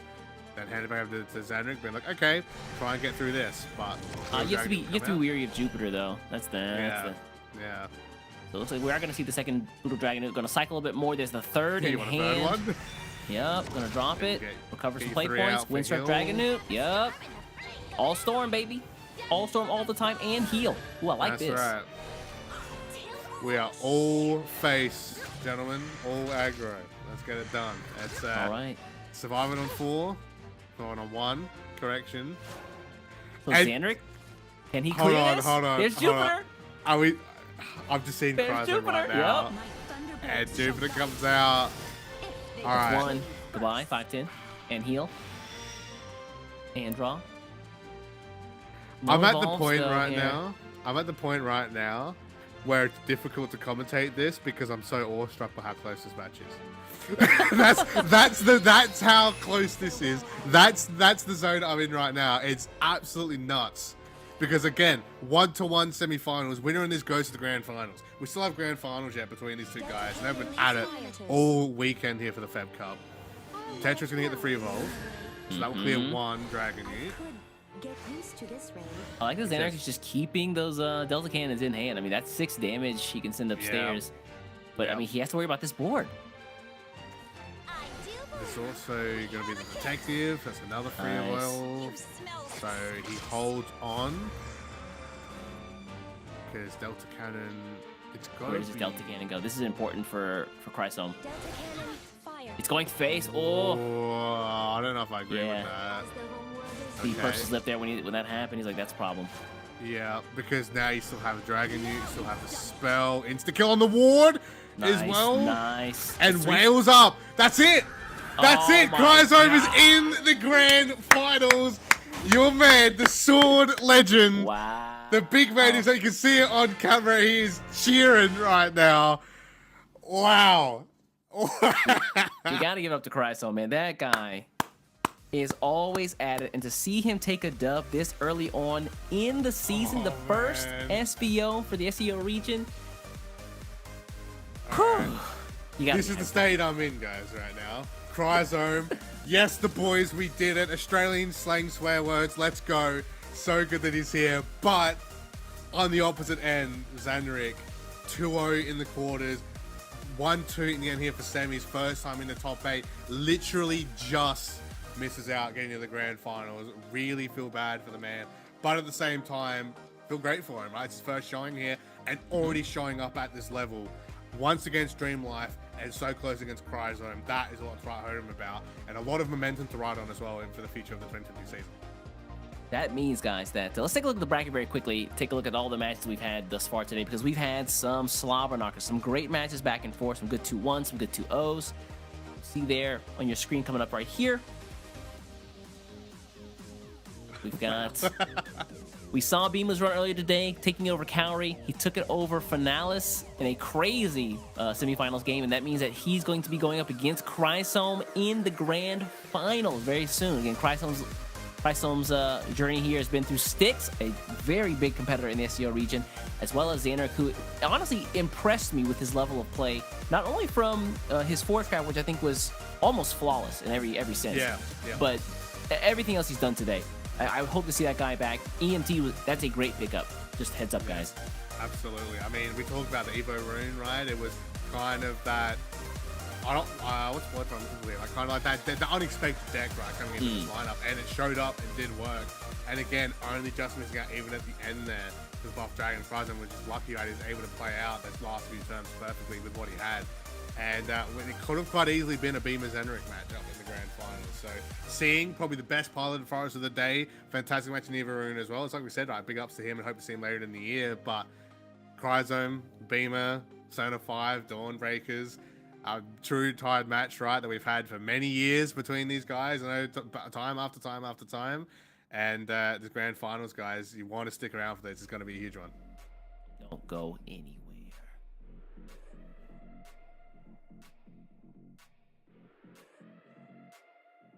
Idea how Wrathblood possibly wins this ever. What do you mean? It's a great game, great deck. There's nothing wrong with it. You know, it's such a good deck into Shadow. Lasted, boys.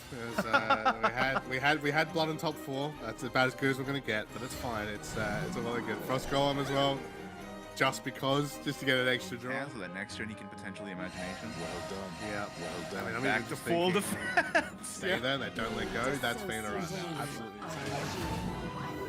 And with a double ping, evolve on Archdemon, because why not? The big stat you're going to clear. Probably 4-4, yeah, sorry, so you keep it on board. It's back to That's 13, GG. But that's game. That's Yeah, it. on wings, Gita's Determination or Grand's Resolve. I for will the say, flags. though, Whims of Chaos for the flags. you might as well. Triple whims. That's Bema, as Bema being Bema, man. And what a match. I mean, for Fina to hold on this long as well. So let's go. This is going to give him, he makes room for the Frenzy Course Master at the end of the turn. Artemis Athos. Athos is going to run in and then heal up afterward. He's going to also give Chrysone, 5 health here, which is great. Yeah. And now Zanrik has a board, to begin with. The musket. Sekka is ready. The board isn't. Unfortunately. And the play points isn't. So you can have as many setup Sekkas as you want in hand, but you ain't got the stuff to play it. Yeah, That's that's gonna be the it. big meats. Is that, I'm pretty sure is that lethal? Is it?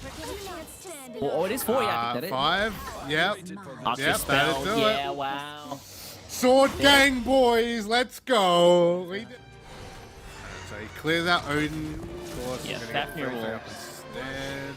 Vanish once it's maneuvered, which is good. Yeah. Oh, nice, gets rid of it. Not even gonna happen. Thanks, Prime Amulet. Conflagration. As well. Nice. And It's 3 Wales up. That's it. That's Oh it. my Chrysone is God. in the grand finals. Your man, the sword legend. Wow.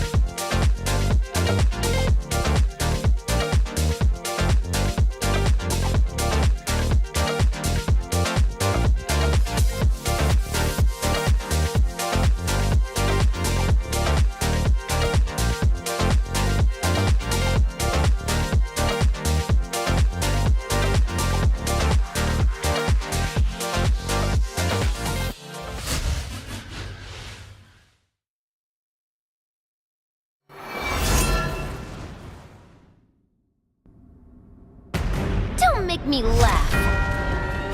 You annihilate us? Go on and try it. This world yearns for calamity! As long as despair grips the souls of mankind, until humanity's potential is exhausted, the Omen shall never be forgotten.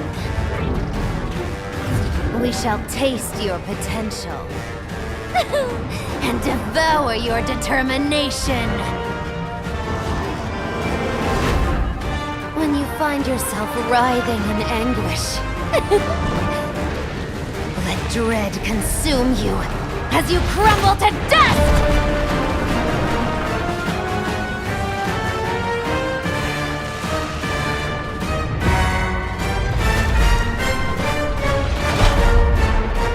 Omen of storms.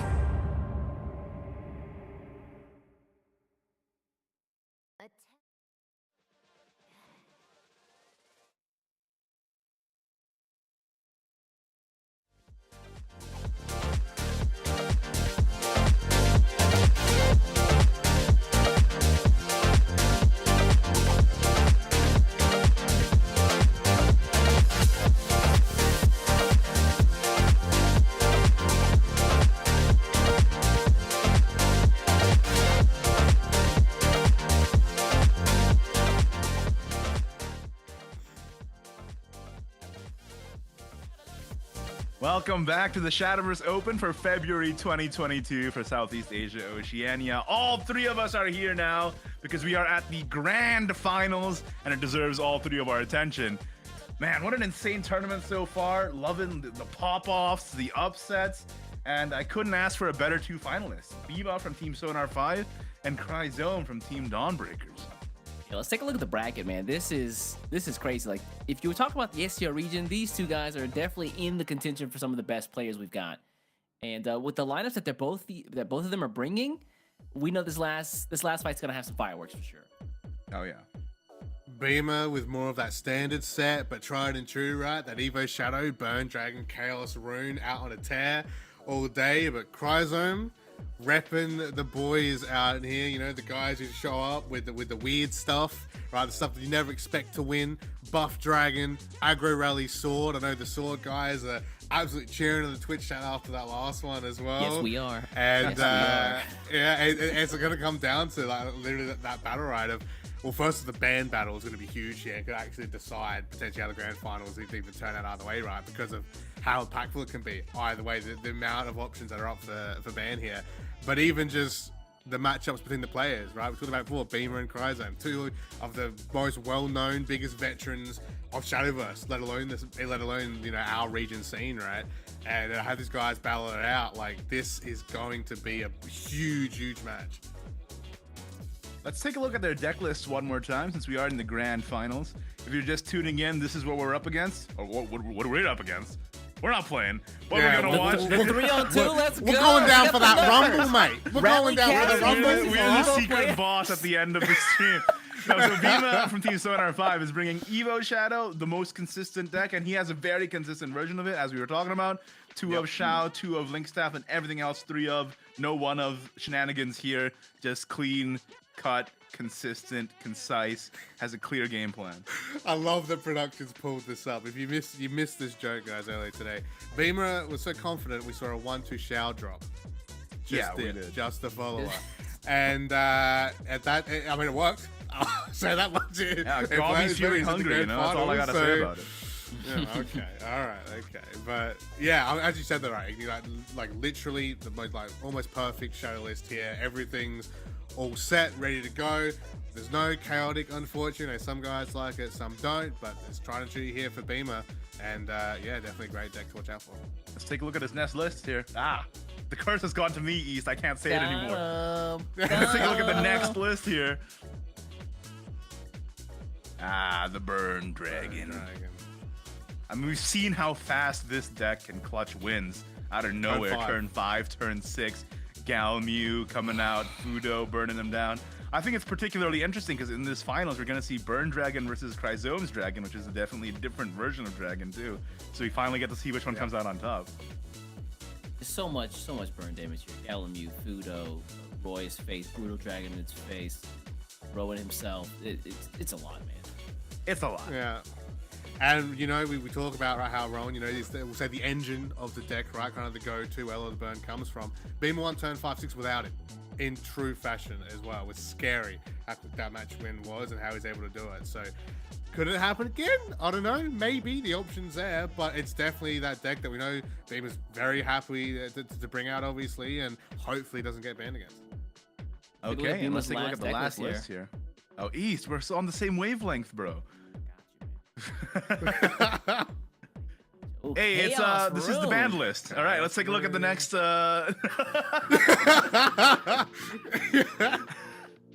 There's no way this is getting. It's Zizzle Dragon, right? But I'm pretty sure this is gonna get banned because Chrysone is running such an aggressive lineup between Sword, Dragon, I've and. said that, but Shadow's been banned like 3 or 4 games today, and I give up. I don't know anymore. So, But all jokes aside, there's a reason they're playing and we're casting, so I don't. all jokes aside, this is Chaos Rune. It's basically a control deck with a hint of craziness thrown in between Whims of Chaos and Imagination Realized. Yeah, but other than that, before you get to turn 7 Imagination Realized, you essentially just control the board, and then if you get to turn 10, you have the win condition of Gilmlease giving you the token spell that just deletes your opponent's hand, and it just does so much. That ravenous sweetness, 0 cost, you know, heal 5, deal 5, delete your opponent's hand, etc. Anyway, let's take a look on the other side. What is Chrysone bringing to the grand finals today? I mean, you just saw it in the previous semifinal. He's got that Evo Shadow as well. The literal exact same list. You know, a lot of these people practice with each other, so they're probably just like, yeah, this is the one. Let's just bring Hey, it. man, give me your list. It's like copying homework. It's like that, it feels like that, right? But also at the same time, a lot of these meta decks, it feels like every couple days or even every week, they're being updated, being changed up. And it's not even like, we'll say it's drastic changes, but it can be the matter of 1 card difference or 2 cards different. And it's that's equally making these decks stronger. Shadow is a key example of this, not only just for the slight changes, but even the comfort changes can come out as well. And potential Mirror Shadow, we had it earlier today. It was probably one of our better matches, definitely to watch out for earlier today that went on for a very long time. The option could happen here with both these players again for the Grand Finals. Let's take a look at Chrysome's next deck list here. One that's very interesting up against Bema's. So we have the buff dragon instead of the burn dragon. It's sort of like 2 ways to skin a cat, right? Like, sort of the same game plan, but with a completely different package.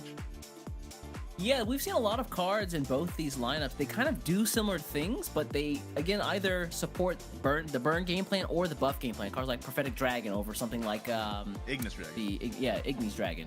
Thank you. Who's much whacker. Anyway, Hey, I hate to break it to you, Ease. I revealed Prophetic Dragon too. come on, man. Every card today, Ace is trying, man. He's trying. He can't get away from it. But this deck, even though it's called Buff Dragon, it has a lot of burn as well in between the, you know, obvious brutal Rowan package. But also Rock Whale can seal games really fast as well, as we've seen today. Yeah. I mean, we literally saw it in the last game. That's how cards have got the W, right? It's a combination of the Rock Whale coming out, the spell, the follower. It doesn't matter. It's super strong to see. We saw it in West Cup, 3 Dragon Oracles to a Rock Whale for a victory. It's super strong out here at the moment, and obviously Buff Dragon. Yeah, people are 50-50 on what's better, or maybe 75-25 or 100 Joe for Ignis' case. But, you know, it's got a very high chance of getting that W. It's worked out for Chrysone. He's in the finals with it. So, we'll have to wait and see. And the last deck list, I think, needs no introduction. It's everybody's favorite Aggro Rally Wrath Sword. Blood. Oh, wait. You misspelled best. I know. See, East is cheering right now. He's very happy with this. He's been waiting to see it in grand finals all day, and we're here. We got it. Hopefully, we don't get a game 1 instance of it that we got in the semifinals of Chrysone. Hopefully, it's good from the start. But yeah, it is obviously one of those decks, right? That it's different. A lot of people don't have a lot of experience going up against. Same issue with that, though. It's not being played. Sometimes it might not have that strong start, and if it doesn't, it might not be reliable, and you could end up losing out because of it. So it's definitely one of the decks that can definitely easily get you that victory, but obviously you got to be careful and hope, you know, that you can have that very strong start to kick off a game-taking win. or even a whole event taking win, in this case, of grand final. Yeah, you really want to build up those rallies in the very early game so you can get your Evos online, so you can get your Kagemitsus out, you get your Erikas on board doing tons of damage, and then hopefully close out the game with either Musketeer Bow, Kagemitsu's damage, or something of the like. Yeah. Damn, rap goddies. That was crazy. Dude, I love this deck. This is my favorite deck. Seriously. For the first half of the expansion, this is all I played. Yeah, and Varying it's degrees, but really yeah. fun just to get a It bunch is. of guys. I love board-based decks. And Imagine me playing and one the card homies- and getting 7 on board for it. That's so good. That's just great, you know? Deck plays Amen. itself. Almost. But anyway, Okay. that's going to be the decks from both these guys. Again, going to have Team S5's Bema going up against Team Dawnbreaker's Chrysone in the first SEAO SVO of the year. Guys, who are your picks? I've talked to both these guys a lot. They're friends of mine, but I want to see Chrysone take a W. He's had a curse up until this event that he's always lost every Shadow game he's ever played on stream until now. Can he break this curse and finally be free, or will Bema shut him down? I want to find out, but I'm rooting for him. Well, you know, I've only one of 2 Australians in the whole Shadowverse world. You know, I've got to go for Bema. That's how I do it, you know. It's, East, you're the decider. all jokes aside, you know, big fan of both these guys, as well, big fans of both. And as you say, you know, he did awesome guys, had awesome runs before. Big Claudia Chrysone at the W, but I've got to go for my country, man. I've got to go for my pride, you know, with Bema as well. Such a strong contender. And we have the already bands know- in here. Chrysone Dragon Band and Bema's Shadow Band. Leaving up the Chaos Rune against your sword? Yeah. Maybe you want to just go Crazy so aggressive. with the sword, that- yeah. I don't know, man. That bird Yeah. just clears boards in the early game. I guess we'll find out how this goes. Chrysone from Team Dawnbreakers versus Bema from Team Sonar 5. Remember, first place is taking home $2,800 US. Second place, $1,700. So this is an $1,100 money match right here. Ignorance will be swept away. That's insane. $1,100 was like the prize for our old SVOs. Like that Yeah. was the first place prize. That's the difference. That's Yeah, now the prize pool is $10,000. Yeah, imagine playing for the difference, the pressure right now. Don't want Yeah. to be in that. But Definitely a different kind of fight, yeah. Yeah, gloves are off, gentlemen. No more rules. We're out here street fighting. That's what's happening. It's gonna be a tough one. But yeah, the sword into the rune. I mean, obviously we're just talking about it. It's what's gonna kick us off. I was thinking Bema might have tried to go for the dragon first and bait out the sword potentially first, but we'll have to see if Bema will be able to, I guess, take out sword here with the rune deck, right, where Chrysone might get an advantage with. Not a bad hand from Chrysone, though. He's got the Victorious Blader on 2. He's also going second, so the Blade Ride's Lieutenant gets the free evolve on turn 4. Now, it's kind of a beaut, this hand, wouldn't you say, Baz? You know, that's all I got to say about it. Yeah, According it's a to lot better than the first match with Chrysone. It's definitely emulating more of the second match we saw, and this is what I was talking about. You have that early game build up, you have, you know, that tempo, right? Bam, bam, bam, the strong cards, especially right on the second turn start, having that Evo ready. Bema's going to have a lot to answer for because, yes, Chaos Rune can have a strong early start, but it's that mid-late game, right, that they're playing towards. That's where the true strength is. Sword might even have a chance to just take it away from the mid-game, right? Bloody oath. Ooh, all right. Big energy there. Swatting face. 0-2. Okay, that's what's Ding up. dong. Nobody's home. Go away, kid. What does three Bema hit, though, is do on kinda this awkward. turn? Do you want to invest the Goddess of Rebirth to potentially get a Dawn Splendor prevent Erica? Seems a bit heavy. Hold it If I got a Dawn Splendor, I'd do it for the later game, but this is actually kind of nice. He gets the Penguin plus, Or you can just play the Frenzied Core Master, yeah? For more body. yeah. The consideration here is that the Penguin just gets less and less value every single turn. Also, you could really go crazy with. Wow, he's just gonna go the Octras here. Interesting. Octra, Steel, Ward, and the draw card last words. Oh my That's god. huge. That's pretty funny. That is really hilarious. good. Yeah. The imagination is picked up though, which is important Imagination's here. back. Ha! Wait, what does Whimsrune even do? Where's the bird? What happened to the bird? No burps. No burps. No, he's gonna Frost Golem, accelerate, and draw the bird. All right. Well, he said it now. All right, let's watch it. Don't be Let's like go. that. Let's, Wait, how he many doesn't really CS have globes another play, we does putting he? up for this? Everything else in the hand is just too heavy. Feeling lucky bad. I don't know. Maybe. I mean, you got it wrong last time, so it's about what 100 to 0 at the moment. So Yeah, about 100% lose rate for me. Yeah. I like those odds. No way here, what up, baby? That's Never right. tell me the odds. I'm all in. All in, always. I'm just really worried that Bema's going to be able to control this out until the mid game where he can stabilize. That's the worry, right? And then once the whims of chaos is out, imagination realized, etc. Then like, how does Sword get past 10 Frost Golems or whatever? Right? Yeah, they don't. They just die. But you have to get there first, right? That's the problem. That's right. Yeah. And you're probably looking at the Dawns right now, right? Because when else are you going to be burning goddess early to look for it? I mean, it'll come out now. There's a high chance of Erica coming out any time from now, say for the next 2-3 turns. So at least having it out will help for this turn. Second Corpse Master's picked up. That's kind of painful. I see it could be good if the game does go long. Corpse Master is a good clear for those Frost Giants we just talked about. Yeah, true. Being able to just clear 3 followers, and if you have Rally 15, I believe it's all 5. So bad for whatever Wims decides the cost of that card is going to I be. think it's Rally 15 for 3 and 20 for 5, right? Is it? Yes, I want Yeah, to check because the numbers. I think they nerfed it recently, right? Where they actually increased the numbers on it. They're invoked on 10 now, though. Yeah, okay, that's right. So, But the evolve here is good. Again, that's that beautiful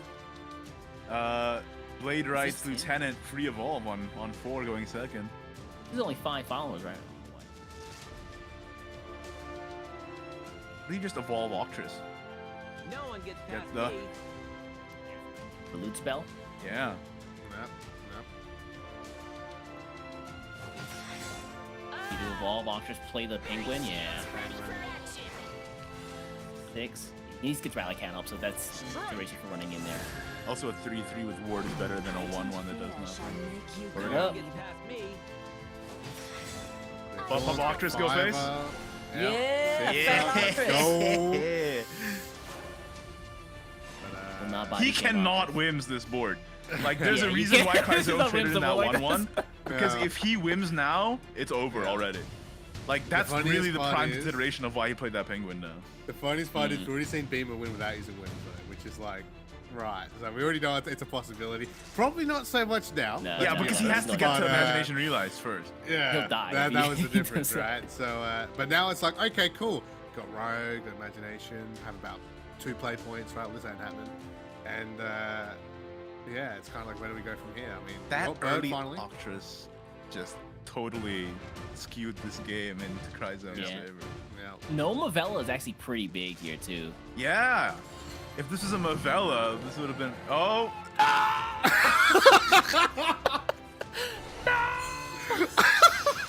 Okay, Burb has a chance to strike. Yeah, he gets Not gets 2 of bad. them, but not the big ones. You can get rid of the penguin. Bird versus Yeah. bird action. Watching National Geographic. Stay tuned. I'm talking about. You run this in, so then on 5. Unfortunately, no Vals from Chrysone, but he does have Erica in hand, which is nice. And the bird discarded the Mavella. Yeah. Yes! Went from an L to a W to an L again. It's like, or a WLW, depending on how you're looking at it, right? So, That's really painful. That is so his sad. best turn 6. yeah. Alright, so yeah, Erica comes down here for Guys, sure. it's okay. He'll top deck. Don't worry. Alright? What's buff? He'll do it. Alright? He'll be fine. But you've got about 1,000 damage to do with here once again. Yeah. 11 damage coming with that Evo. What's Oh yeah, I like this. I think he That's procs 1 HP. the, 1 HVO. It's literally 1 HPO. I think he procs the is it Corpse Maester as well? No, Yeah. not quite. I think he's at 8 or 9. Not quite. So, okay, so you're at 1 Mavella, HP. why did you leave? Yo, let's go! It's healing time. Healing? Doesn't heal No. anything. Oh, that's true. You're right. He doesn't have it. No last I word. mean, at least he's got wards. Yeah, cool. Okay. Yeah. big bell ringer. Goblin Assault. Oh wait, okay. that Goblin Assault's actually pretty big. Singular hit. Yeah, That dog kills system the is full Erica. clear. Yeah. Or if that kills He the might even 3-3. run in. He might even Yeah. run into Erica and try to hit the 3-3, right? Yeah. So. Oh no, yeah, it's rally 10 is destroy 3, rally 20 is destroy 5. Excuse Oh me. yeah. I'll So- tell you. It's the lights never back down. It does hit the 1/1, Baz. Oh! I knew it! How could you do this? To Cross-eyed him? How could you boys. do this to I my just boy? knew, man. I just know. How can I do this to my own boy? This is my region's pride on the line, and I'm just. I had killing lunch it. with Bema once, and that means yeah? we're friends. And that means Oh, he's yeah? my boy. I Actually, think I've watched Chrysone Bema might be out of twice, gas here. so- Don't let a single He needs to shot like quickly. Oh, never mind. Okay. Yeah, remember Cat? That's how numbers work. Yeah. Yeah, cat. Just draw the cat. Special effect. All right, boys. Just Sword can't- 1. Pack it up. We're done. We're done for the day. Actually, we're Give me one not now. done. We're still in the Break the grand waves. finals. Damn it! And Chrysone is your. I'm sure that's what chat would like, right? It's all sword Chrysone win. still All right. has to win with his I mean, Evo technically, the he Evo won with sword. Shadow. Guys, you're breaking my brain. All right? How dare you do this to me? I've been here for I love it. one cast, and I'm already breaking the dynamic. It's great. You love it. That means But, that yeah, Chrysone up 1 here against Bema. Bema's got to win 2 games against Shadow. Yeah, and Chrysome at match point, event point coming up. Let's go. Match, set, game, wallet point. Yeah, If that's right. Chrysome wins this game, he walks away with $2,800 US. Okay. I think I lent him like $20 a while back. And look at his room better right now. collect. The only expensive thing in his room is his chair. Okay. Dang, Maybe it's good if he gets the $2,800. dang, my man's about to get the glow up in the room. Okay. The most unnecessary, not needed comment of the day goes to. 2 is awkward here. Just Luna doll. Yeah, I mean, you always just death cap for free. That's fair, but don't yeah, worry 'cause- about the nuke. Yeah, they Because might not even you know what's happening turn play 2. anything. Yeah. Come on, we've done this long enough. We know what's happening. It's Dragon Oracle, alright? We know what's coming. So, Oh, Susie in hand, Susie's. though. Okay, so what's that, turn 5? Yep. Play would be good? We're continuing to run face. That is the place. So, Bema's got a lot of good mid to late game stuff, but nothing good for now. I mean, Ignidius Dragon, what is that, Oracle now? Again? Yeah? Yep. So, He's I gonna mean, 6 next turn. sort of emulating, you know, the West Cup a little bit. Just not really, but kind of. We just need another Oracle now. Yeah, Link Staff here. Something really else you want to do? Yeah, because you turn 5 set, right? It's already good to go. So, Some stats on the board. yeah, so you Susie got to 5 buff. on board. You're gonna have Susie, and How about okay. Gal Mew go face? How do you feel about that? Big Mew. I mean, it's either Yeah, that or we do Tiamat, have 6 right? play points, so I mean, it is. Just call her Big Mew. Big Mew. That's not her name. Hey that's guys, the name, what's man. up? Big Mule here. Big Mew. I'll show you disdain. Big Meats, Big Mew. This Right now. Everybody knows. brighter. Hard Fangs of Destruction, slap the board, go face, run 6 in. Feels pretty good. Welcome to Dragon's game. Yeah, best turn 6 of his life, hopefully, for this match anyway. But now we get the setup. Oh Double my God, Skeleton you picked up the Raider in second hand as Raider. Well, Here we go. Chrysome is very, very happy with this. You know the music. Let's dance. Yup. Dun, dun, dun, dun, dun, dun, dun. Put on your... The music is just one girl saying, "It's nothing I can't handle." That's the music. And we're just slow stepping to it. Oh, yeah, this is great. All right, the stat line for Susie's always awkward though. 3 is, well, it doesn't matter. It doesn't matter because She's Death Cat Reaper. Yeah, and Didn't we everybody's have run favorite in shell. first? Oh no, he needs the shadows to do it. Okay. Yeah. Hey, stats, man, stats on board. Stats Super on Turbo stats. Evolve. He needed the Alright, shadows there for the so- shell, so he opted not to. Makes But sense. what now? Tiamat? Dragon itself feels rough. Um, I mean, it's Yeah. hovered. Ignis Dragon Dragon Evolve. Yeah. Evolve. Here we That's go, a baby. play. Yeah. It's a clear. It's a full clear. Heroes rocking up to the It's a grand full finals, clear, but at what boys. Let's cost? go. I'll tell you the Honestly- cost 7. The cost TBH really isn't that bad, right? I mean, every other play is what? Lackluster? Fudo, Evolve I guess, is an Bellringer option. Tiamat? That's not bad. Yeah, that's what I was saying. Like Tiamat's kind of like one of the only. So you evolve the ones. Bellringer first? You're Yeah, leaving up play more Bellringer stats for the Raider to Sunder though. Yeah. And I don't know Both about you, are but at I'm not trying to get sundered 5. today. Both are at 5 though, and yeah, you got Wicked Rebirth and Link Staff, but that's it. Like, I kind of feel like next turn for Chrysone, before that gets cleared, what's next? Do you just play a Raider and just hope that it does something enough for the next turn after that, or like that top deck's gonna have to be real good. Or Ignis is gonna come out anyway. Yeah.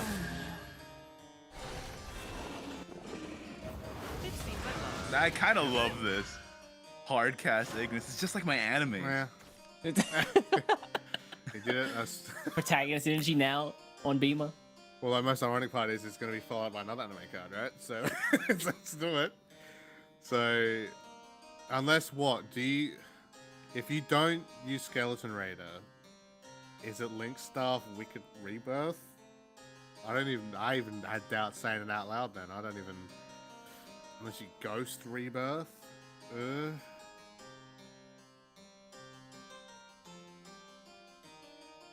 What Chrysone's wondering about right now. Just playing Raider feels so unimpactful, though. Yeah, Like, I mean, how else do you all of deal it with this does. big guy? Yeah, like, I mean, at least with Raider you can nuke and do 5 damage, I guess, and you know you got one backed up, but he's gonna go for the Rebirth, which doesn't clear. He gets 2 Omegas in hand, which you can't use. It could But- evolve. I mean, he evolves, clears Ignis Dragon, and he's actually got enough for Spirit to evolve as well, so both Raiders are at 3. That's actually, okay, you know what, that's actually pretty good. Gonna spend it now. Detestable. Both Skeleton Raiders at 3. That's 8 damage alone without Evos, without followers being destroyed. Rowan comes out. Is there any reality right now where Bema survives next turn? So he needs 2 damage. Is that right? 1 damage. Sorry. He needs another Krampus, basically. Yeah, and that's even without like the Skeleton Raider like passive ping right on destroyed followers. Yeah. So, So if one That's- follower comes out, then that's basically game. yeah, and that's what I'm like. All right, what's Bema got? I mean, Omega will give him health, but I mean, you could Bellringer evolve and hope that draw's good, but you're spending 2 and having a guaranteed follower destroyed. You Bellringer evolve, it just gets killed by the Raider, though. Yeah, Yeah, that's it's what I'm just saying. Raider Like, fodder. it's just This might be a quick one, boys. I don't know. Is this a 2-0 finals? Is this the Chrysone sweep? It's feeling like it. What's this? The aggro rally sword sweep? He's going so fast. I mean, there's a reason why he's on a racing chair, man. I mean, that's just all it is. Is that what it is? Gran Turismo. Why did production Chrysone? laugh at that? That's not funny. That joke wasn't funny. I don't Nah. That was good. Hold on, Amy. Hold on, Amy. Hold on. No, no. That was a good one. Hold on, now. You gotta. Thank you. As a fellow Australian, there You gotta wasn't give credit enough where swear credit's words due. used Hold in up. that, so it wasn't funny. All right, it's not good. As a fellow Australian, Yeah. you're the only one here. What do you mean? Baby's here in spirit. What do you mean? He's right there. What do you like?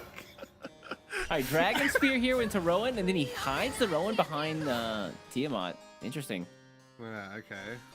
Not really sure why, but yeah, that's Skeleton curtains. Raider, Skeleton Raider, Krampus, GG, right? Yeah. Ladies and gentlemen. there you Ladies go. and gentlemen, Guys, I'm Oh, popping Chrysone, off. my Let's lord. go. let's go! Chrysone is your February Shadowverse Ready. Open 2022 champion for Southeast Asia, Oceania. You God, love to it's see so it. it's so man. satisfying That's to so watch a good. Chrysone pop off. It's- Let's go, it's dude! good. It's Congratulations. My region died, but it was for a good cause, guys. So it's okay. I'll let that one slide. And this that's time. why you don't mess with Iggy's jokes. That's Yeah, all right. Sorry, I just. You see what happens? I'm jinxing out my team and not getting Urias. I'm making fun of these jokes, and now my region's losing. I can't get a W, boys. All right, I made it here, but for what? Can't But get for a what? dub. Can't catch a break. And that means Chrysone is walking away with $2,800 US. I mean, congratulations to Bema. He still gets $1,700 for second place, but what a monumental win for Chrysone. And imagine starting out the competitive year on such a high note, right? It's a good portent of things to come. Yeah, with sword. Correct me if I'm wrong. Reminder with that. Yeah, with sword. Correct me if I'm wrong, though. The winners for each of the SVOs this year, they auto-qualify for Contenders Cup. Is that right? So, someone double check me, but I believe that's right because we have 4 like major SVOs, right? And then Contenders Cup. And that means Each of the winners. Chrysone won a lot more than than just this tournament. Just some big Yeah, money. someone fact check me now, but I'm pretty sure that's right. They're looking it up now, so that's Yeah, kind of good. But I've got top min on it right now. that's Don't worry right. about it. We got our top agents. Chasing And them what a down what a right now. crazy lineup to win with too. Like Bema brought the more standard lineup of Evo Shadow, Burn Dragon, Chaos Rune. Chrysone came in with freaking Sword, Buff Dragon, and then Evo Shadow. Okay, yeah. But still, What was that last one? What was it? I'm sorry, what was Just that? Evo Shadow. Buff Dragon beat Burn Dragon? Is that what I heard? Is that It what was I heard? such a great showing, though. Yeah, Yeah, dude, and as we let's said, take a- right, it let's- can be the unconventional, right? Getting the big W and the comfort, and that's worked out for Adam Chrysone. He gets that big W grand final, and we go for the years at home, right? Maybe just full meta always, not always the best option. And I know he's been putting in the work too. He was up Yeah. till late last night. He came on a Discord call with me and he was like, if Caster isn't sleeping yet, I'm not sleeping yet either. Paid off. Yeah. Well, let's take a look at the brackets very quickly to see the entire tournament run that Chrysone and the rest of the competitors have had today because it has been a great one. Oh, East, I just got the clarification. Top 8 players with the highest all-star points of each region will be invited along with players who qualify through the Shadowverse Open All-Star Wildcard qualifiers held in December. Ah. Maybe not an auto Mix invite, it but a up. ton But it's a of lot of all-star points. right? Yeah, that's a lot of points. So, man. and pretty much is like, it's a pretty good ticket at the It's a moment. great right? start to Keep the it year. up, That's so, for sure. Yeah. Shout outs to production and aka Jello for helping us out with that one. Also Kim, you're active. Thanks. All right, well, we had an insane stacked top 8 for the first SVO of the year. So many familiar names, and at the end of the day, Chrysone from Team Dawnbreakers is your champion. What more needs to be said, man? What more needs to be said? Well, that is it for this tournament, the Shadowverse Open February 2022 for Southeast Asia Oceania. But we have some upcoming events very soon as well, which we want to tell you about. So the Shadowverse Weekend event series is back for 2022, and let me tell you all about the upcoming ones that we have lined up for you. So on March 6th, we have the Reverse Take 2 Shadowverse Weekend for the GMT +8 time zone. On March 12th, we have the Pacific time zone rotation Shadowverse Weekend. And then on March 19th and March 20th, we have Shadowverse Weekend Showdown 1, which is the first time we're streaming Shadowverse Weekend, and that's pretty exciting. Gonna be a good time. Again, guys, if you saw the action here today, you said, you know what? I'm better than this guy. I can do better than that. Those are great ways to test out your chops against some of the top players because those guys are not only here during the Shadowverse Opens, but also at the Shadowverse Weekends. You can play out in again the rotation. If you want to look for something a little bit funner though, Reverse Take 2 is definitely the way to go. Giving your opponent the most garbage cards you can and then trying to beat them with them. Yeah, it's a lot of fun. It's very, very interesting. And it's also a great way to get engaged with the Shadowverse community and join the Shadowverse Exactly. Open Discords and just talk with other players and get into the community of the game.